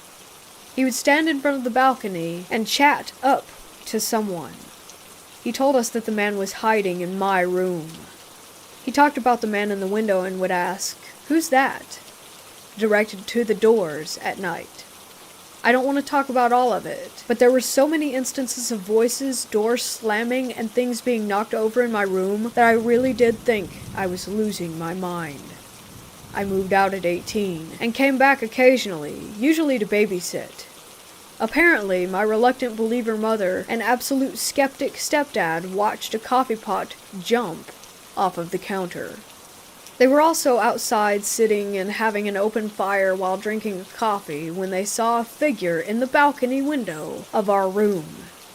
It was a tall man, but my stepdad still needed urging to go upstairs. It appeared a second time, closer to where the nursery door was. My mom said she had horrible dreams about a man in the corner of her room after that. She was present for many of the instances where we heard footsteps upstairs, doors slamming when the AC was off, etc., but she always denied that there was anything wrong. Once my parents left town with the kids for a week. At this point I was 19 and living happily an hour away. My mom begged me to check on my brother and stay a few nights for the weekend. I arrived during the evening after I got off of work. I asked how had things been when he was alone. He said he was fine, he just didn't go upstairs at night and, quote-unquote, minded his business. He said if he ignored it and tried not to get scared, then it in return ignored him. He felt safe with the dog. We were watching YouTube and eating when we started to hear a deep noise. At first I thought it was a bike or one of the small buggies that people drove out here. Then I noticed that it was holding a tune. It was humming. The dog had a weird thing about staring into the bathroom if the door was open, which is scary at night. This time, the door was closed, and he still stood up and stared. The noise was so deep that it sounded as if it couldn't have been human, but it was definitely melodic. There's nothing I could think to figure out to try and explain it. My brother and I just kind of looked at each other. Then, a door slammed upstairs, and we decided to nope out of there and go for a walk. When we got back, I decided that I would sleep in my parents' room. It didn't feel right to stay in the kids' room, but looking back, it would have been best to stay close to my brother. I fell asleep surprisingly easy. I guess about 2 hours passed before my brother slammed the door open. The house smelled like it was burning. Not really like a fire smell, but more like burning plastic and trash. I was panicked. I was the adult and had no idea what to do in that situation. We checked the house. I turned off the air conditioning, thinking it might be on fire. We opened all the windows and fell asleep on the couches downstairs. The next day the smell was still lingering, but less overwhelming. The air conditioner was fine when I turned it back on. Like usual, the day was fine. That next night, my brother and I went on a Jack-in-the-Box run. It might have taken 30 minutes. We arrived home to a mess of blood, vomit, and shit. The dog was sick all over the living room. We immediately took him to an emergency vet, certain that he was dying. They checked him for everything that they could and gave him a clean bill. When we got home, all hell broke loose. My brother and I were cleaning up the mess with the doors open for airflow. There were absolutely insane banging noises coming from upstairs. We hadn't locked up on the way out. My brother thought that someone had snuck in and was trashing the place. He went up to check, and I hung out downstairs ready to call the cops if need be. Nothing happened. Nothing even seemed out of place. We kept cleaning, but the noise started almost immediately. It kind of sounded like someone was shouting behind a wall of cement. I couldn't tell the gender. My brother told me he had been fine until I got there, that I could leave if I wanted. I totally did, and I didn't go back. My parents sold the house this year. During the interim of the move, they stayed in an Airbnb. My brother lived really close to his work, so he stayed in the house with the dog for a few weeks. This story is just his own, so I'm not sure if I believe it. Like I said, he's kind of strange, but he's also not really one to embellish. He had been hearing the usual things, even his name being called in the night, but ignored all of it. His friends had been coming over to keep him company. The last day he was supposed to finish moving, he brought another friend. He says he felt that they were being watched the whole time when they cleared the place out, and his friend left him to lock up. They got into the car facing the house when they noticed that the blinds were open. They were definitely closed on the way out. His friend claims that he saw them open from the corner of his eye. My brother says that there is a woman squatting in front of a downstairs window, close to where he had just left from. She was pale, her nose was hooked, and her hair was black and stringy. Again, classic horror movie ghost. He said she had black eyes with visible white dots in the centers. Inside-out eyes, as he called them. And she was smiling. He says it took him a second of shock to realize that she was looking directly at him. He felt sick, like she could walk right out and get him. They burned rubber when his friend snapped out of it, and they screamed at each other all the way down the road about what they saw. He called me right after to explain it, but I was with my own friends and not really willing to listen at the time. What messes me up is that my mom thought he had a psychotic break. He went into his room and cried all night at the Airbnb. She thought something had happened with his girlfriend. My brother is not a crier. I haven't seen him do that since we were little. When we got together and talked about it, his eyes teared up then, too. He said he didn't know why, but he knew that she wanted to kill him. He drew a picture of her. It's not great, but it still fills me with the deepest foreboding. It took me a while to realize that I saw her too, just once in my bedroom almost 5 years ago. Suddenly it made sense. I knew it didn't feel like a woman, but it felt feminine, like something pretending to be a woman. My ex brought this up today.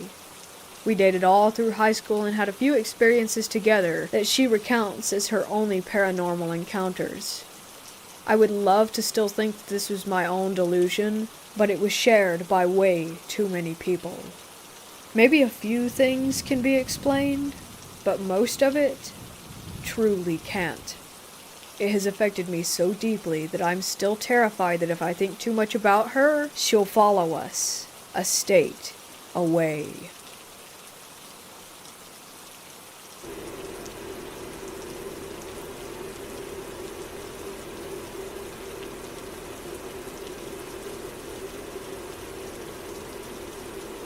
This happened to my dad, who told me this story when I accidentally discovered a Ouija board in a closet in our house. He was living in Spain at the time, and during the 1970s, he bought that Ouija board. He told me that one day he talked too much with a wise entity who responded to everything so clearly and philosophically. The thing is, my dad asked it, "Where are you?" And the board started to mark random numbers and letters such as 1652AC, 8820, that kind of thing. My dad, who was consternated, thought that it was decontextualized. Nonetheless, and he cannot explain why, he wrote down the entire random series of numbers. And letters on a paper that he had left sitting on a shelf. The disturbing part after that is that a few years during the 1980s, later, my dad was watching Cosmos with Carl Sagan, and he told me that in that show, Sagan explained that scientists had discovered a new galaxy that was called with a sequence of numbers and letters. My dad was so impressed, so he copied down the name of the show and he looked for the paper on the shelf. And yes, it was the same sequence. My dad is fascinated with this experience and told me that the Ouija is not just spiritual, it is also interdimensional. When he told me, I was between scared and curious, and I considered aliens using the Ouija board. He still believes that this wise entity is up there somewhere, talking with others.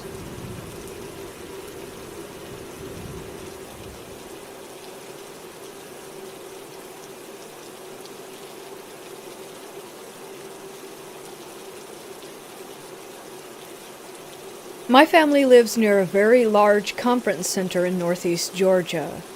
Due to COVID-19, the conference center has been shuttered and abandoned since May.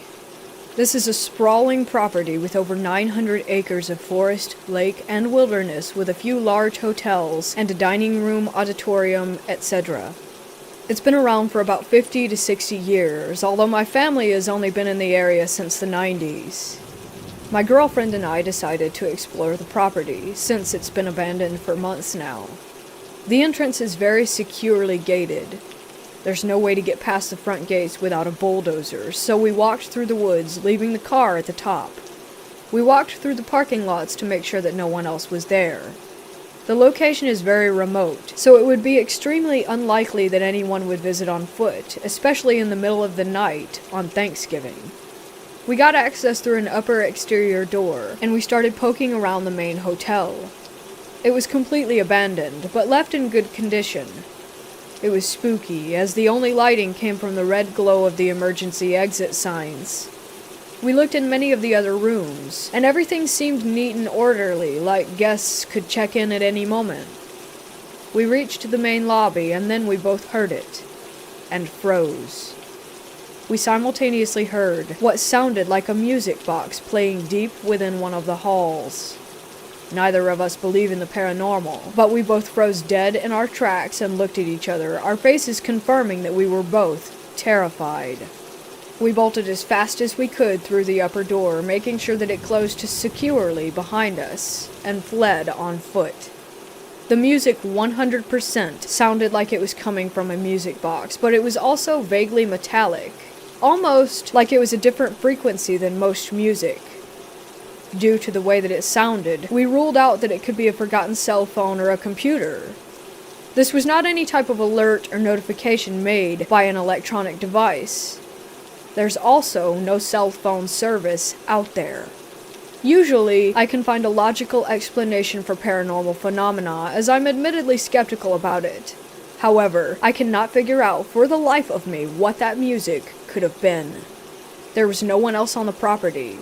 There were absolutely no signs of squatters, and there's no music boxes in the hotel rooms. They are all intentionally identical, so there would have been one in every room. Does anyone have any insight on this? We were genuinely terrified, but now I'm regretting not investigating further.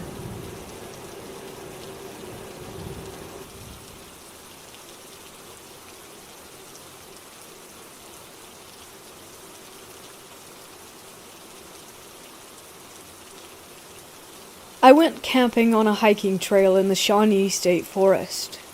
During the day, I set up camp and went fishing in a creek running along next to the campsites.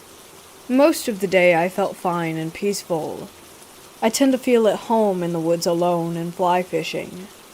I started a fire, started on dinner over the fire before it got dark, and stoked the fire. Once it got dark, I felt compelled to keep the fire stoked, and a feeling of panic would set in if it even began to die down. I couldn't relax. I was constantly looking over my shoulder. It got to the point where I just grabbed my light and walked out, leaving all of my stuff there. I got out to the parking lot about 1.5 miles away and tried to steel my nerves and go back, but couldn't step past the tree line. I waited all the way until morning to go back to get my stuff, and the feeling was gone. I got everything together and left. Haven't been back since. I don't know if it was a ghost or a native spirit, since this place is deep in what used to be Shawnee tribe land.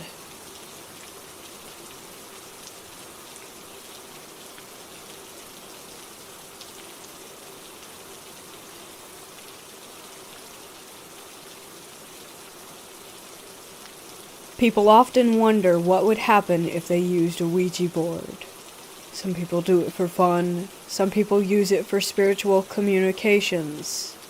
I can tell you now that if you have no experience in using a Ouija board, do not do it. This is a story about what happens when you use one for fun without knowing the consequences. When I was about 12, it was Halloween night, go figure, and we had just had a Halloween party for family and friends. A few of my older sister's friends stayed the night that night, and we were just hanging out in our room, which we shared. One of her friends had a spirit tethered to her. That's what she claimed. Whether or not it was true, I still don't know to this day, and she said, let's go for it. I wanted nothing to do with it, but being 12 years old and curious, I had to observe. They didn't follow any of the rules that you're supposed to as far as not putting it on a blanket, not lighting the proper candles, and other things that you're supposed to do prior to using the Ouija board. They were just calling on spirits that they could think of and trying to communicate with them. That's where things got a little creepy.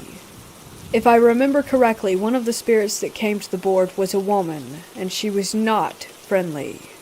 She began to spell out profanities, and they quickly shut that down.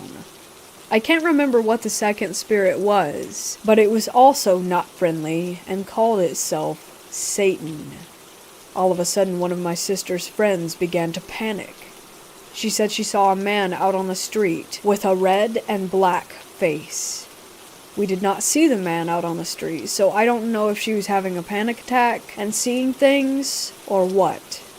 The next event that occurred was kind of insane and terrifying. All of a sudden, my sister started zoning out and staring at nothing. We tried to get her attention, and she gave no response. Then she got up and walked downstairs, and we were confused, so we just followed her. We heard something in the kitchen, so we went and checked that out. My sister was standing over the sink taking knives from the counter in the knife holder, and she was throwing them into the sink one after the other. We try to get her attention again, and again she refuses to respond to us. Then she goes and grabs the coffee pot off of the coffee maker and drinks black coffee straight out of it. Mind you, she hated coffee at the time. She drank the entire thing. She got up and went to sit on the couch, and a couple of minutes later, she blinked and came to. She asked us why we were staring at her, and how did she get downstairs. To this day, she has no memory of what happened, and it is 21 years later. We're pretty sure that a spirit took over her body just to have some fun. My grandma, after my mom told her what had happened, came into the house and blessed it with holy water. It seemed to help for a while, and then I had the series of nightmares a year or so later, so I'm wondering if the holy water didn't really have much effect. So this is a lesson learned and a disclaimer to anyone who wants to mess with a Ouija board. If you have no real experience with it, do not go there.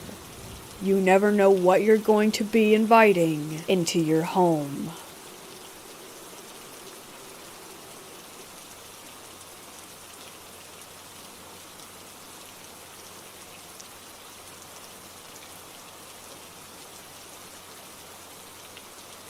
I work in a place with 5 floors and a basement. It used to be a house for nuns and priests.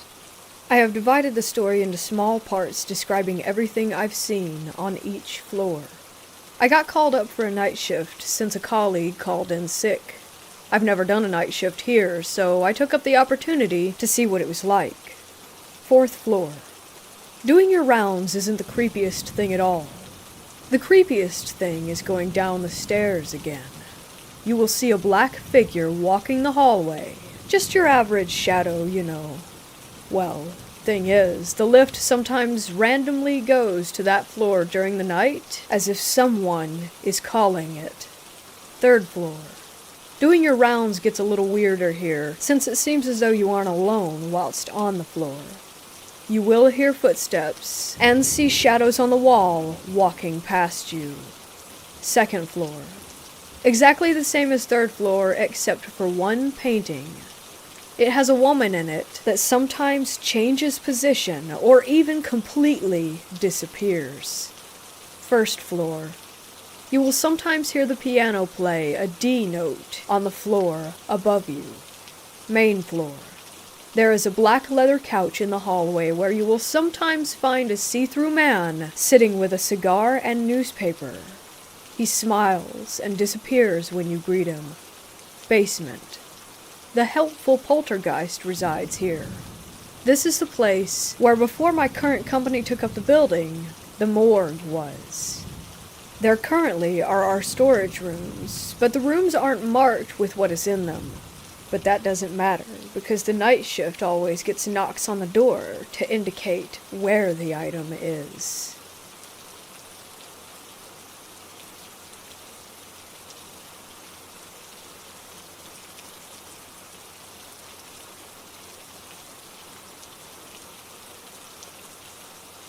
So I had to shut it off so that I could live a normal life again without seeing them. But my cousin, who has no abilities, has seen them in the house. At first, when he moved in, he didn't know that it was haunted. I didn't want to tell him that the house was haunted because I thought, well, maybe it's not. And if I told him, he would believe it was, and that would influence him in some way. If it was haunted, I was going to let him find out on his own. Or if it didn't bother him, then I would let it be. As the weeks passed and things moved in front of our eyes, he started to hear his family members' voices calling his name from time to time in the middle of the night. It was the same experience that I had had. He would have a nightmare sometimes of something trying to come inside of the room, yet it was stuck on the other side of the door, unable to get in. It was beckoning him to let it inside, to open the door. It's odd because I actually have a video of it doing that, and it's heard in the video faintly. When I lived alone, it would occur very frequently, but instead of in dreams, it was literally in real life and happening on camera.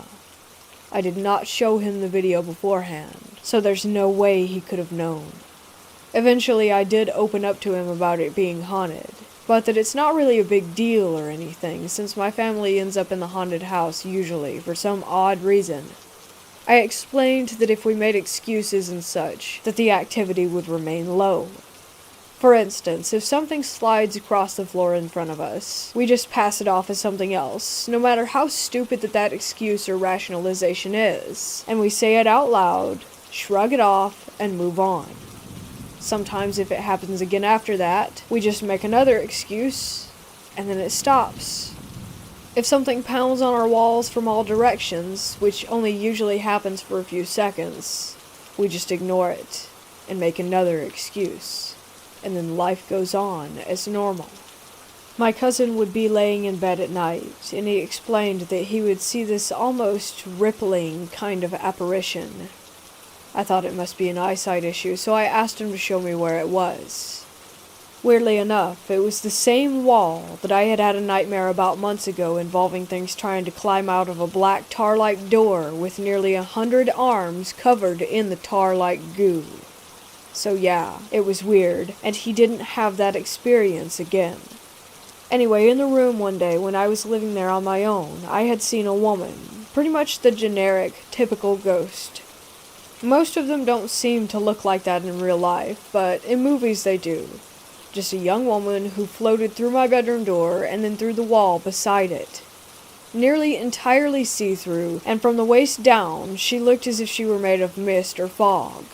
No color at all, and also in a very old, almost wedding gown type of dress.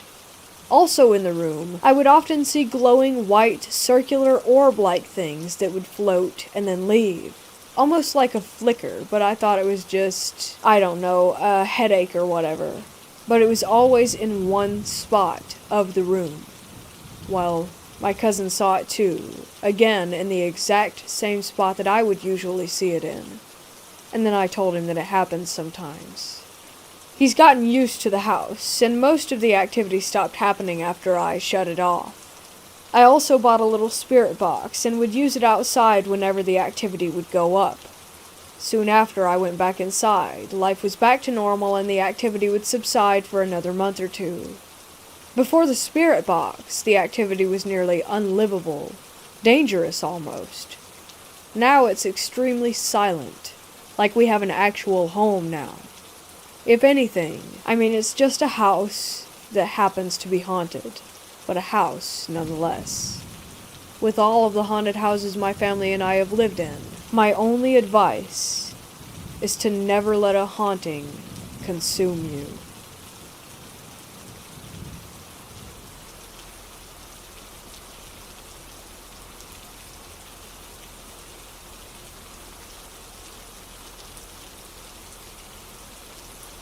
In October of 2018, I was hospitalized for 4 nights. I was put in the surgical wing due to lack of beds, and was in a 4-person room with all rooms near me having 4 people as well. The last night of my stay was on the 31st, which of course was Halloween. Other than it being noisy from the firecrackers outside, followed by the heavy rain, it was uneventful. I was particularly restless that night and not having an easy time falling asleep. Just before midnight, and I remember looking at the clock, seeing 11:47 because I couldn't fall asleep. I saw a figure in the window next to my bed. It was a massive black dog, like a long-haired husky with the reddest eyes that I have ever seen. It was such a deep, but at the same time bright crimson. It was just staring at me, and I felt completely frozen. I turned over and covered my face, and when I looked over some time later, it was gone. I should note that I was on an upper floor with a roof landing outside my window, so no way could an animal have gotten up there. I ignored it, called the nurse, and asked for something to help me sleep. They told me I didn't need anything and would eventually sleep on my own. About half an hour later, I saw the same creature staring at me from inside a window within the hospital across from mine. I immediately felt sick and panicked, and as quick as I saw it, it was gone. Several minutes later, my wing went on lockdown.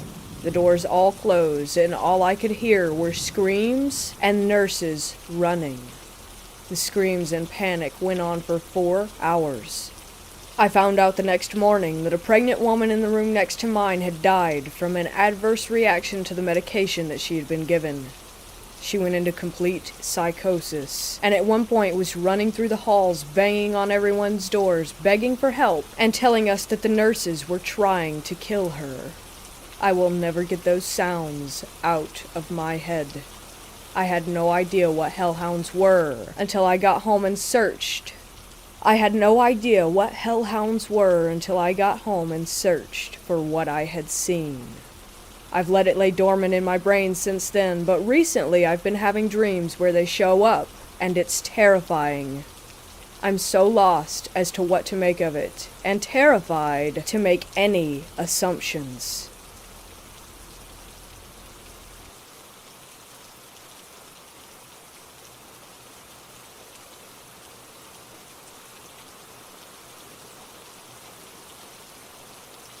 This story takes place during the late summer in the 1960s in Iowa in a very small farming community. My friend's great-grandpa, Bob, owned a farm out there. He had acres of corn, wheat, potatoes, etc., but corn was his main crop, so he had a huge cornfield. It was around 2 a.m., and his grandfather couldn't sleep, so he went outside to get some fresh air. While outside, he noticed something that looked like a child walking around in the cornfield. So Bob ran back inside and grabbed his double-barrel shotgun and woke the farmhand for backup. They combed through the cornfield in an attempt to find whatever was running around out there. After a while, they still couldn't find anything, so Bob told the farmhand to go back inside the house while he stayed on the porch to watch his cornfield. Then, as he looks at the gravel road between his yard and the fence line that led to the cornfield, standing on the road was a little girl around 6 years old or so, and she was wearing a white dress that made her look like she had just gotten out of church. Bob thought that his mind must have been playing tricks on him, so he tried to lay down on the couch to rest, but also stay somewhat alert. However, not even a minute after he laid down, he heard a knock on the screen door. He walked up to the door and slightly cracked the main door open. He saw the little girl and asked, "May I help you?" The little girl said, "Mister, I'm lost, and I don't know where my parents are. Can I come in the house and use your telephone?" Bob felt uneasy and told her that he could get her a glass of water and that he can call her parents for her if she gave him the number, but he didn't feel comfortable allowing her in his home. He felt something off about the little girl. However, the little girl insisted to be the one to call and talk to them. And Bob said, "Young lady, it's 2 a.m, and I don't feel right letting a stranger into the house, little girl or not." The little girl started to get agitated and said, "I'm not leaving until you let me in to use your phone." Startled, Bob told the little girl that he was going to call the police to come pick her up so that they could keep her safe and find her parents. He closed the door to go and call the police, and he heard someone punch the door like a grown man. He walked back and cracked the door open again, but when he looked, he realized that it was still the little girl, and that she was the one who had punched the door. But when he looked at her this time, she didn't have any eyes. Instead, she had pitch black orbs instead of eyes, and she said in a deep voice, "Let me in." Bob grabbed his shotgun and pointed it at the little girl and told her no and to go away. After this, the little girl looked right into the barrel and then back up at Bob, smiled smugly at him, and giggled before she ran back into the cornfield and disappeared.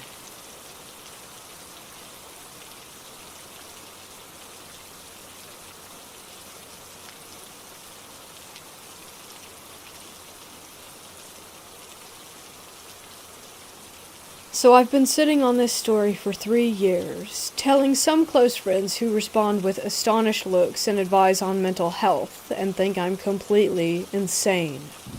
It's 11:17 in rural New Brunswick, Canada, and I'm getting in my car to head back to Fredericton from my parents' place in the middle of nowhere. I had just finished up a small gig at a local fair, having had 1 or 2 beers at the show. I'm just pulling out of my parents' driveway onto a dim country road going back to the city when I turn on my high beams to see a tall, lanky, completely black figure standing in the ditch on the right side of the road. I mean, this thing must have been 8 or 9 feet tall. It absorbed all light and had limbs no bigger around than a baguette. As soon as I saw it, it started to run up the ditch and across the road in a very fast, very strange, gliding kind of way. I slammed on the brakes and watched this thing run across the road and into a field on the other side of the road towards some woods. I'm getting goosebumps writing this, but I could still see its silhouette speeding across the field in my neighbor's yard as it went into the black of the night. I stopped for a moment, shivering, before speeding up the road to a safe distance. I had no idea what I had just seen, so I called my mom to tell her that I had just witnessed this tall, alien-looking creature less than 100 meters from our home. She and my sister searched online with what I had told them, and came back with an article on the Black Stick Man phenomena, which fit exactly what I had seen on this normal August night in New Brunswick. This experience has really opened my mind to the paranormal, so for that I'm almost thankful. I was looking over my shoulder for a few weeks, afraid to go out at night, and I still feel unnerved when thinking about it. I haven't seen anything like it since, but have had some experiences with spirits growing up in what my whole family agrees is a haunted house.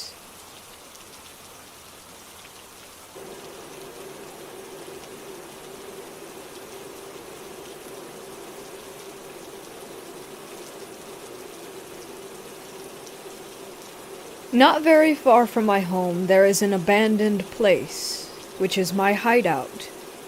I honestly don't know what was in the place before it became abandoned. The place is a rather small, probably like 40 by 20 meter fenced off, overgrown field with just one building.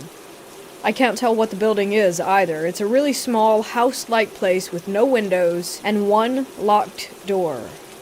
The field itself has a small, short sidewalk that has been taken over by nature. There's also a small hill in the field. You can tell that the place hasn't been visited for a really long time, because the grass in there is quite overgrown, and the house, fence, and path all have plants growing all over the place. Since it's currently spring, a lot of the foliage is growing and blooming, and there were some wildflowers in the area as well. Today I took some scissors and went to the area with the intent of picking some flowers to make a cute bouquet to put in my home. As soon as I entered the area, something felt off, and I suddenly became paranoid. I ignored the feelings since I have mental illness which causes me to have random paranoia at times. Keep in mind, though, that it doesn't cause hallucinations. It was still unusual for me to feel paranoid there, because I would usually go there to relax and be calm. It's basically my safe spot. I went on to look around and pick some flowers, but then I heard some footstep-like noises behind me everywhere that I went. I brushed it off again, assuming that it could have been an insect or a small animal like a hedgehog or a rabbit. I felt like I was being watched the entire time, but again, I assumed that it was just my random paranoia. The thing that scared me the most happened when I was about to cut a big, white, pretty flower. The only one of its kind in the whole area. As I was kneeling down to cut it, I suddenly felt a human presence behind me. This caused me to jump up, drop my bouquet out of shock, and yell out, "Whoa!" and turn around. To my surprise, nothing was there. I was very confused, since the presence felt awfully real. I picked up my bouquet and went home.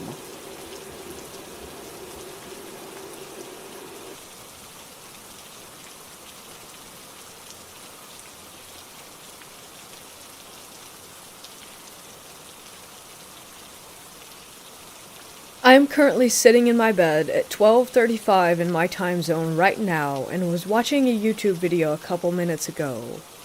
Without warning, I suddenly hear a scream. My first thought was that it was part of my video, but I checked and it was not. It sounded like it was from a man experiencing pure terror and agony. It was a single scream from the worst fear and pain imaginable that lasted 2 to 3 seconds, and then silence. My dog started barking once I heard it. It was hard to explain, but it didn't sound like anything a human was capable of making. More like a much more convincing sound from a horror movie. I have heard some weird sounds around the house, mainly in the kitchen and dining room, since I moved in. I'm pretty skeptical about things like this usually, but that was like nothing I have ever heard before.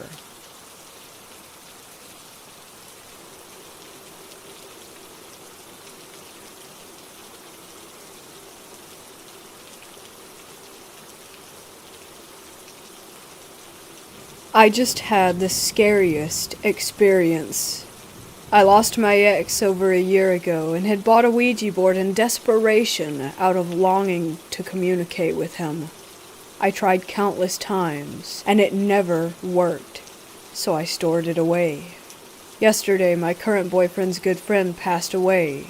Suicide. I didn't know him very well. Today, I had a random thought to maybe try to communicate with him. I pulled out the Ouija board and asked to speak with him. It wasn't working until I closed my eyes, and then it started to move. It went to yes. I then asked it to give me a sign that it was really him. It went to the number 9. When I asked what this meant, it just kept going back to the number 9. As it's moving, I heard my cat hiss. I opened my eyes and my cat was over the Ouija board hissing at it. My cat has hissed maybe twice in his entire life. I about pooped my pants and asked to say goodbye. I was already freaking out when I called one of my friends and they said 9 is an upside down 6. Now I am absolutely terrified.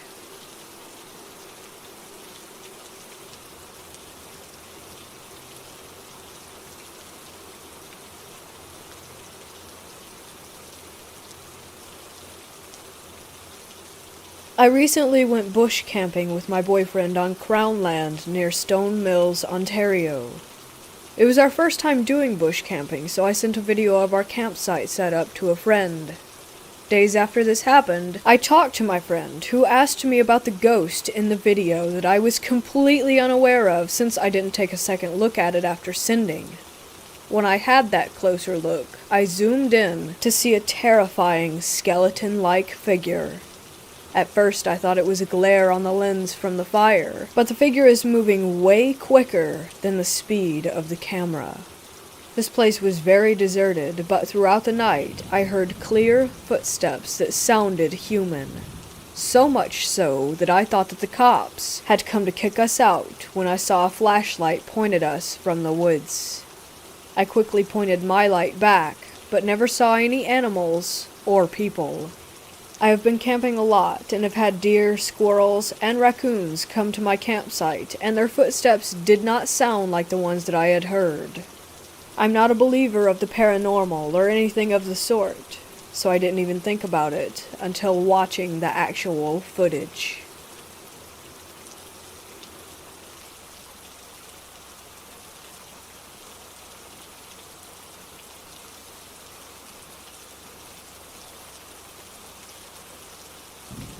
About 10 years ago, I moved into a new home in Indiana with 3 roommates. I won't go into too much detail about where the home is located out of respect for my former roommates, one of which still lives there. I will say that it is located in a very old part of town, a few blocks off of one of the very first main roads that used to be in the town, that was settled in 1846, I believe. Anyway, this house was definitely not what comes to mind when you picture a haunted house. It was built sometime in the early 80s or early 90s. It was pretty ordinary looking. 3 bedrooms with a small loft area, tiny bathrooms, and not a whole lot of room for 4 adults to spread out. But when you're a college student in your early 20s and have the opportunity to split rent 4 ways, this seemed perfect. We had all our own tiny little spaces, shared a kitchen and living room, and spent most of our time just bullshitting around the dining room table. The house was owned by an older couple who lived in a city about 20 minutes away. They began renting the home out to help finance their retirement. They were sweet, and pretty relaxed on any rules for the home. They told us right off the bat that they were not physically fit enough to do any maintenance or repairs on the house should anything go wrong, so we were told to call them with any issues, and they would send over their handyman, or whichever professional was needed. They never came to the house. Not once. We paid rent by money order through the mail. I didn't find this strange at the time. The first weird event occurred about a week after we all moved in. We all worked the night shift at our respective jobs, so the house was empty all night and we arrived home around the same time early in the morning. We dragged ass into the living room to enjoy some sort of fast food breakfast before passing out when we realized that the entire carpet downstairs was soaked. A pipe had burst beneath our dishwasher during the night and flooded the kitchen, dining room, and living room. Our landlords had the floor replaced within a week, and we went on with our lives. Then, about a week later, we were baking cookies in the oven when all of a sudden the cookies burst into flames. The oven was producing so much heat that I was afraid that the whole thing would catch on fire. The landlord sent a repairman who told us that something had caused the internal thermometer in the oven to be so uncalibrated that you could set the oven temp to 300 degrees, but it would be more like 475 in there. Again, we had it fixed and moved on. It wasn't long after that when the unexplainable and unnerving activity began. The ceiling fans in the rooms would turn on randomly and they would spin so hard that they would rattle and shake to the point that it looked like the thing was about to fly off of the ceiling. Every room was equipped with button switches. There are 4 buttons on the wall, 1 for the light and the other 3 for various speeds for the fan. The fan would make a 2-tone chiming noise when you would push the button to turn it on. No one would be able to turn on a fan without pretty much everyone in the house hearing this chime. We were creeped out, but chalked it up to faulty wiring or a power surge. That chime still haunts my dreams. Then came the TV issue. We all pulled together to buy a large flat-screen TV for our living room, brand new, name brand, extra warranty. The TV would turn on by itself constantly. We returned it to the store, exchanging it for a new one, and thought it would be fine. We would be outside or in a different room and hear the chime, go turn the fan off, and realize that the TV had just turned itself on. This happened 5 or 6 times a day. It was unable to be ignored. 2 separate things in 2 different rooms turning on almost simultaneously. The electrician was called. He found no signs of faulty wiring, and I think he thought we were making it up. After months of this, we began to hear the whistling. 3 notes whistled by an unseen force at all times during the day. This would usually happen when you were in a room by yourself. I would get this sick, anxious feeling like I was being watched, and right then, I would hear the whistle. Someone or something wanted our attention, and he got it. 3 of us were totally convinced that our house was haunted. Our other roommate was a skeptic, and also pretty much had to make this living situation work, or he would be sleeping in his car. About a year and a half of living in this house, dealing with constant phenomena, it ramped up again. We would be in the kitchen making dinner, go eat in the living room, and come back to find every cabinet door open. Sometimes the refrigerator and oven doors were open too. This happened probably 3 or 4 times a week, on top of all the other crap. I was over it, but had no idea how to fix it.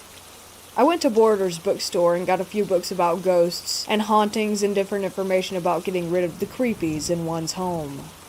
I decided to do a smudging, and I could not have been more sorry about that decision. We planned to do all the sage smudging together, and our Catholic roommate also had his priest come in and do a house blessing that same day.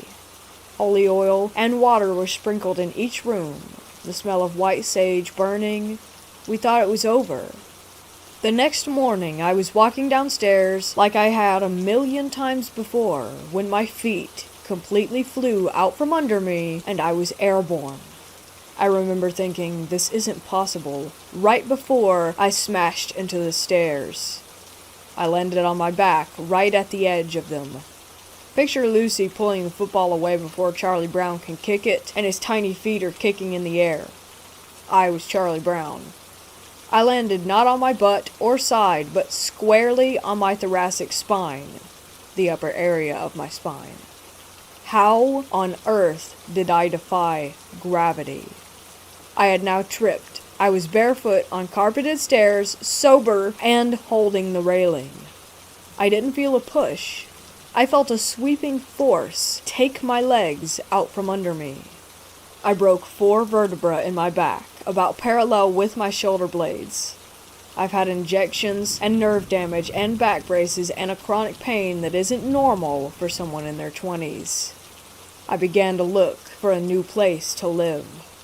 I found out that I was pregnant with my son about 2 months later, and decided that the risk was too great to live in that house pregnant, so I packed up that night, told my roommates that I would continue to pay my portion of the rent until our lease was up, and moved back in with my parents. I was only staying with my parents for about a month before finding a new safe place for my baby, my now husband, and I. But I lived constantly on edge thinking, what if it followed me? It didn't.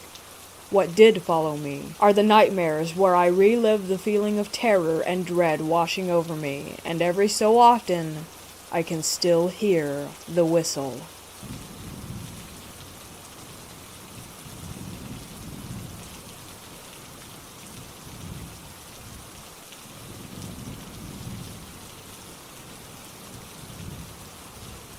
This happened when I was around 9 or 10.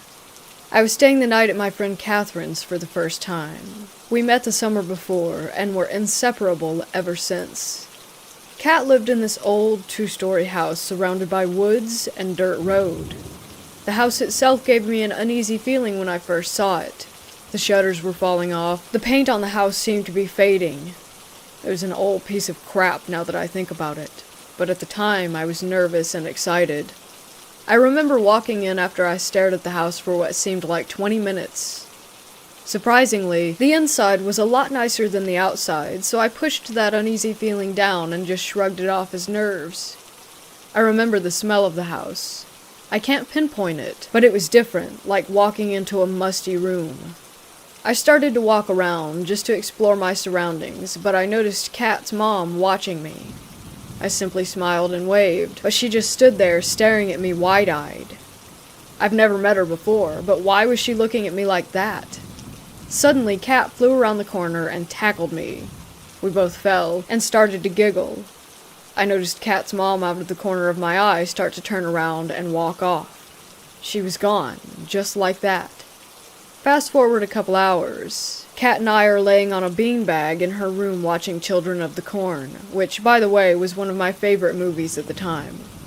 I grew up watching horror movies, mostly Stephen King or any movie my mom was watching. Not her decision, mine, because I love the feeling that a good horror movie gives you. She felt the same way, and that's why we clicked so much. Back to the story. We were sitting here watching this movie, and suddenly the door opposite us slams closed. We both jumped, giggled, and brushed it off because, well, we were kids. Until the second time, when it creaked open and slammed again, not even seconds after the first time. Now I'm sitting there staring at this door, trying to figure out how in the hell it's opening and closing by itself. In the midst of all that, the only other person in this house is her mom, who I figured out earlier was just a tad bit creepy. "You think it's just your mom?" I asked her, but she shook her head. "You sure?" I asked again, but she said something that gave me chills, and still gives me chills, just telling this story. "My mom isn't home, it's just me and you, silly." I just stare at her while she's staring at me, trying to wrap my head around what she had just told me. "Where is your mom?" I asked her. "She's at work." I giggled, thinking that she was just trying to trick me. "She is at work. She only works for a couple hours, so she leaves me here because she trusts me." At this point, I'm just looking at her, and she noticed this look of concern on my face. "What's wrong?" she asked. "If your mom is at work, then who was that lady looking at me earlier?" As I said this, we heard what seemed like footsteps at the time, but thinking about it now, it sounded like shuffling in one spot above us. I'm completely terrified at this point. Every hair on my neck is standing on end, and I just want to leave. I start to get up when Kat pulled me back down and asked me if I had heard the noise. I nodded. It was silent again until the footsteps were back, but louder and faster. We both gazed up at the ceiling and she grabbed my hand. "This happens every day," she whispered.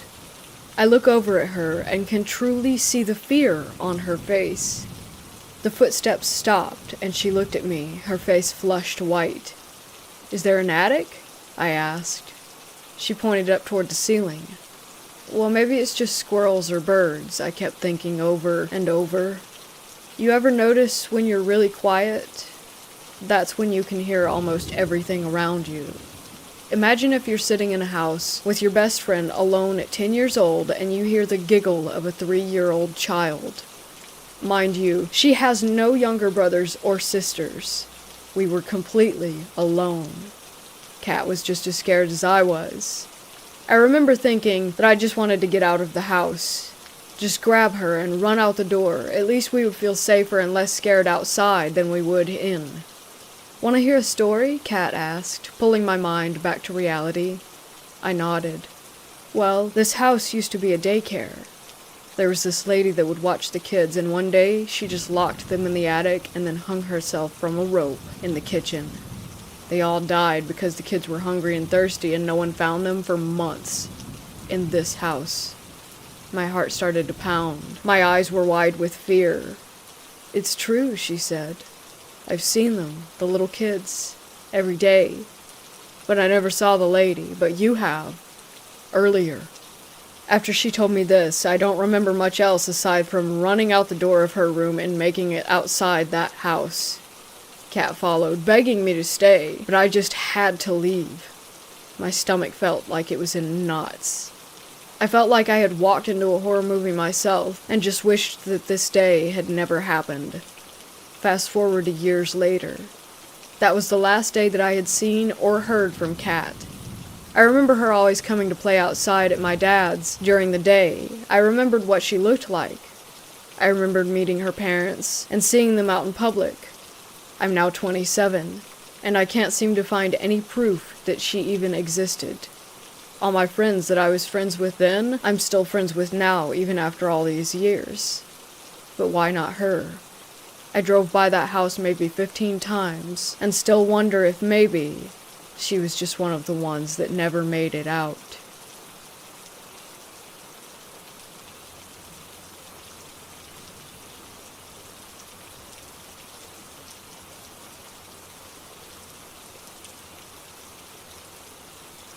For years, I've dealt with the disappearing object phenomenon, but lately items have started appearing or reappearing as well.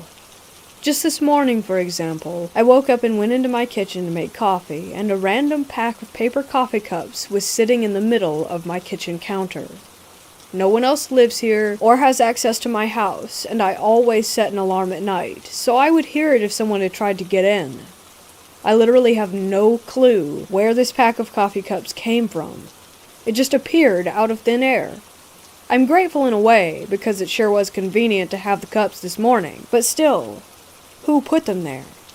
I even checked my Amazon history to see if somehow I bought these without remembering, but no such purchase was there. I've had other objects randomly appear in my bathroom too. Lip glosses that aren't in a color that I would normally buy. I've had strange food items that I didn't buy appear in my pantry too. Boxed soups, ketchup, I don't even like it. Mustard, don't use it that much. And a random bottle of soy sauce. I don't even know what to think about this.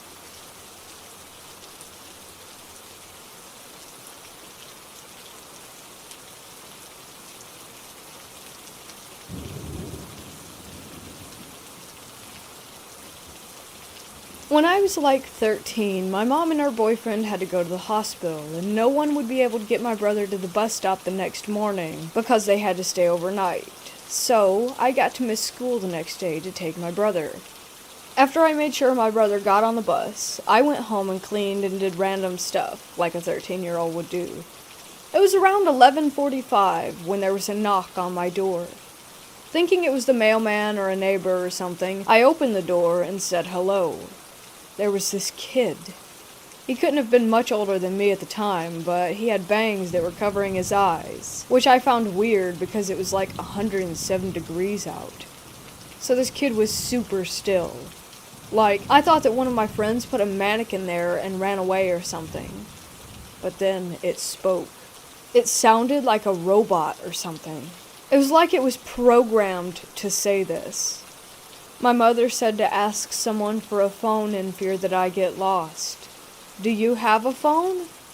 At this point, I was crapping my pants because 1, I'm a 13-year-old girl, and this older boy was dressed like a burglar and at my door with half his face covered. 2, for some reason, I just couldn't look away. I felt like if I moved or said anything other than yes, that I would explode. And 3, I saw 2 other boys around the same age standing in my driveway dressed exactly the same way as the one in front of me. Baggy jeans, dark hoodie, and scruffed up Vans. I began to stutter and shake my head. It was the only thing I could do. I finally got out a no and then started to close my door, but he put his foot in the way. Then the 2 others started walking up, and I was going, hell no. I grabbed the bat by the door and threatened him. If you don't leave right now, I'll kick your ass and then call the cops. I shouted loud enough so that at least one of my neighbors could hear, I hoped. Now, I was this short girl with SpongeBob pajama pants on. I was in no way intimidating. Then he moved his foot and stepped back into the middle of the other 2 perfectly. Then the far right one said in the exact same tone of voice as the first, I'm sorry to bother you. I'll just come again later and ask. Internally, I was planning my funeral. Just as I was about to close the door, the first one smiled and looked up. And that was when I saw they had black eyes. Then the other 2 looked up, and they were the same. I was like, nope, and slammed the door shut, then called my neighbor, who was this big-ass 20-something-year-old dude. He ran over and looked for them all around my house, but he said they were gone. When I told my mom all of this, she didn't believe me and said I was lying. said me, the girl with absolutely no social life, who was afraid of her own shadow, was lying.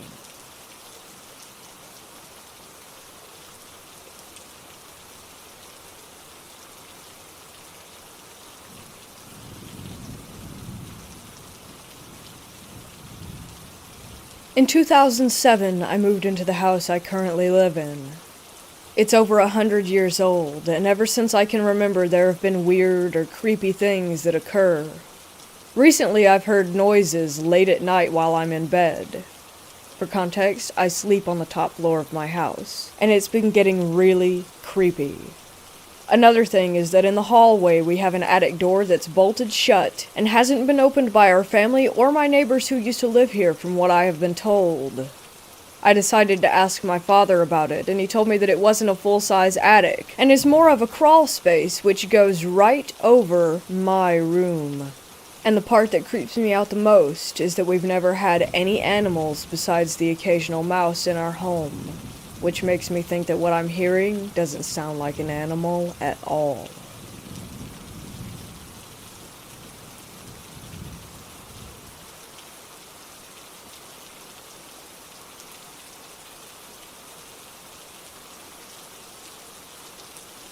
I'm not saying we have a ghost, spook, or spirit, but something phenomenological is definitely happening in our home. The brief background on the home is that it's over 70 years old in an older part of our town. The previous resident was a well-respected attorney in the area, and he died here. We wouldn't learn this until after we moved in. The house was almost completely dismantled and rebuilt with new everything. Paint, electric, plumbing, drywall, etc.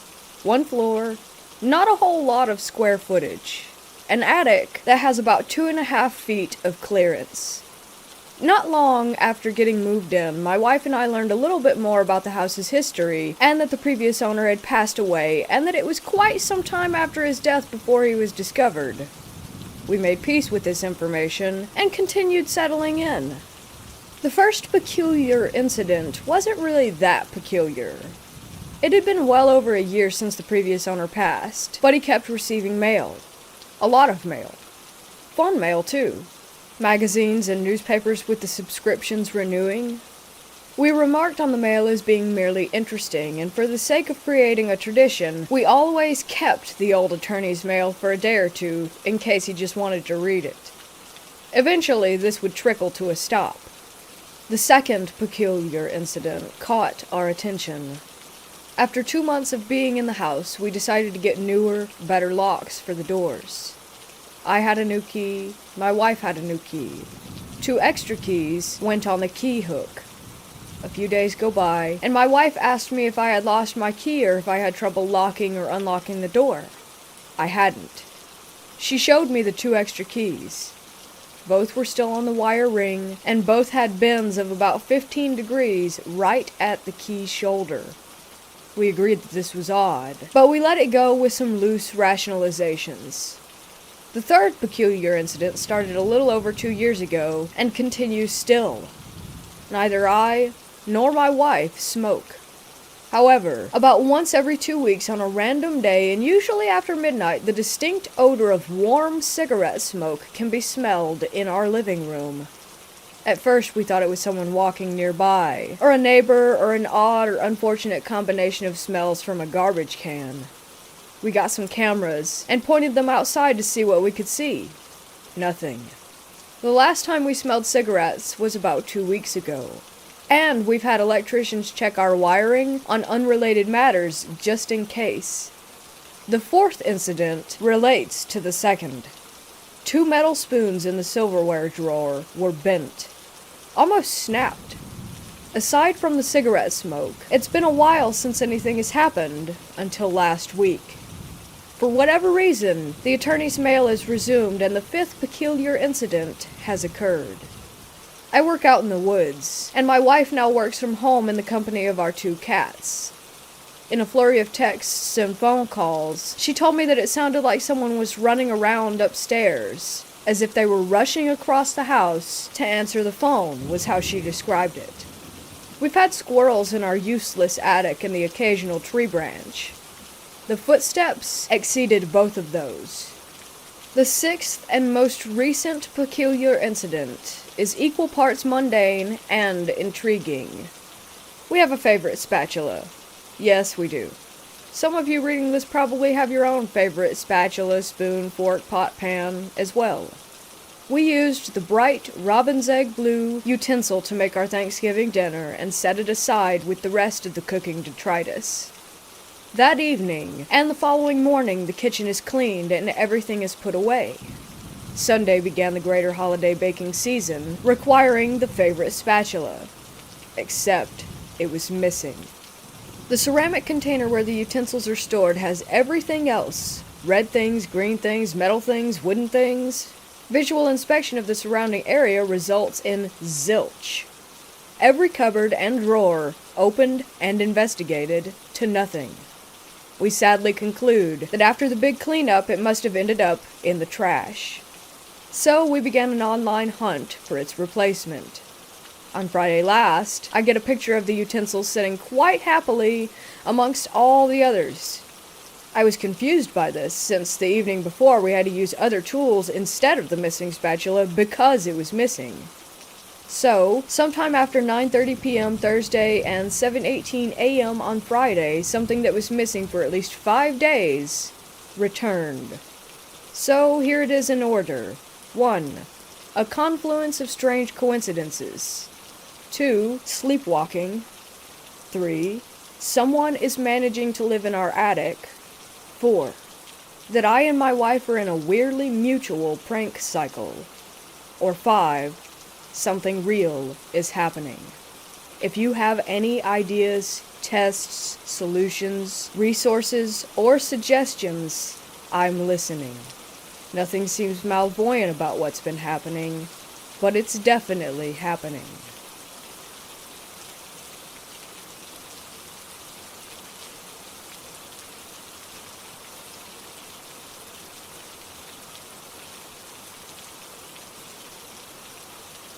This past weekend, my boyfriend came over, and we were hanging out downstairs.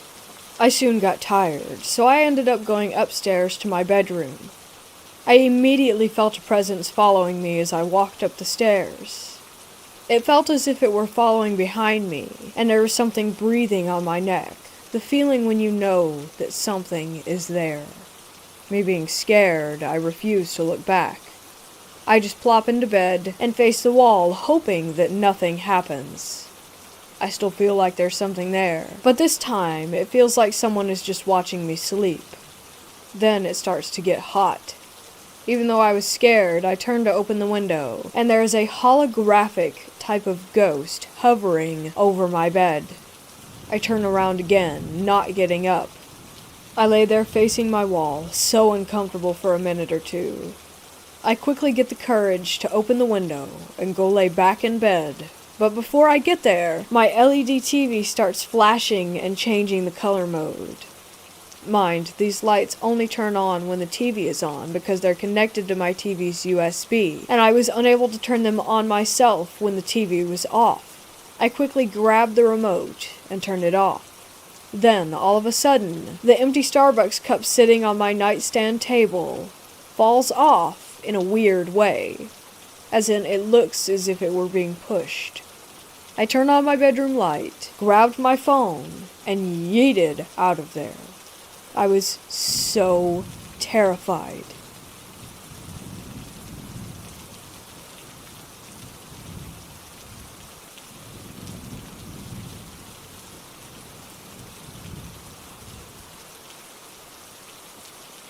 I have had 2 premonitions up to now. Both happened in 1992, a long time ago, but a year full of disasters in the Netherlands. In both dreams, I was standing in front of a window, observing the disaster unfolding. These dreams were also so vivid that I can still remember them in clear detail. The first one was that suddenly, I was in an office looking outside overlooking a chemical factory. I immediately knew that it was the Sindhu factory nearby. Suddenly, one of the reactor vessels exploded, setting the whole of the factory into flames.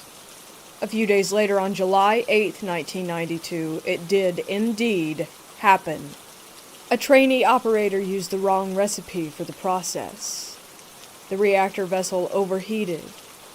The company brigade started cooling the vessel down, but to no avail. The vessel exploded. One of the valves was found 2 kilometers away. The 3 firemen died, and 11 other employees were injured, of which 1 had very severe burns. A few months later, at the end of September in 1992, suddenly I again had a vivid dream of standing in front of a window, this time at the Zilmer area in the southeast of Amsterdam. I saw military planes dropping bombs on a block of apartments. In the early evening of October 4th, 1992, an El Al cargo Boeing took off from Amsterdam Airport, heading to Tel Aviv.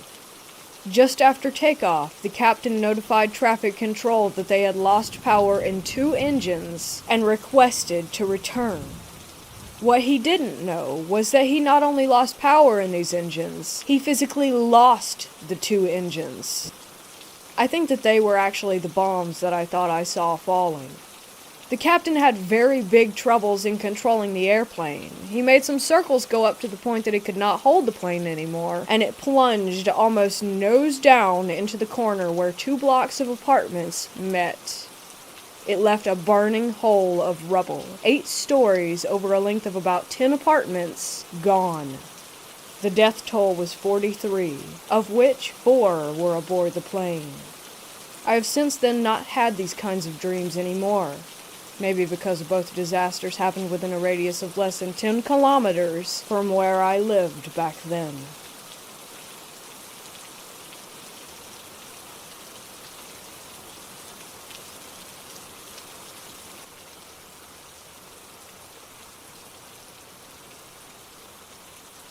My mom and I moved into a house when I was in the 5th grade. For the record, I'm 25 now. And there was a room in the attic that looked like it was actually built to be part of the house and not some makeshift DIY room. The attic was also not your typical attic with a pull-down door, but a walk-through door. Anyway, the layout was that it made an L shape, and all wooden, and the room was obvious at the end of the L. We used the attic for Christmas decorations and whatnot. But anyhow, on with the story. I turned the room into my little hangout area. The only thing in there when we moved in was a wooden table with 4 chairs and then some weird bench that I hear was a bed, but it didn't look big enough. So me and my friends would always go in there to hang out, play games and whatnot. Well, one day I accidentally broke the table and was worried that my mom was going to be mad at me. I don't think she would have cared since the stuff was so old. But out of fear, I just grabbed all the stuff that I owned and left the room, closing the door behind me. I think I remember once going back in there a few years later, like 9th grade maybe, but never actually spent an extended period of time. I would always stack the Christmas decorations in front of the wall and door to it. The year before we moved, we decided to move everything into the garage after Christmas for my senior year in high school. That way we didn't have to deal with it when the movers showed up. We never used the garage anyway, but got rid of lots of stuff the year prior, so we had plenty of room. That was the last official time I saw the door. But the absolute last time I stepped foot in that house, the stuff was all packed away, on the truck preparing to leave, and I was doing one last walkthrough when I decided to go into that room and make sure that I didn't forget anything and leave it behind. I went to go to the attic, and it was missing. Nothing but a blank wall. Like there was no way a room could have ever even have been there. I was shocked and asked my mom, but she had no idea. I even called my friends to verify, and yeah, they all remembered the room, but she didn't. It was odd. Very odd. I never felt anything weird about the room at all. Like, I'm pretty sensitive to paranormal stuff, and this just seemed like some random room. The house, in my opinion, was haunted because a guy hung himself in the living room, but I don't believe that that was connected.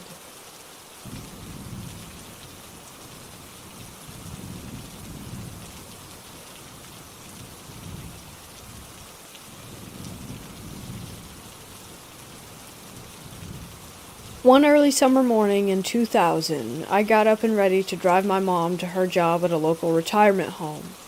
It was dark starting out, but the sun was gradually coming up. I dropped her off and started returning to her house. Halfway back, driving on a country road densely populated with trees and houses, I noticed a car coming because I could see its high-beaming lights from a short distance. I also saw a large, jet-black dog in my path, standing completely still with its head pointed forward. It had a slender build. Having only a few seconds to think, I decided to continue forward and brace for the impact from running into its body. I closed my eyes as I got the closest to it, and continued to drive without swerving, and to my surprise, I felt nothing. I slowed down to check for the dog, but there was absolutely nothing back there. As I continued my drive, I felt strange because there was no way that I would have missed that animal. It was not facing me. It was facing right. I would have struck it broadside. Anyway, I'm thankful I didn't swerve. I feel like had I swerved, things would have been very much different for me today. I do believe that I could have died.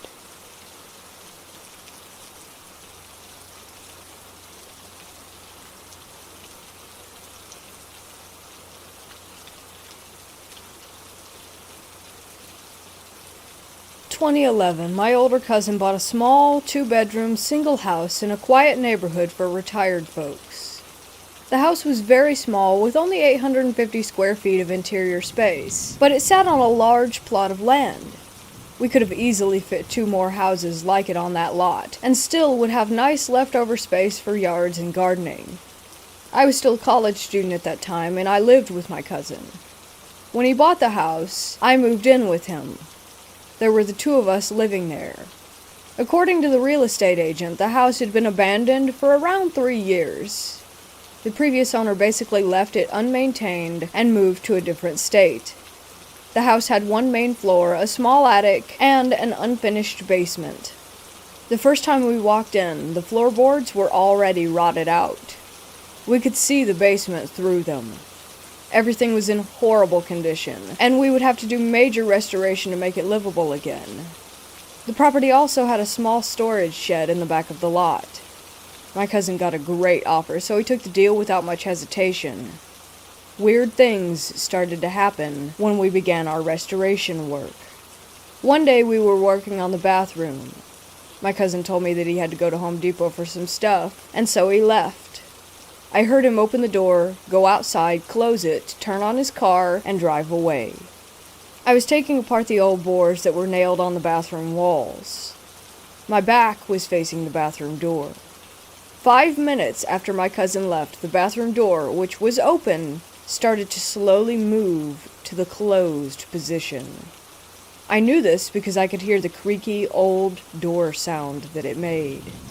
I turned around and saw the door continue to close on its own. Then it stopped just as it touched the door frame and bounced back a little. I thought maybe it's just the wind. Then, suddenly the door pulled itself shut tightly, as if there was someone on the other side of the door. It happened right in front of me. I was only 4 feet away. No wind could have done that. Plus, all the windows were closed around the house, so there couldn't possibly be any form of breeze. You might think that maybe the AC caused it, but no. This old house did not have central AC. We had to put in window AC units afterward. At this point, I thought my cousin was messing with me, so I called out to him, but there was no response. Just silence. I opened the door, continued to call for him, telling him to stop playing around. But my cousin was not there. I checked the parking lot, and he was, in fact, gone. I even got outside and did a perimeter check, but no one was there, and I still cannot explain what happened. After the restoration was done, we moved in. My cousin sometimes went on business trips for weeks, and there would just be me in the house. The following happened whenever I was alone. One night I was studying and had my headphones on. I heard sounds of someone walking around in the basement, which was directly below my bedroom. It sounded like they had slippers on, and I could hear the sound of them dragging on the concrete floor with each step. What's weird was that I could not pinpoint exactly which direction in which it was coming from. It's a strange sensation when the sounds were coming from the back of my head, as if they were just right behind me. The only reason that made me think that it's the basement was because the basement was the only area in the house that had concrete and that could have made the concrete slipper dragging sound. So I took out my headphones, and the sounds of the footsteps still went on. The volume of the sounds stayed the same, with or without the headphones. I thought my cousin had come home early, so I called out to him and got no reply. I took the flashlight and went to the basement to check it out. It was dark and quiet. No one else was there. This happened 3 or 4 more times within the first 2 months that I lived in that house. After that, I didn't experience anything unusual anymore. My cousin never felt or saw anything weird, but he seemed interested in my stories. His girlfriend, now wife, who had been to the house every other week or so, also expressed her uneasy feelings during her stays. By 2016, during a thunderstorm, the thunder struck our storage shed in the backyard and burned everything inside it. Luckily, the house was untouched.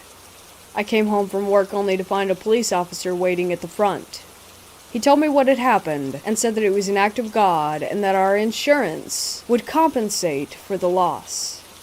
In our Asian culture, people say that when thunder strikes somewhere, often it is to strike down a malevolent force or spirit. We quickly formed the realization that this thunder strike was more than just an accident. I got my own place and moved out a few months after the fire. My cousin bought another house with his wife a year after that. He still owns the creepy house, and it's been left unoccupied since 2017.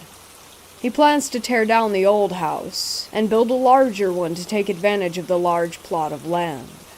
The experiences at this house were the closest I've got to what could be considered paranormal.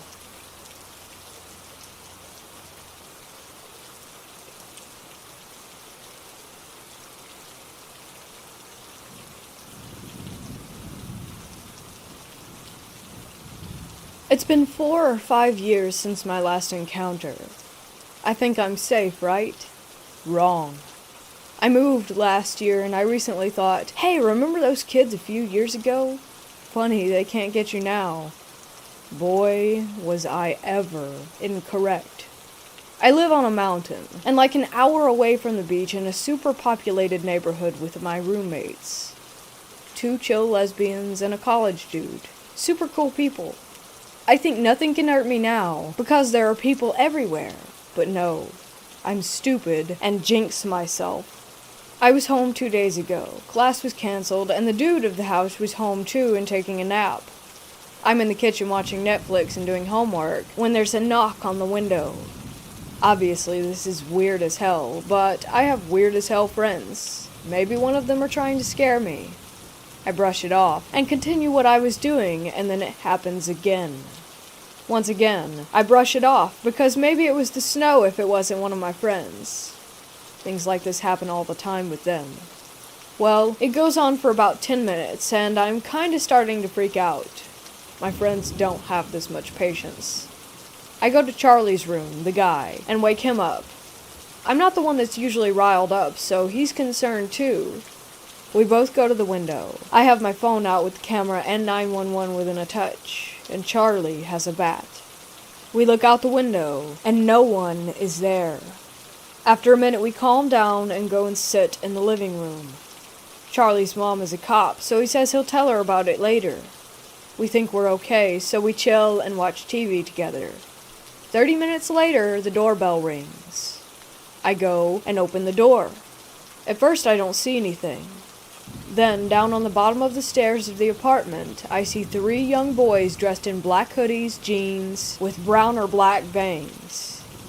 At first I didn't move, I was frozen in place. Then Charlie asked who it was, and I came to my senses and got a good look at the kids, then slammed the door shut behind me. I started bawling, and I mean sobbing. I had no clue what to do. Charlie's freaking out because I don't cry, especially in front of people like that. He ran to the door with the bat that we have on the windowsill and looked outside. He saw them too. He started freaking out because he didn't know what to do, so he started yelling at them to leave. He said they started smiling. I was crying even more now, and he was still screaming, and I think the neighbors wanted to call the cops. Now think about this. He didn't know what they were. He thought they were normal kids that had scared me. He didn't see their eyes yet. I started yelling at him to go inside when I hear a bunch of footsteps running up the stairs and Charlie screams and runs in. He's telling me he saw their eyes and that they were black, and now we're both freaking out and grabbing kitchen knives. Eventually we calm down and look outside again.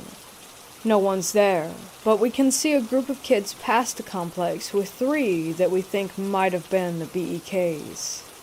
I told him about the other thing that happened to me, and now we're scared to be in this house. We told the other roommates, and they thought we were high or something, so once again, no one believes me. This happened about 3 days ago, and I've been on edge ever since.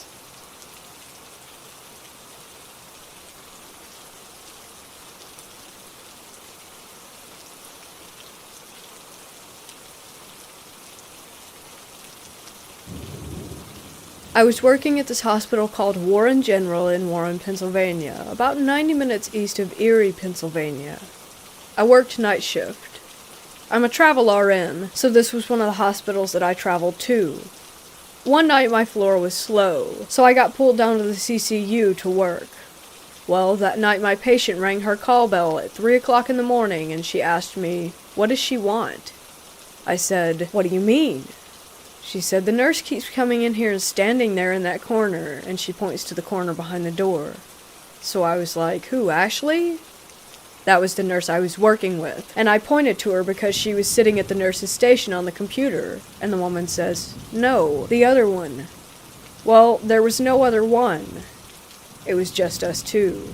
And FYI, the patient was a woman in her 50s and didn't have any history of mental illness and was not taking any meds that would make her hallucinate. I kind of laughed, and I was like, "It's just us." And she just stares at me, so I say, "Okay, if she does it again, just yell for me and I'll come right in." Her room was 8 feet in front of the nurse station. About half an hour goes by, and she yells, "See, there you go again." I got up, started walking. I hear the bathroom door shut. It had been cracked open just a little bit to give her dark room a little light. I walk in and I say, "See, you're dreaming. There's no one else in here."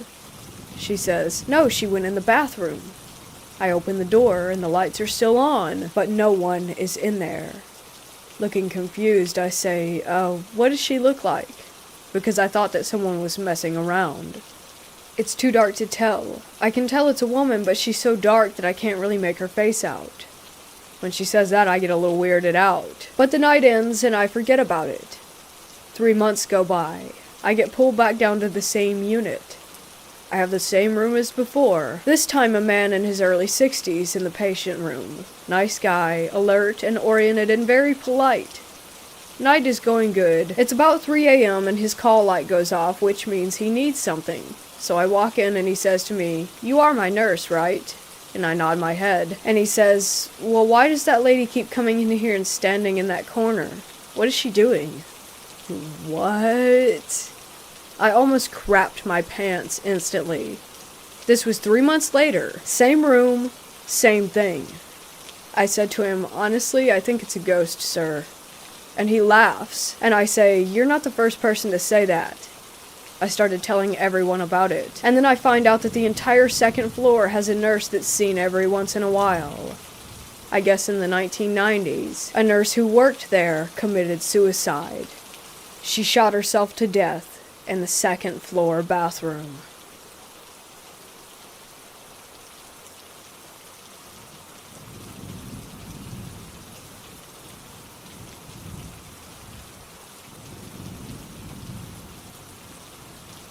It's 12:44 a.m., and 10 minutes ago, I saw a ghost.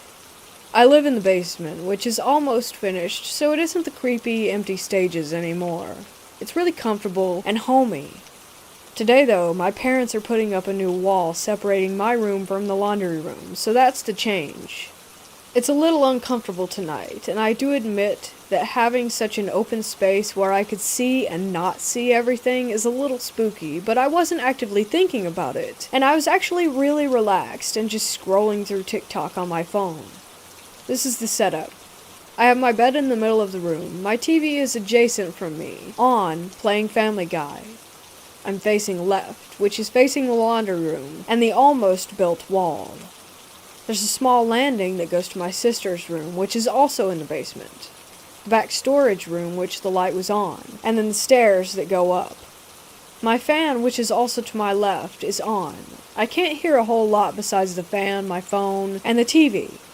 My phone is positioned almost directly in front of my face, but with what I saw, it was not in my peripheral. It was directly next to my phone's screen, so I clearly saw it.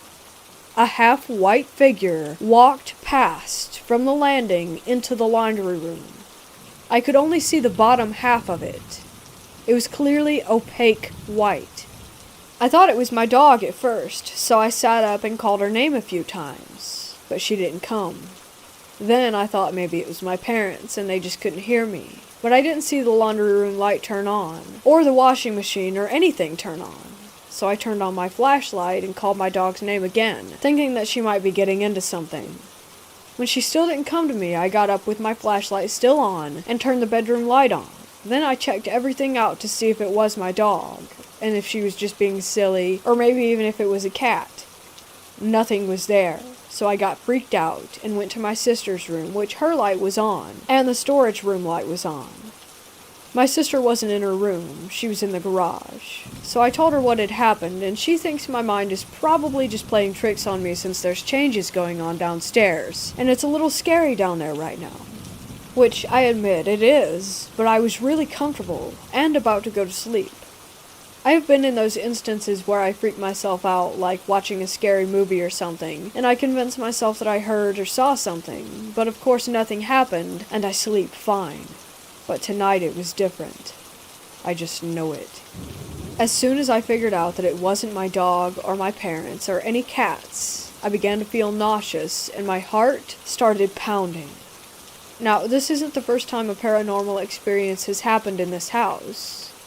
It's just the first time in a while. Recently, my grandmother passed away upstairs in what's now my parents' bedroom. My grandfather also passed away in this house in the hallway going to the garage. Every paranormal experience we've had, we know that it was one of my grandparents, since it was never malvoyant and we never felt nervous or scared. I'm not saying the spirit I saw was malvoyant. I do believe that it was my grandma, but it still did freak me out. And I did cry. It's only been a month and a half without her, so it's nice to know she's still around. But it was awful timing, Grandma. I'm now sleeping upstairs until my parents finish the wall. Good spirit or not, it's still nerve-wracking to have a paranormal experience.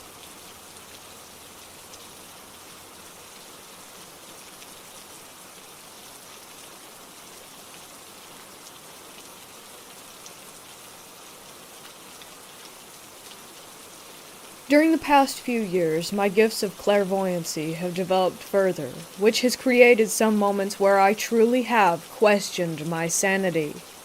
Former teachers of mine have communicated to me from beyond their grave. 2 of them have led me to where they are buried, and I have predicted 3 district deaths.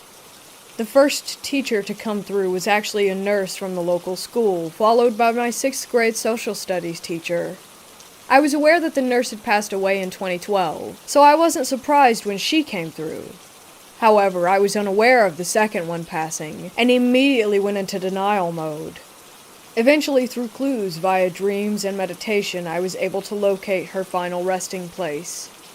I went from being in denial to being absolutely speechless.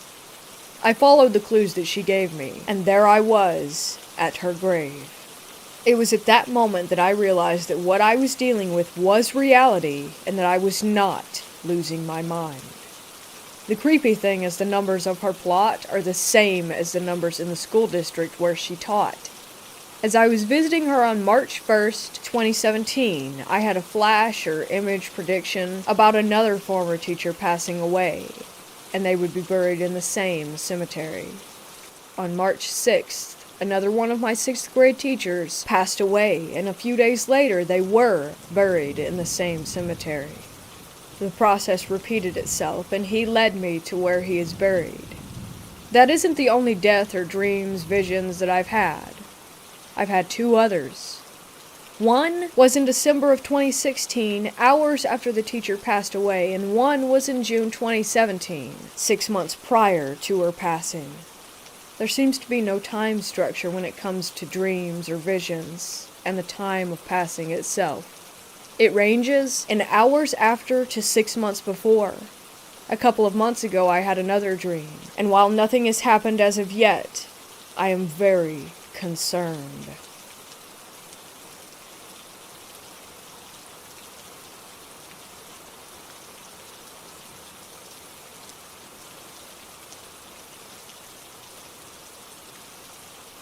When I was a kid, I lived in a 1-story house that had a very small space that you could consider an attic. We didn't keep anything up there because it was such a small space. I don't even know where the entrance to it was, if there was one. But, and this started right as we moved in, after we would go to bed, I lived with my grandparents, I would start hearing footsteps up there. I knew they were footsteps because they would move in a rhythm and go from one end of the house to the other. I lived in that house from when I was 8 to 12 years old, and this happened every night. I repeatedly tried telling my grandparents about this, and they always said it was just the house settling. I was never able to sleep well as a kid, so while my grandparents would be asleep as soon as 8 p.m. struck, I would be lying awake in bed staring at the ceiling. It was always the most terrifying when the footsteps stopped right above me, like right over my bed, and then in a few seconds to minutes they would walk back to some other location up there. Nobody ever believed me that this was happening. My granddad had even found holes that had apparently been drilled in several of the walls, one in the bathroom, and he wrote it off as a previous owner running cables through the walls. Lived in that house for 4 years, and was convinced that someone was living in the ceiling above us and would become active when they thought that we had gone to sleep. I'll never forget that. It always happened at the same time of night, right after we went to bed. This was back in the late 90s to the early 2000s, so I don't know if there could have been cameras or something that they could have been watching us on, but they definitely knew when we went to bed. I'm still to this day convinced that someone was up there. Paranormal? I don't know. It's worth mentioning that one of the previous owner's kids did die in the house. They had a wolf-dog hybrid as a pet that mauled him in the living room. Anyway, I thought I'd share that because literally no one believed me, ever, to this day. But I know that footsteps are different from houses settling. This would go on into the wee hours of the morning, and I would usually finally pass out when the footsteps had gone off to a different part of the house.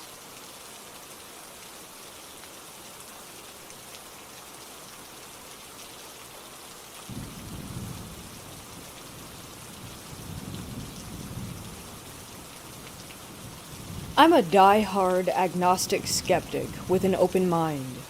I believe that anything is possible, but I want a logical and preferably scientific reason behind that anything. The last 10 days, however, have been absolutely insane. It started when I was a little kid. In my memories, I see kids between the ages of 5 and 11 with solid black eyes and smiles too big for their faces. I had a bad childhood, so I just figured they were added memories by an imaginative mind, because that's the answer that solidly fits my skeptical scientific worldview. Last month, I started seeing a girl. She told me about her experiences with sleep paralysis and shadow people. I explained to her that it was a rational experience caused by being in a hypnagogic state. Then she brought up the Cheshire Cat kids. Her recollections matched mine as a child. It was unnerving to say the least, and she and I spent almost an hour discussing the most minute details about them. Our stories matched. So, she does acid with her friends about 10 days ago, and told me that she stepped outside. A group of 6 of them were waiting for her. They showed her scenes from my life that were my darkest. She described them to me too accurately for her to have heard them from a second-hand source, which would be hard to do anyway, considering that I don't like sharing such detailed information. They then told her that I was going to die soon, and that she should stay away from me. This has put a monkey wrench into one of the most promising relationships of my 25 years. Since that night, I have nightmares of them coming into my room, licking my forehead, and showing me the memories of my past as if they were happening in that moment, complete with smells, sounds, sights, etc. I have written this part off as my subconscious mind reacting with my long-dormant PTSD, but they got more and more vivid. While this is happening, she has been distancing herself more and more. Last night was the weirdest part of the tale, however. I was driving down a windy country road to calm myself, and a pair of headlights flies from around a bend and runs me off the road, almost into a tree. When I looked, however, there was no car, and the headlights extinguished after passing me. I'm chalking all of this up to anxiety-started delusions and possible schizophrenia, but I cannot explain how she knew what she did, and why all of this is suddenly happening.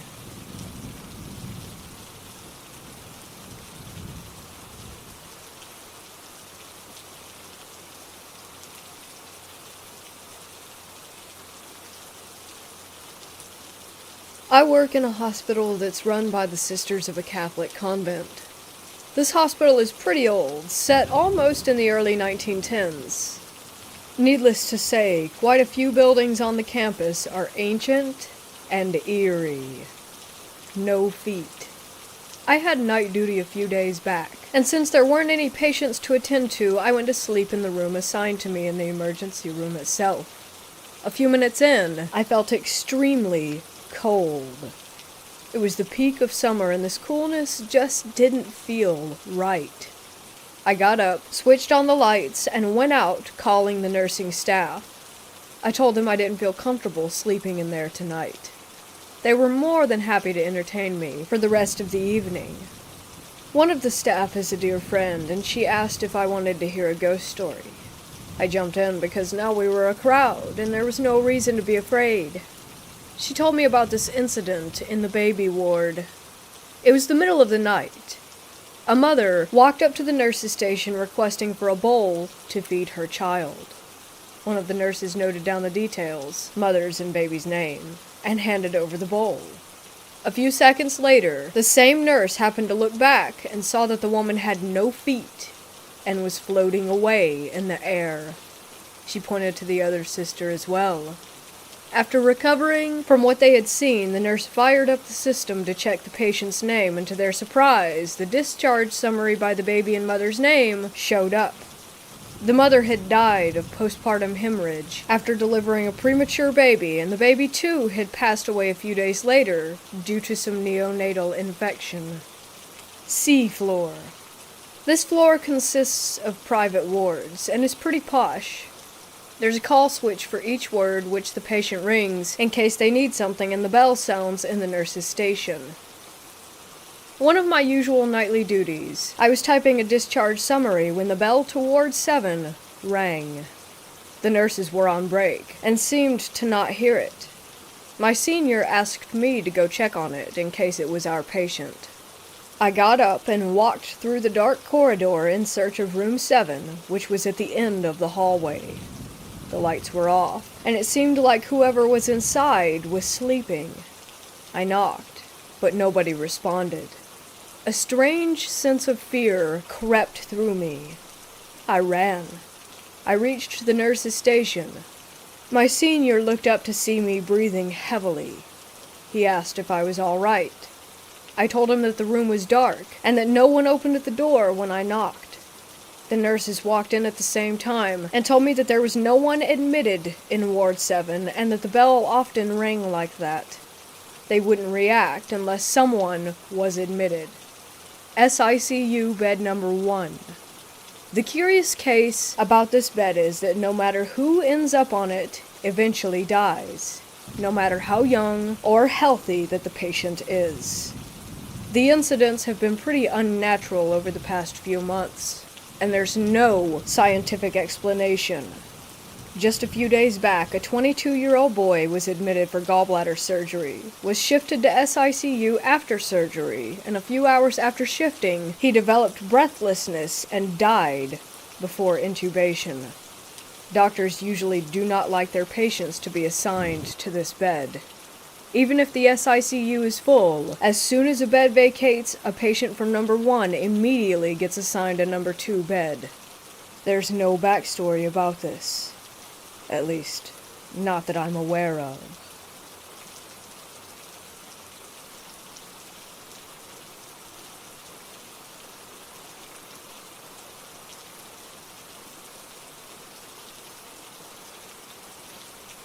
This happened when I was around 9 or 10. I was staying the night at my friend Catherine's for the first time. We met the summer before and were inseparable ever since. Kat lived in this old 2-story house surrounded by woods and dirt road. The house itself gave me an uneasy feeling when I first saw it. The shutters were falling off. The paint on the house seemed to be fading. It was an old piece of crap now that I think about it, but at the time I was nervous and excited. I remember walking in after I stared at the house for what seemed like 20 minutes. Surprisingly, the inside was a lot nicer than the outside, so I pushed that uneasy feeling down and just shrugged it off as nerves. I remember the smell of the house. I can't pinpoint it, but it was different, like walking into a musty room. I started to walk around, just to explore my surroundings, but I noticed Kat's mom watching me. I simply smiled and waved, but she just stood there staring at me wide-eyed. I've never met her before, but why was she looking at me like that? Suddenly, Kat flew around the corner and tackled me. We both fell and started to giggle. I noticed Kat's mom out of the corner of my eye start to turn around and walk off. She was gone, just like that. Fast forward a couple hours. Kat and I are laying on a beanbag in her room watching Children of the Corn, which, by the way, was one of my favorite movies at the time.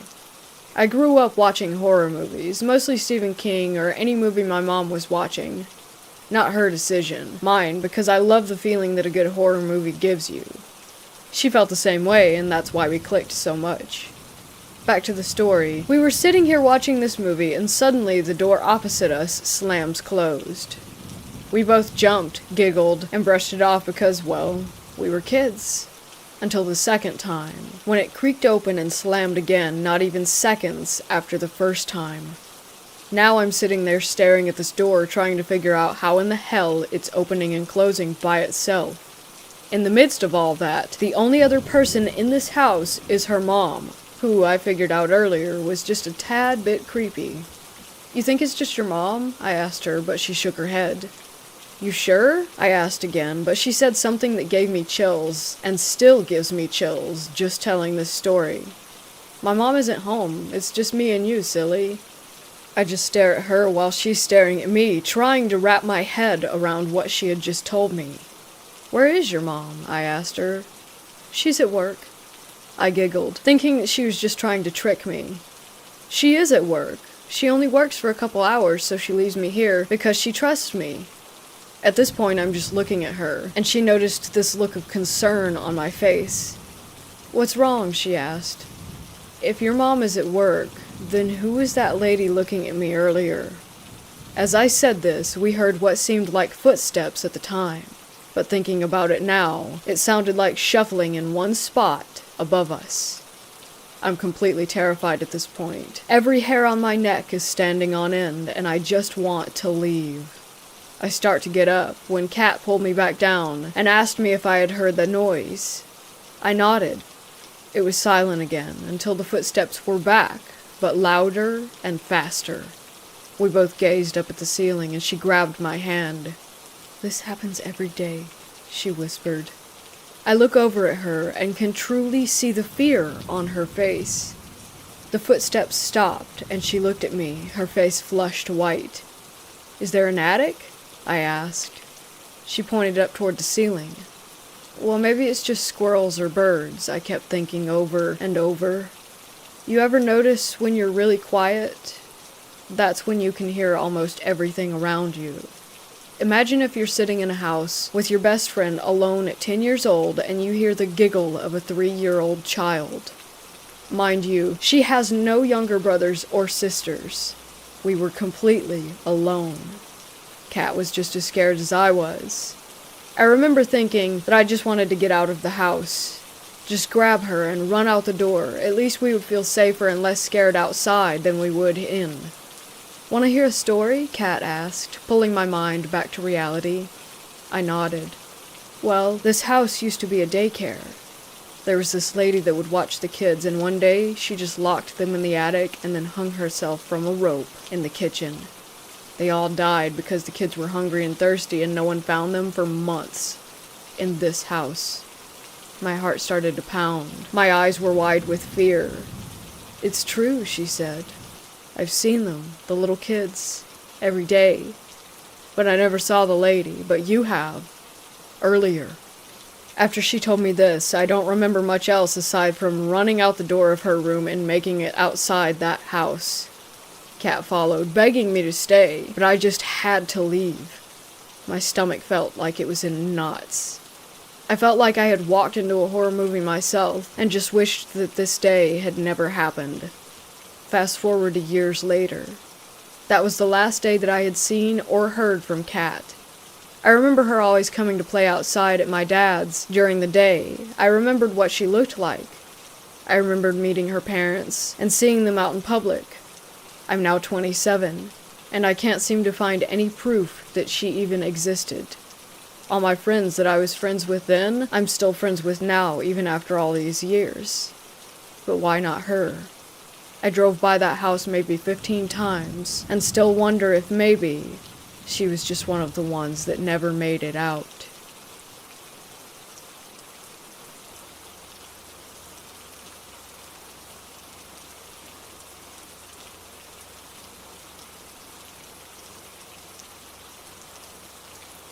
So about 15 years ago, I was living with my ex-girlfriend, my sister, and her husband in an old house not far from town. Within the first few weeks of living there, strange things were happening regularly. Lights going out randomly, noises upstairs. At one point, one of the windows at the back of the house was cut. Like someone had went in with glass cutters trying to break in, but gave up on it and left. Creepy stuff like that. That was bad enough, but things got pretty severe as time went on. One week in particular was truly insane. The first thing that happened that week was on a Tuesday night. Everyone was working, and I was home alone watching TV when I noticed that our cat was acting really weird, backed into a corner and arched up as though she was scared. When I went to get up, the electricity went out in the house, and it was pitch black inside. The second that happened, I heard really loud footsteps running down the stairs toward me. I got up and braced myself for whatever it was, but there was nothing. I gathered myself and went outside to the front garden to check if the other houses' lights were on, but my house was the only one that was dark. I went to the fuse box to reset the trip switch, and all was back to normal. A few days later, I think it was a Tuesday, we were all sitting in the living room watching a movie and eating a pizza. The lights were on, there was a good atmosphere in the house, when out of nowhere, a massive bang happened upstairs. We go up to check it out, and I went into our bedroom and saw that my bedside table was in the middle of the room. But the worst and last thing that happened to me was on a Saturday night. I'll never forget this. It still gives me chills when I think about it. We go to bed, everything's normal. We watch a bit of a movie and fall asleep. I wake up facing the wall and glance at the alarm clock.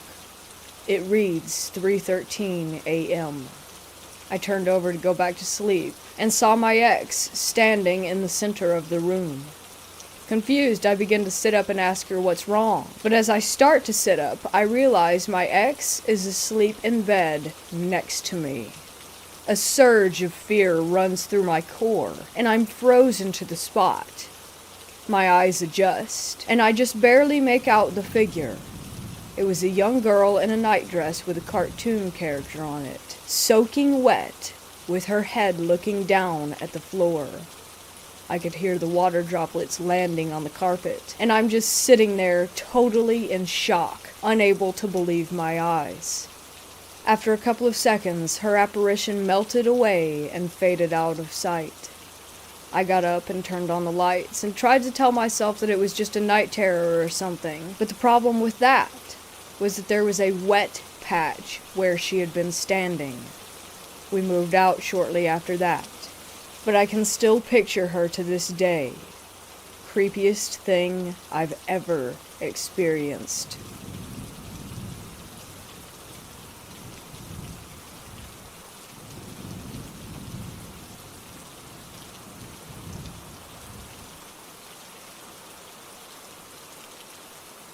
I'm going to start this out by giving some background on my mother. She's currently 58, a nurse, and a devoted Christian.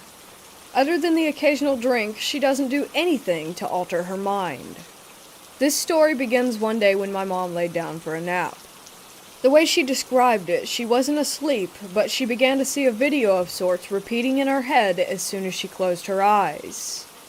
She saw a young teenage girl dressed in a schoolgirl outfit, floating away in a boat and waving. My mom could feel her emotions, her sadness and worry for her grandmother as she said goodbye. She could feel that this girl was going to a peaceful place. As well as this, she saw a calendar turn 3 times. This vision repeated itself once or twice, until my mother came to. She thought it was a vision of our family friend Shannon, but it didn't look quite like her. Later on, during the month of March, there was a shooting at a local rave. Shannon's younger sister was shot and killed. She was wearing the exact schoolgirl outfit that my mother saw her in during the vision. The fact that it happened in March means that the calendar was a warning of what was to come. We are unsure of why exactly my mom was meant to see this, but we were able to provide some comfort to the family by letting them know that she was somewhere safe and peaceful.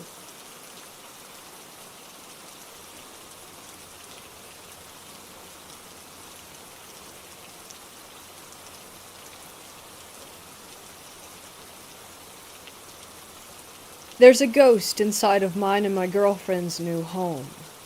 We've heard stomping in the kitchen in the middle of the night, among lots of other things. The issue that I have is that I wonder why it never shows itself or does anything in my presence. I've come home to doors open, and the animals in the corner shaking. Or I'll hear things in the other room falling, and sure enough, there will be something on the floor, but it never does anything while I'm in the room. My girlfriend, however, has seen the ghost, has had it open doors that she was next to, and heard it whisper. Is my energy off-putting to the ghost, or does my girlfriend attract it through her fear? I do not fear the ghost, and view it as more of an annoyance than anything, whereas she is terrified of it.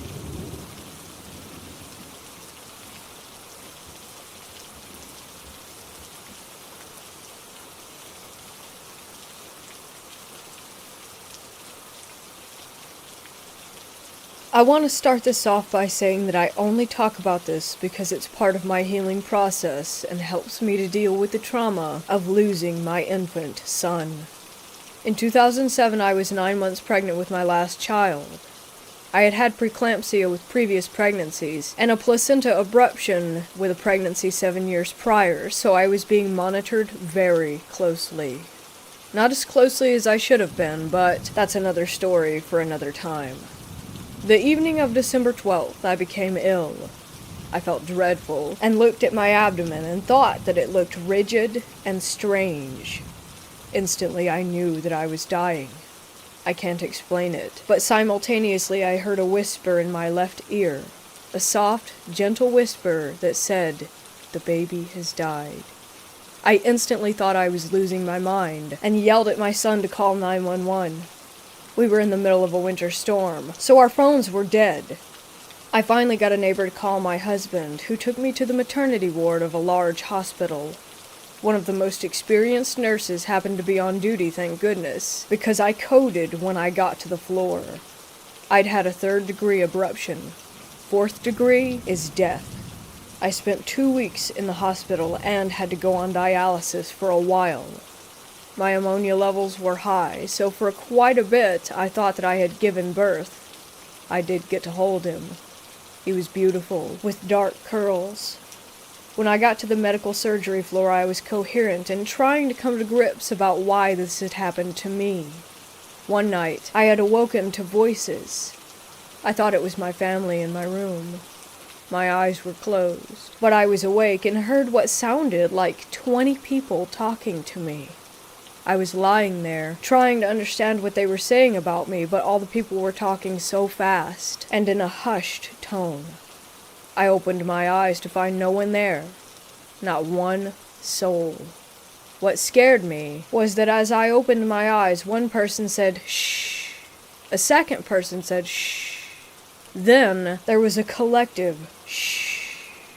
I was terrified, in a dark room with the door shut, and I had a hard time moving around because of my emergency C-section incision. I started calling for my husband. He didn't answer. He would often sleep on the floor, beside my bed on a pull-out sofa chair. Suddenly, a small olive-toned girl of 6 or 7 appeared beside my bed. She had 2 curly ponytails, and was dressed in 1970s type clothing. I could not see her eyes, just dark shadows. She pointed to the other side of my bed and said, "He's over there." My husband had been on the left side of my hospital bed and was asleep. I turned back to face her, and she was gone. Having that experience in the hospital helped change my insight about death. I know that I will see my infant son again one day. I also think that the people's voices I heard may have been people that had passed away at that hospital, as well as the little girl. I felt no threat at all, but was frightened because this was so unexpected.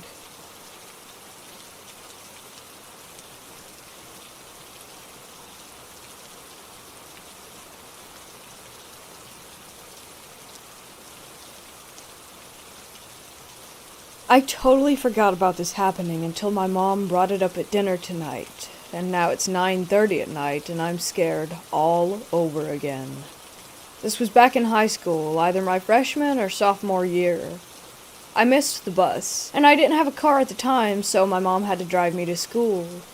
The road my tiny neighborhood, more like a glorified cul-de-sac, was off of was a long stretch that had only one equally tiny other neighborhood and a few houses here and there. It was 6 a.m. or something and still dark outside, and it was colder than a witch's tit. As we were pulling out of the neighborhood, my mom and I both saw these 3 children in blue and white private school uniforms standing side by side, shoulder to shoulder at the entrance of the neighborhood on the sidewalk. It was either 2 girls and 1 boy or 2 boys and 1 girl. I didn't remember the ratio, but the girls wore a blue and white skirt/dress outfit and the boy wore a blue short-sleeved shirt with khaki shorts. This was weird for a few reasons. 1, it was 40 degrees outside. They looked like they were dressed for the summer, and they didn't even wear coats or anything. Secondly, there were 2 schools in the area, but not a private school till the next town over, and the blue and white weren't the school's uniform colors. Third, what young kids just stand there in a single file line not doing anything but staring? No joshing around, no nothing? Yeah, right. Lastly, this wasn't where the bus stop was. It was a few blocks down. Just a sprinkle of extra creepy on top. There weren't any streetlights.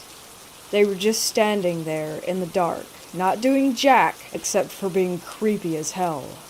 They were on the corner on the right, closest to the passenger side where I was obviously sitting. And of course, we were turning right. As we got closer, I thought that at first they didn't have faces, but it was just too shadowy and dark out, and the headlights only shone under their shoulders, which is how I can remember the outfits so vividly.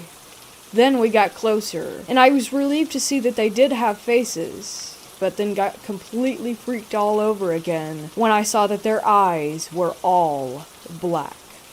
Like supernatural Sam and Dean fighting demons, all black. My mom saw it before I did, and she put the pedal to the metal and hightailed it out of there. I remember trying to look back and see them, but I couldn't since it was too dark. My mom didn't go back home until the sun rose, and it was bright enough to not be afraid anymore. Of course, no one believed me at school, and my siblings thought we were just full of it, but we know what we saw. We never saw them again after that, though. I thought that they were spirits.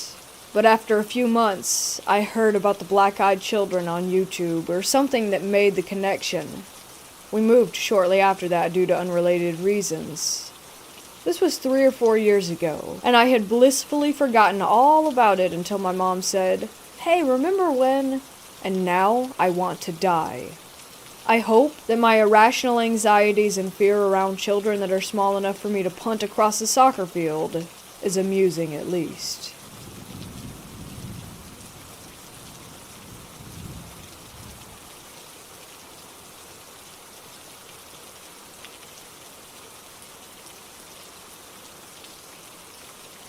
I live in England in a 2-story flat, and I have always believed in the paranormal.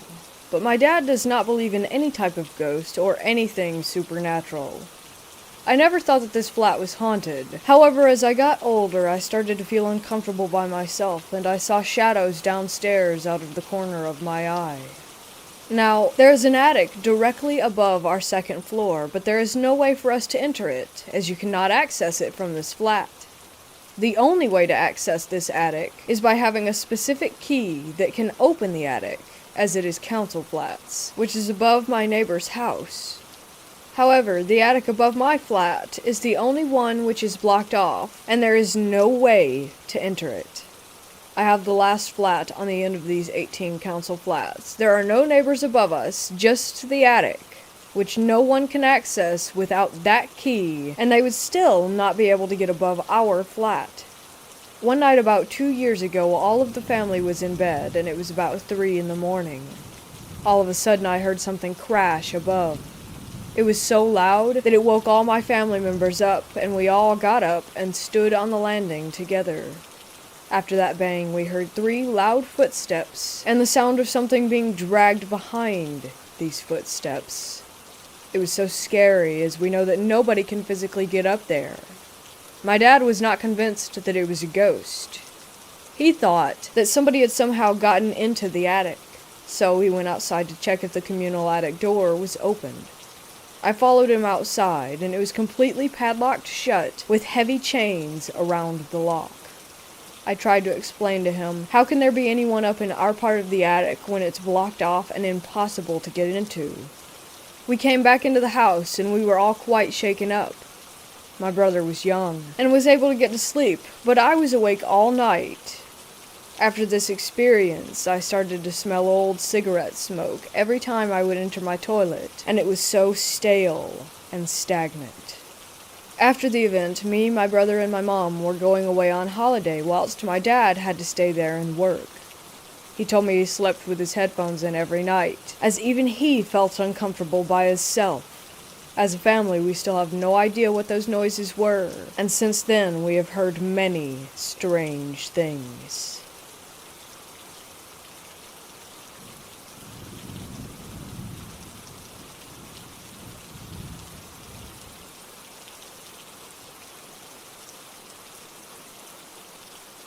A few years ago, I was still in high school, and out of my own curiosity, I tried to lucid dream. I started recording dreams for a month as soon as I woke up. I had all of them written out on a big notepad, but I never really got it to work. Anyway, one night I had a dream where a friend came to me right before I woke up, and the only thing that happened was him telling me something bad is going to happen soon. A few days later, I completely forgot about this, but the same friend in real life keeps acting really just down in the dumps. I asked him what's wrong, and he said it's just a bummer because his uncle had a heart attack and he's worried about him. To add to it, I get a call later that day telling me that my uncle also had a heart attack on the same day and died. At that point, I had to break this weird story to him. Premonition, or just pretty creepy coincidence? He believes the story, even though I would have been skeptical.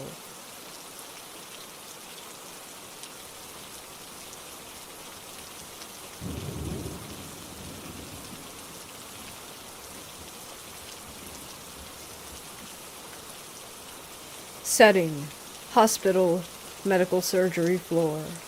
Profession: staff nurse.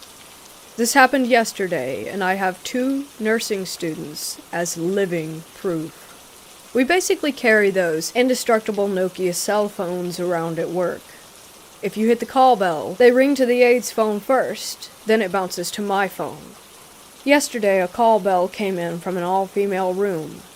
My phone put itself on speakerphone and answered itself. A male voice repeated on a loop with a 4 to 5 second delay, "Are you there?" At the time, I was giving a report to 2 nursing students, 1 male, 1 female. The incident happened after we had just started talking about near-death experiences. We all went white and got goosebumps. The female student said, "Well, you're haunted." It was unbelievable. The male student calmly said, "Yes, we are here." This had never happened before. Those phones don't repeat. Absolutely amazing. I went into the room later and opened the window and told him he was dead and that he needed to move on. What an experience for the students. This has never happened to me before, but I hope it happens again, and that I have the courage to do what the male student did.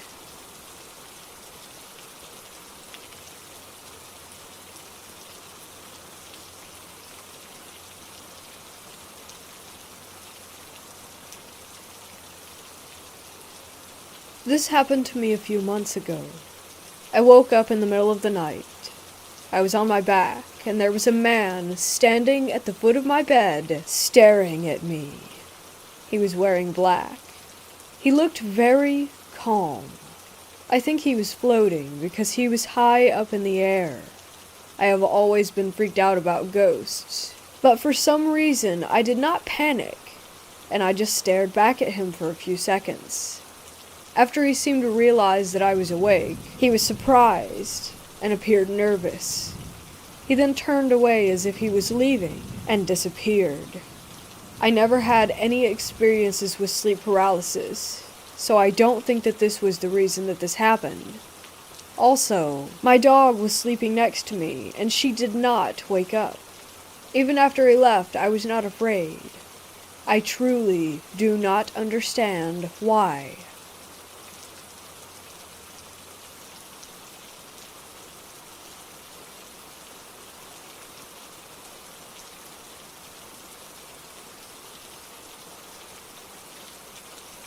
A couple of years ago, I worked at a hospital as security, and part of security duties for the second shift was to lock all doors downstairs in the basement of the hospital. The type of things down there ranged from offices, supply rooms, bathrooms, and the morgue. We would also have to check the refrigeration temp inside the morgue to make sure it was running properly, but that's not important. So one night I go down to the basement, which is basically a big rectangle, locked all the doors, and just as I was going to make a right to take the stairs up, I noticed someone walk out of the corner in what looked like blue scrubs. They took about 5 steps into one of the doors I had locked. They didn't open the door or anything, just walked right through. As security, I couldn't just brush it off, because recently we had people steal from the supply room, so I had to check it out, especially since it was after hours. As I walked up to the door, I immediately got goosebumps, because this specific door was 1, an automatic locking door that can only be accessed by ID clearance, and 2, I didn't see the individual pull out an ID, which you have to get in. You pull out the ID, scan, and wait for the green light to pop up to open the door. I literally just saw someone take about 5 steps into the door like it was open wide, which it wasn't.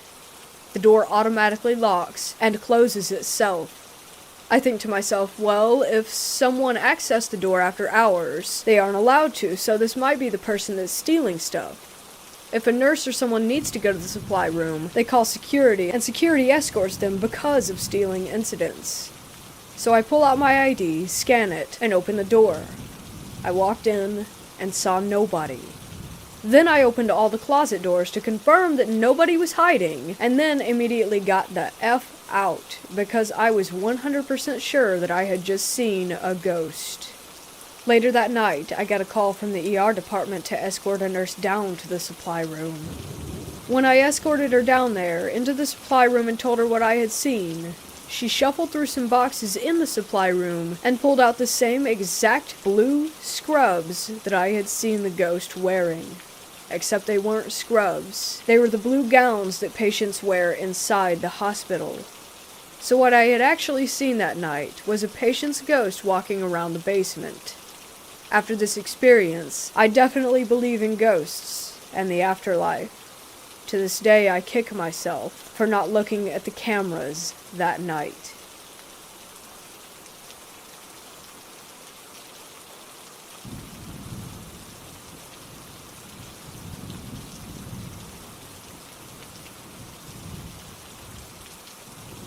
My mom and grandma have had similar experiences with premonitions, but I am now 21 and have been having them for the first time in my own life recently.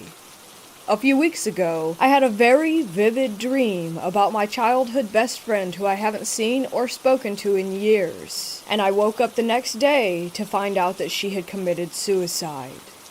Then this past week, I told my boyfriend that I missed our old coworker, who we also haven't seen or spoken to in a few years. And come to find out, he suddenly dropped dead about 15 minutes before I had made that comment.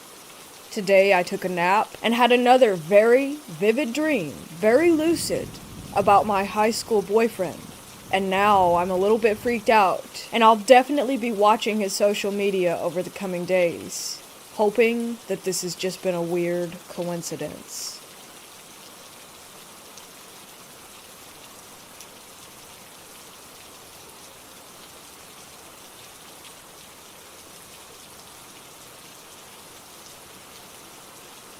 When I, a 24-year-old female, was younger, around 5, my family moved into an old house on the upstairs floor.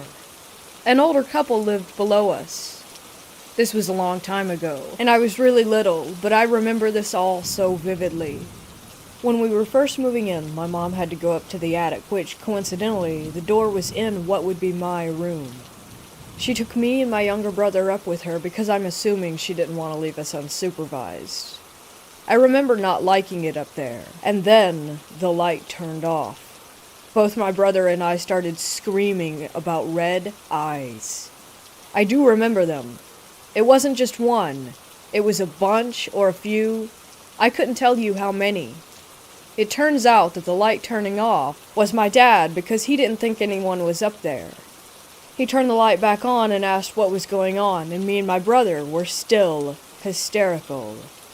The thing is, no one remembers this but me. Not even my brother. I chalk it up to a bad nightmare, except for the fact that I remember every detail. And it turns out a mother had drowned her baby in that attic, and my parents had experiences there as well. I feel like that house was the start of my acknowledgement or awareness of the paranormal.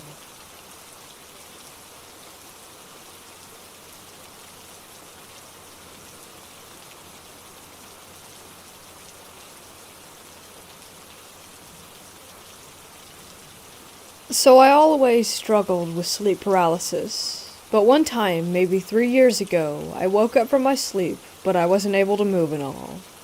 I saw a very slim, abnormally tall, black figure in the corner of my room. I looked at him. He was looking at me, his face down. When I looked at him, he just calmly walked away from my room, and I woke up.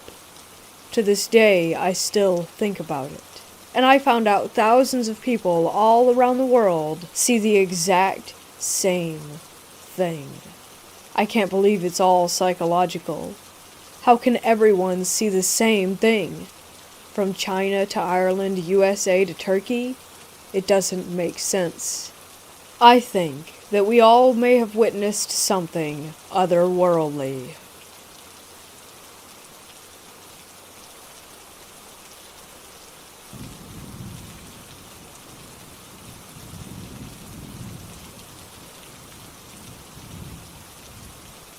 So I'm a week out of the hospital after spending 2 weeks in there with COVID-19 and pneumonia. I have a lot of serious health issues and barely survived my stay, but at the end of my stay, I was woken up at about 4 a.m. by the nurse coming in to give me more antibiotics and change my fluid drip. She left to get a new tube for the drip, and whilst she did that, I rolled over in my bed and saw an elderly man standing at the end of my bed with his hand on the bed at the bottom, as he was looking out the window. Initially, I thought it was one of the elderly gents on the same ward, wandering into my room again. It had happened multiple times, as they all had dementia or delirium, so I spoke to him and asked him if he was all right, but he didn't respond. I buzzed for the nurse and she came back in a rush, and the man vanished before my eyes, and I believe before the nurse's too, as she stopped and stared for a moment, before shaking her head and continuing. I tried asking about it, but she kept telling me that I must be dreaming. Every time she came back into my room, she looked at the same spot where he had been. I'm not sure what I actually did see that night, and I didn't recognize the man at all.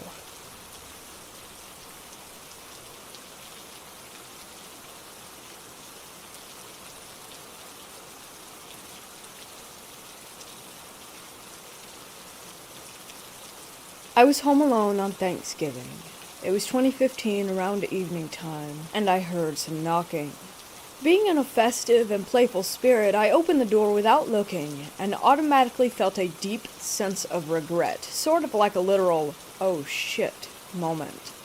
I didn't know where it was coming from until I actively started trying to place what was wrong with the situation, and that's when I realized they didn't have any whites in their eyes.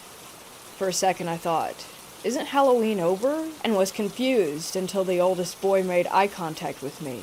And that's literally when I felt like I was staring death in the face. They wanted to come in, and the way they spoke made it seem like they knew what I was thinking and were actively mocking my helplessness. I slammed the door on them, turned all my lights on, and started watching TV while they stood outside and would occasionally knock. I felt like I lost a good 6 hours of time because I don't even remember when I fell asleep or what I was last watching. I remember when I first sat down, Gabriel Iglesias was playing, but I don't remember anything. When I woke up, it was around 2 a.m., and the lights were all off, and there was only static on the TV. I have Dish Network, and there were no power outages in my area, and I don't get static if Dish were to go out. I would get a channel listed as an HDMI and a black screen, or it would be the introduction screen where it would show two people talking about the features of Dish Network. Also, if the lights went out, they would come back on. I had to literally switch the lights on and off a few times for it to work, but no one was home. After that, I would occasionally see them outside, and every time it would be pin drop silence, and my lights would occasionally go out or something would lose power like my dish. One time my phone that was at 63% dropped to 1% in 5 minutes. After a few months of being afraid of every knock, I decided to call an imam to bless the house. I also saged the house and brought a lot of different surahs, psalms, to put in every room, including the bathrooms. Since then, the visits have stopped. However, a few months after that, I remember hearing a blood-curdling scream and a banging sound on my door. I looked through the peephole and saw nothing. A few months ago, maybe 2 or so, my mom and I heard a banging coming from the front door, and same thing. No one was there. I don't know if it was them, or something coming back, or just kids playing a prank, but I was so terrified.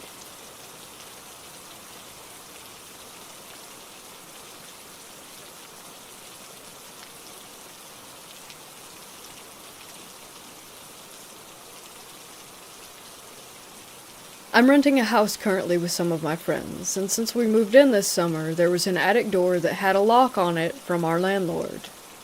Well, me and my friend got curious and decided to try and pick the lock. We ended up getting the combination, and when we went up there, I took 3 photos. One is of the front window, one of the back, and one was of an odd postcard on the ground.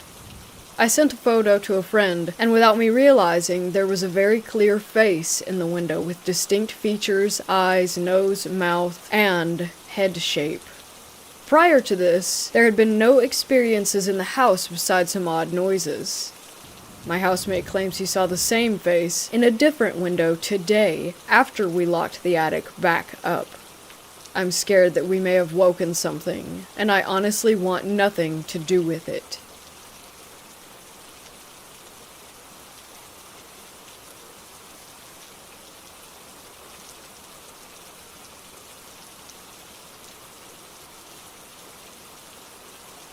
I woke up in bed, and next to me I could see a man lying there with no distinctive facial features except for brown, darkish hair.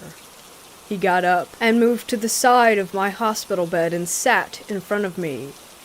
He said to me, "You're going to die soon." I asked when, but he didn't respond, and I got up and locked myself in the bathroom. I've still never figured out what they meant, or who they were. I wasn't on any medication that would bring on any hallucinations or anything like this, but this has not happened before or since.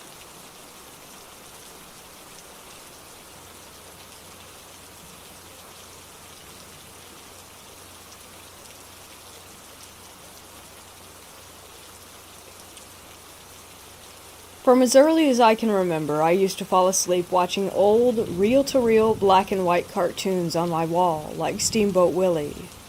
I clearly remember the jittery, shutter-like quality of the cartoon from the old reel-to-reel projector. There was no actual movie projector in my room. At night, I would wake up to someone tapping me on the shoulder. I had a usual routine that I followed when it happened, which involved burying myself under my covers and telling myself that I would count to 7 and then turn over to see what was there. Not sure if there's a significance to 7. To this day, I like to end things with 7. For example, I set my alarm at 6:27 and not 6:30.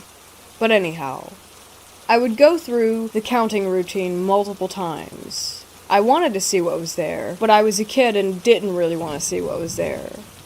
My mom would tell me that I just needed to confront it and tell it to leave me alone. It took years to build up that courage. I don't remember exactly how long, but I must have been in my early teens before I actually did get the nerve up to turn over right away and tell it to leave me alone and stop tapping me on the shoulder. Once I confronted it, it did stop. Then comes my baby sister when I was 15. She would wake up screaming in the middle of the night quite often. Once she was old enough to talk, she said that she was scared of the hand that came up between her wall and the bed and tapped her on the shoulder at night.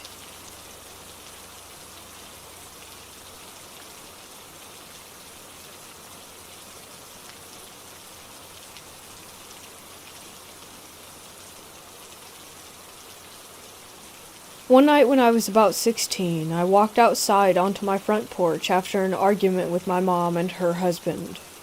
After about an hour of pacing and talking myself out of just leaving, the sun was setting, so I turned back and started heading back toward the house. When down the hill, about 150 yards, I see something slowly walking out of the tree line that looks to be a young woman in a dress, but the setting sun is shining off of whatever she's wearing. I don't think it's normal, and I'm a little freaked out, so I run inside and grab my binoculars. I come back, and she's only moved a few feet, walking very slowly, long steps. I focus in, and she's glowing. Gold. And she's dressed like a nun. Again, she was glowing gold. I've never seen her since, and I've spent the last 12 years searching for answers of what I witnessed that day.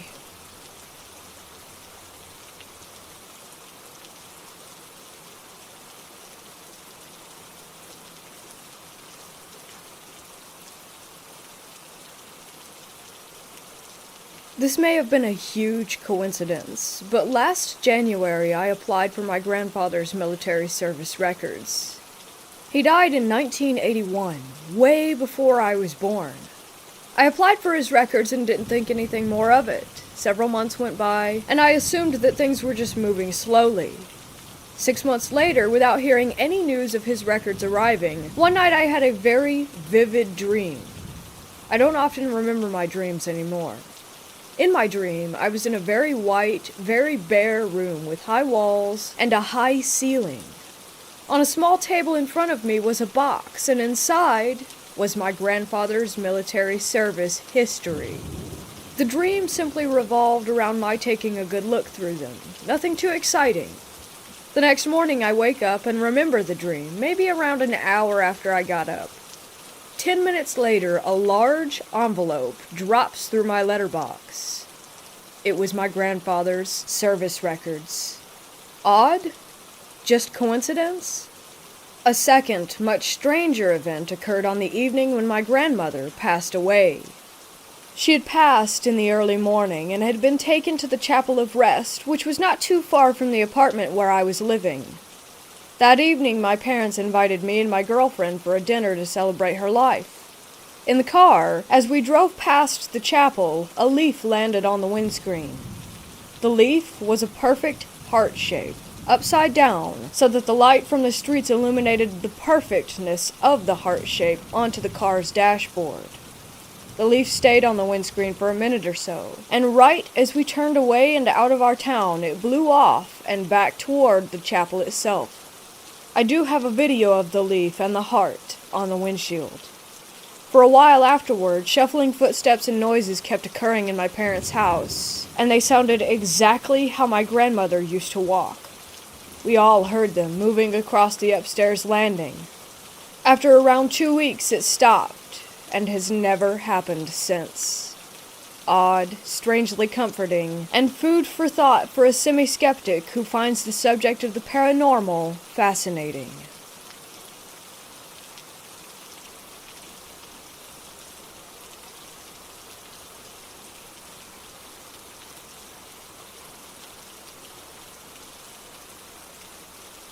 I am a security officer and I work in a low-volume hospital.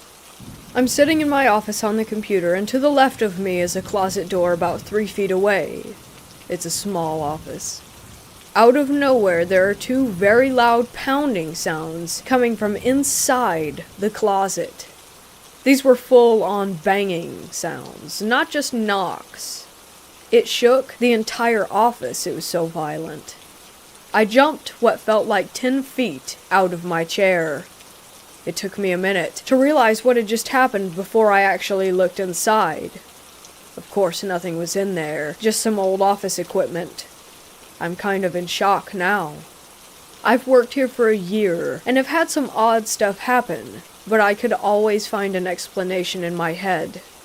This time, I just can't. We've had reports of odd things happening from the housekeeping and other workers.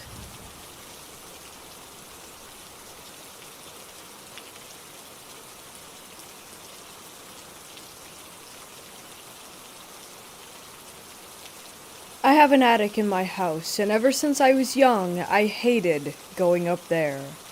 It was dark, because there was no light, and it was always absolutely freezing. It had a really bad energy, and my anxiety would skyrocket whenever I had to go up there with my dad. It felt like someone had set a timer, and time was running out, if that makes sense. It was like I had to get out of there ASAP, or something would happen. In 2016, my parents decided to convert the attic and make it into their bedroom. After this happened, I noticed a lot of unexplainable events.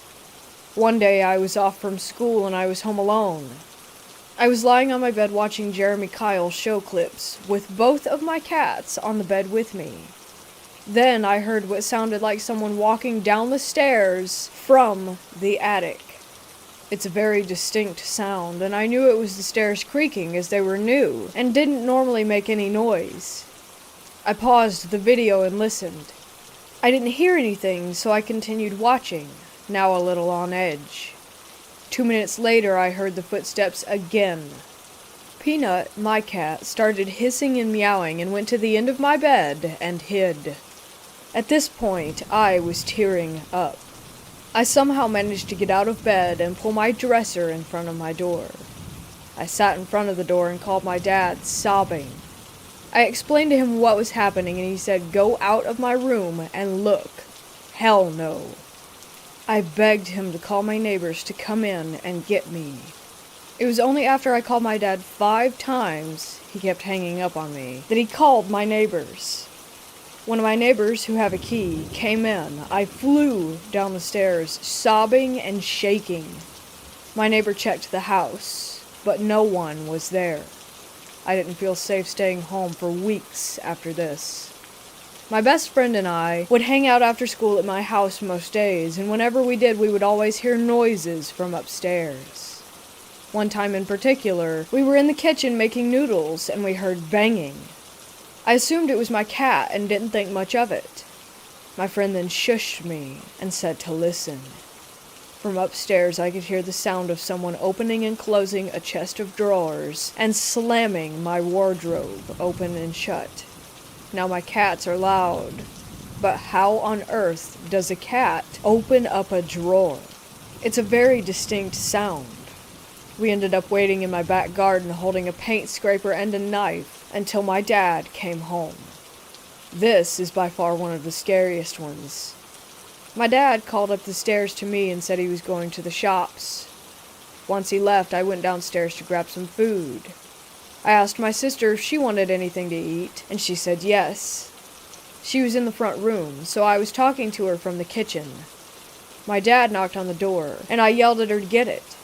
She didn't. I went to answer it, giving it to her for being lazy. When I opened the door, in came my dad and my sister.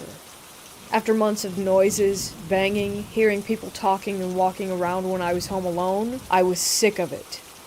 I felt anxious to be in my own home, and I had other things to worry about. So one day I decided to try to talk to whatever it was that was in my house. I didn't use a Ouija board. I just sat on my stairs and had a chat, I guess. I told him that I respect that they were in this house before I was, but that they were scaring me and stressing me out. I asked if they would be able to leave or at least stop frightening me. After this, I've never had anything happen in my house. No banging or noises. I think that it was the spirits of the previous owners, a nice elderly couple who sadly died in the house of natural causes.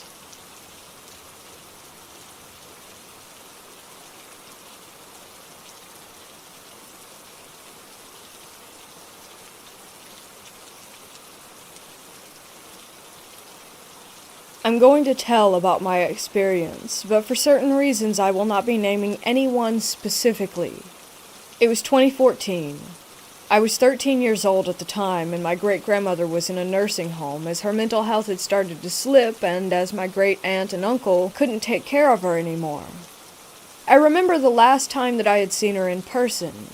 It was a sunny January afternoon, and me, my parents, grandparents, and my aunt and uncle had decided to talk outside as opposed to the sad, depressing clinical interior of the nursing home.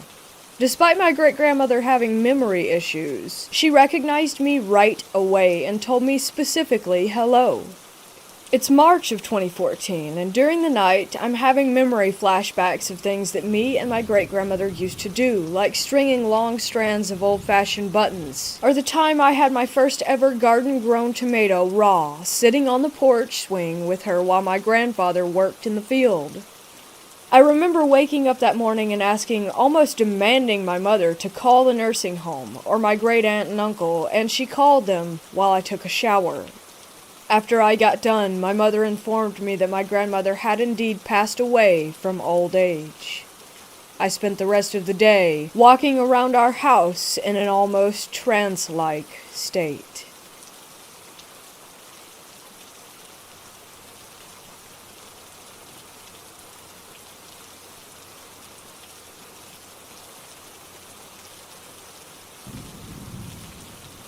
Back in the early 2000s when I was a kid, there was a deserted section of the local hospital waiting to be torn down and rebuilt.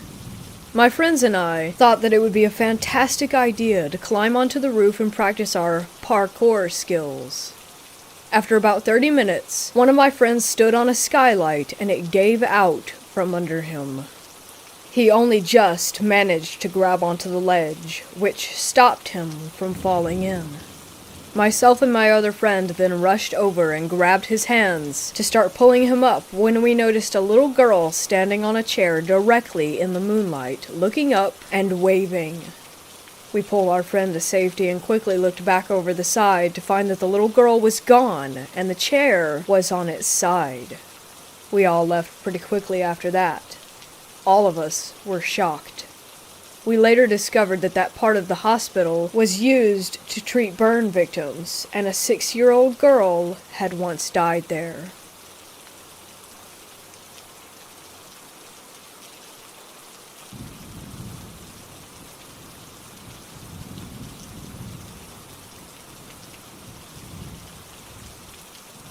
My family and I moved into a new house. It used to have an attic, but it's been sealed off. After a couple of months into living in this house, sometimes I'm just watching TV and I hear scratching from the roof. I just play it off as a bird, as they're common where I live. After 3 weeks, the scratching has gotten worse and more frequent. It's like it's trying to scratch its way out of the roof. By the way, the attic entrance thing is above the outside of my sister's room. One day my sister tells my dad that the seal is open. My dad gets confused because it was supposed to be sealed off completely. My dad goes to close it and realizes that it's really hard to open and close, so whatever opened it was strong. That's when I start to get skeptical. The same night I go to get some snacks from the fridge, I open it to find out that they are all gone. I thought my siblings must have eaten them. In the morning, my parents are going on about a missing cake. The cake was supposed to be for my niece's birthday. They asked if I had anything to do with it, and I said no, along with all my other siblings. I was getting really suspicious about the attic, so I built up the courage to go and check it out. Note that I am probably the most paranoid person in the world, so I was scared for my life, but my curiosity got the best of me. I get the ladder, a torch, and a knife just in case. I open the entrance. I shine my torch to see nothing. But as I search more, I see the cake, empty snack packets, dirty clothes, and a short, dark silhouette. It just freezes in place. Immediately I bolt and scream for my parents and tell them everything. They tell me to stay in my room. They go up and check, but there was no one there. I'm still shaken from that moment and get nightmares from it. We have since moved from that home and now live a normal, non-scary life.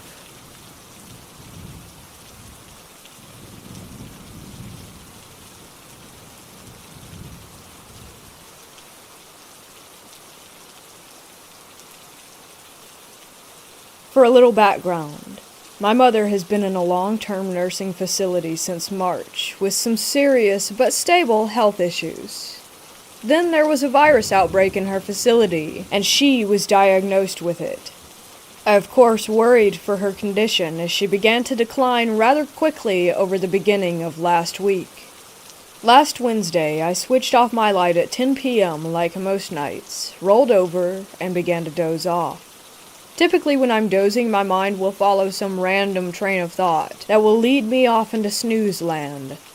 That night, as I was dozing, I envisioned my mother walking into my late father's arms, being hugged by my older brother who had died 9 years ago, and having my grandparents and aunt gather around her while being hugged by my father. Then the phone woke me up at 10:30 p.m. The hospice nurse called to tell me that my mother had passed away at 10:15. I like to think that I was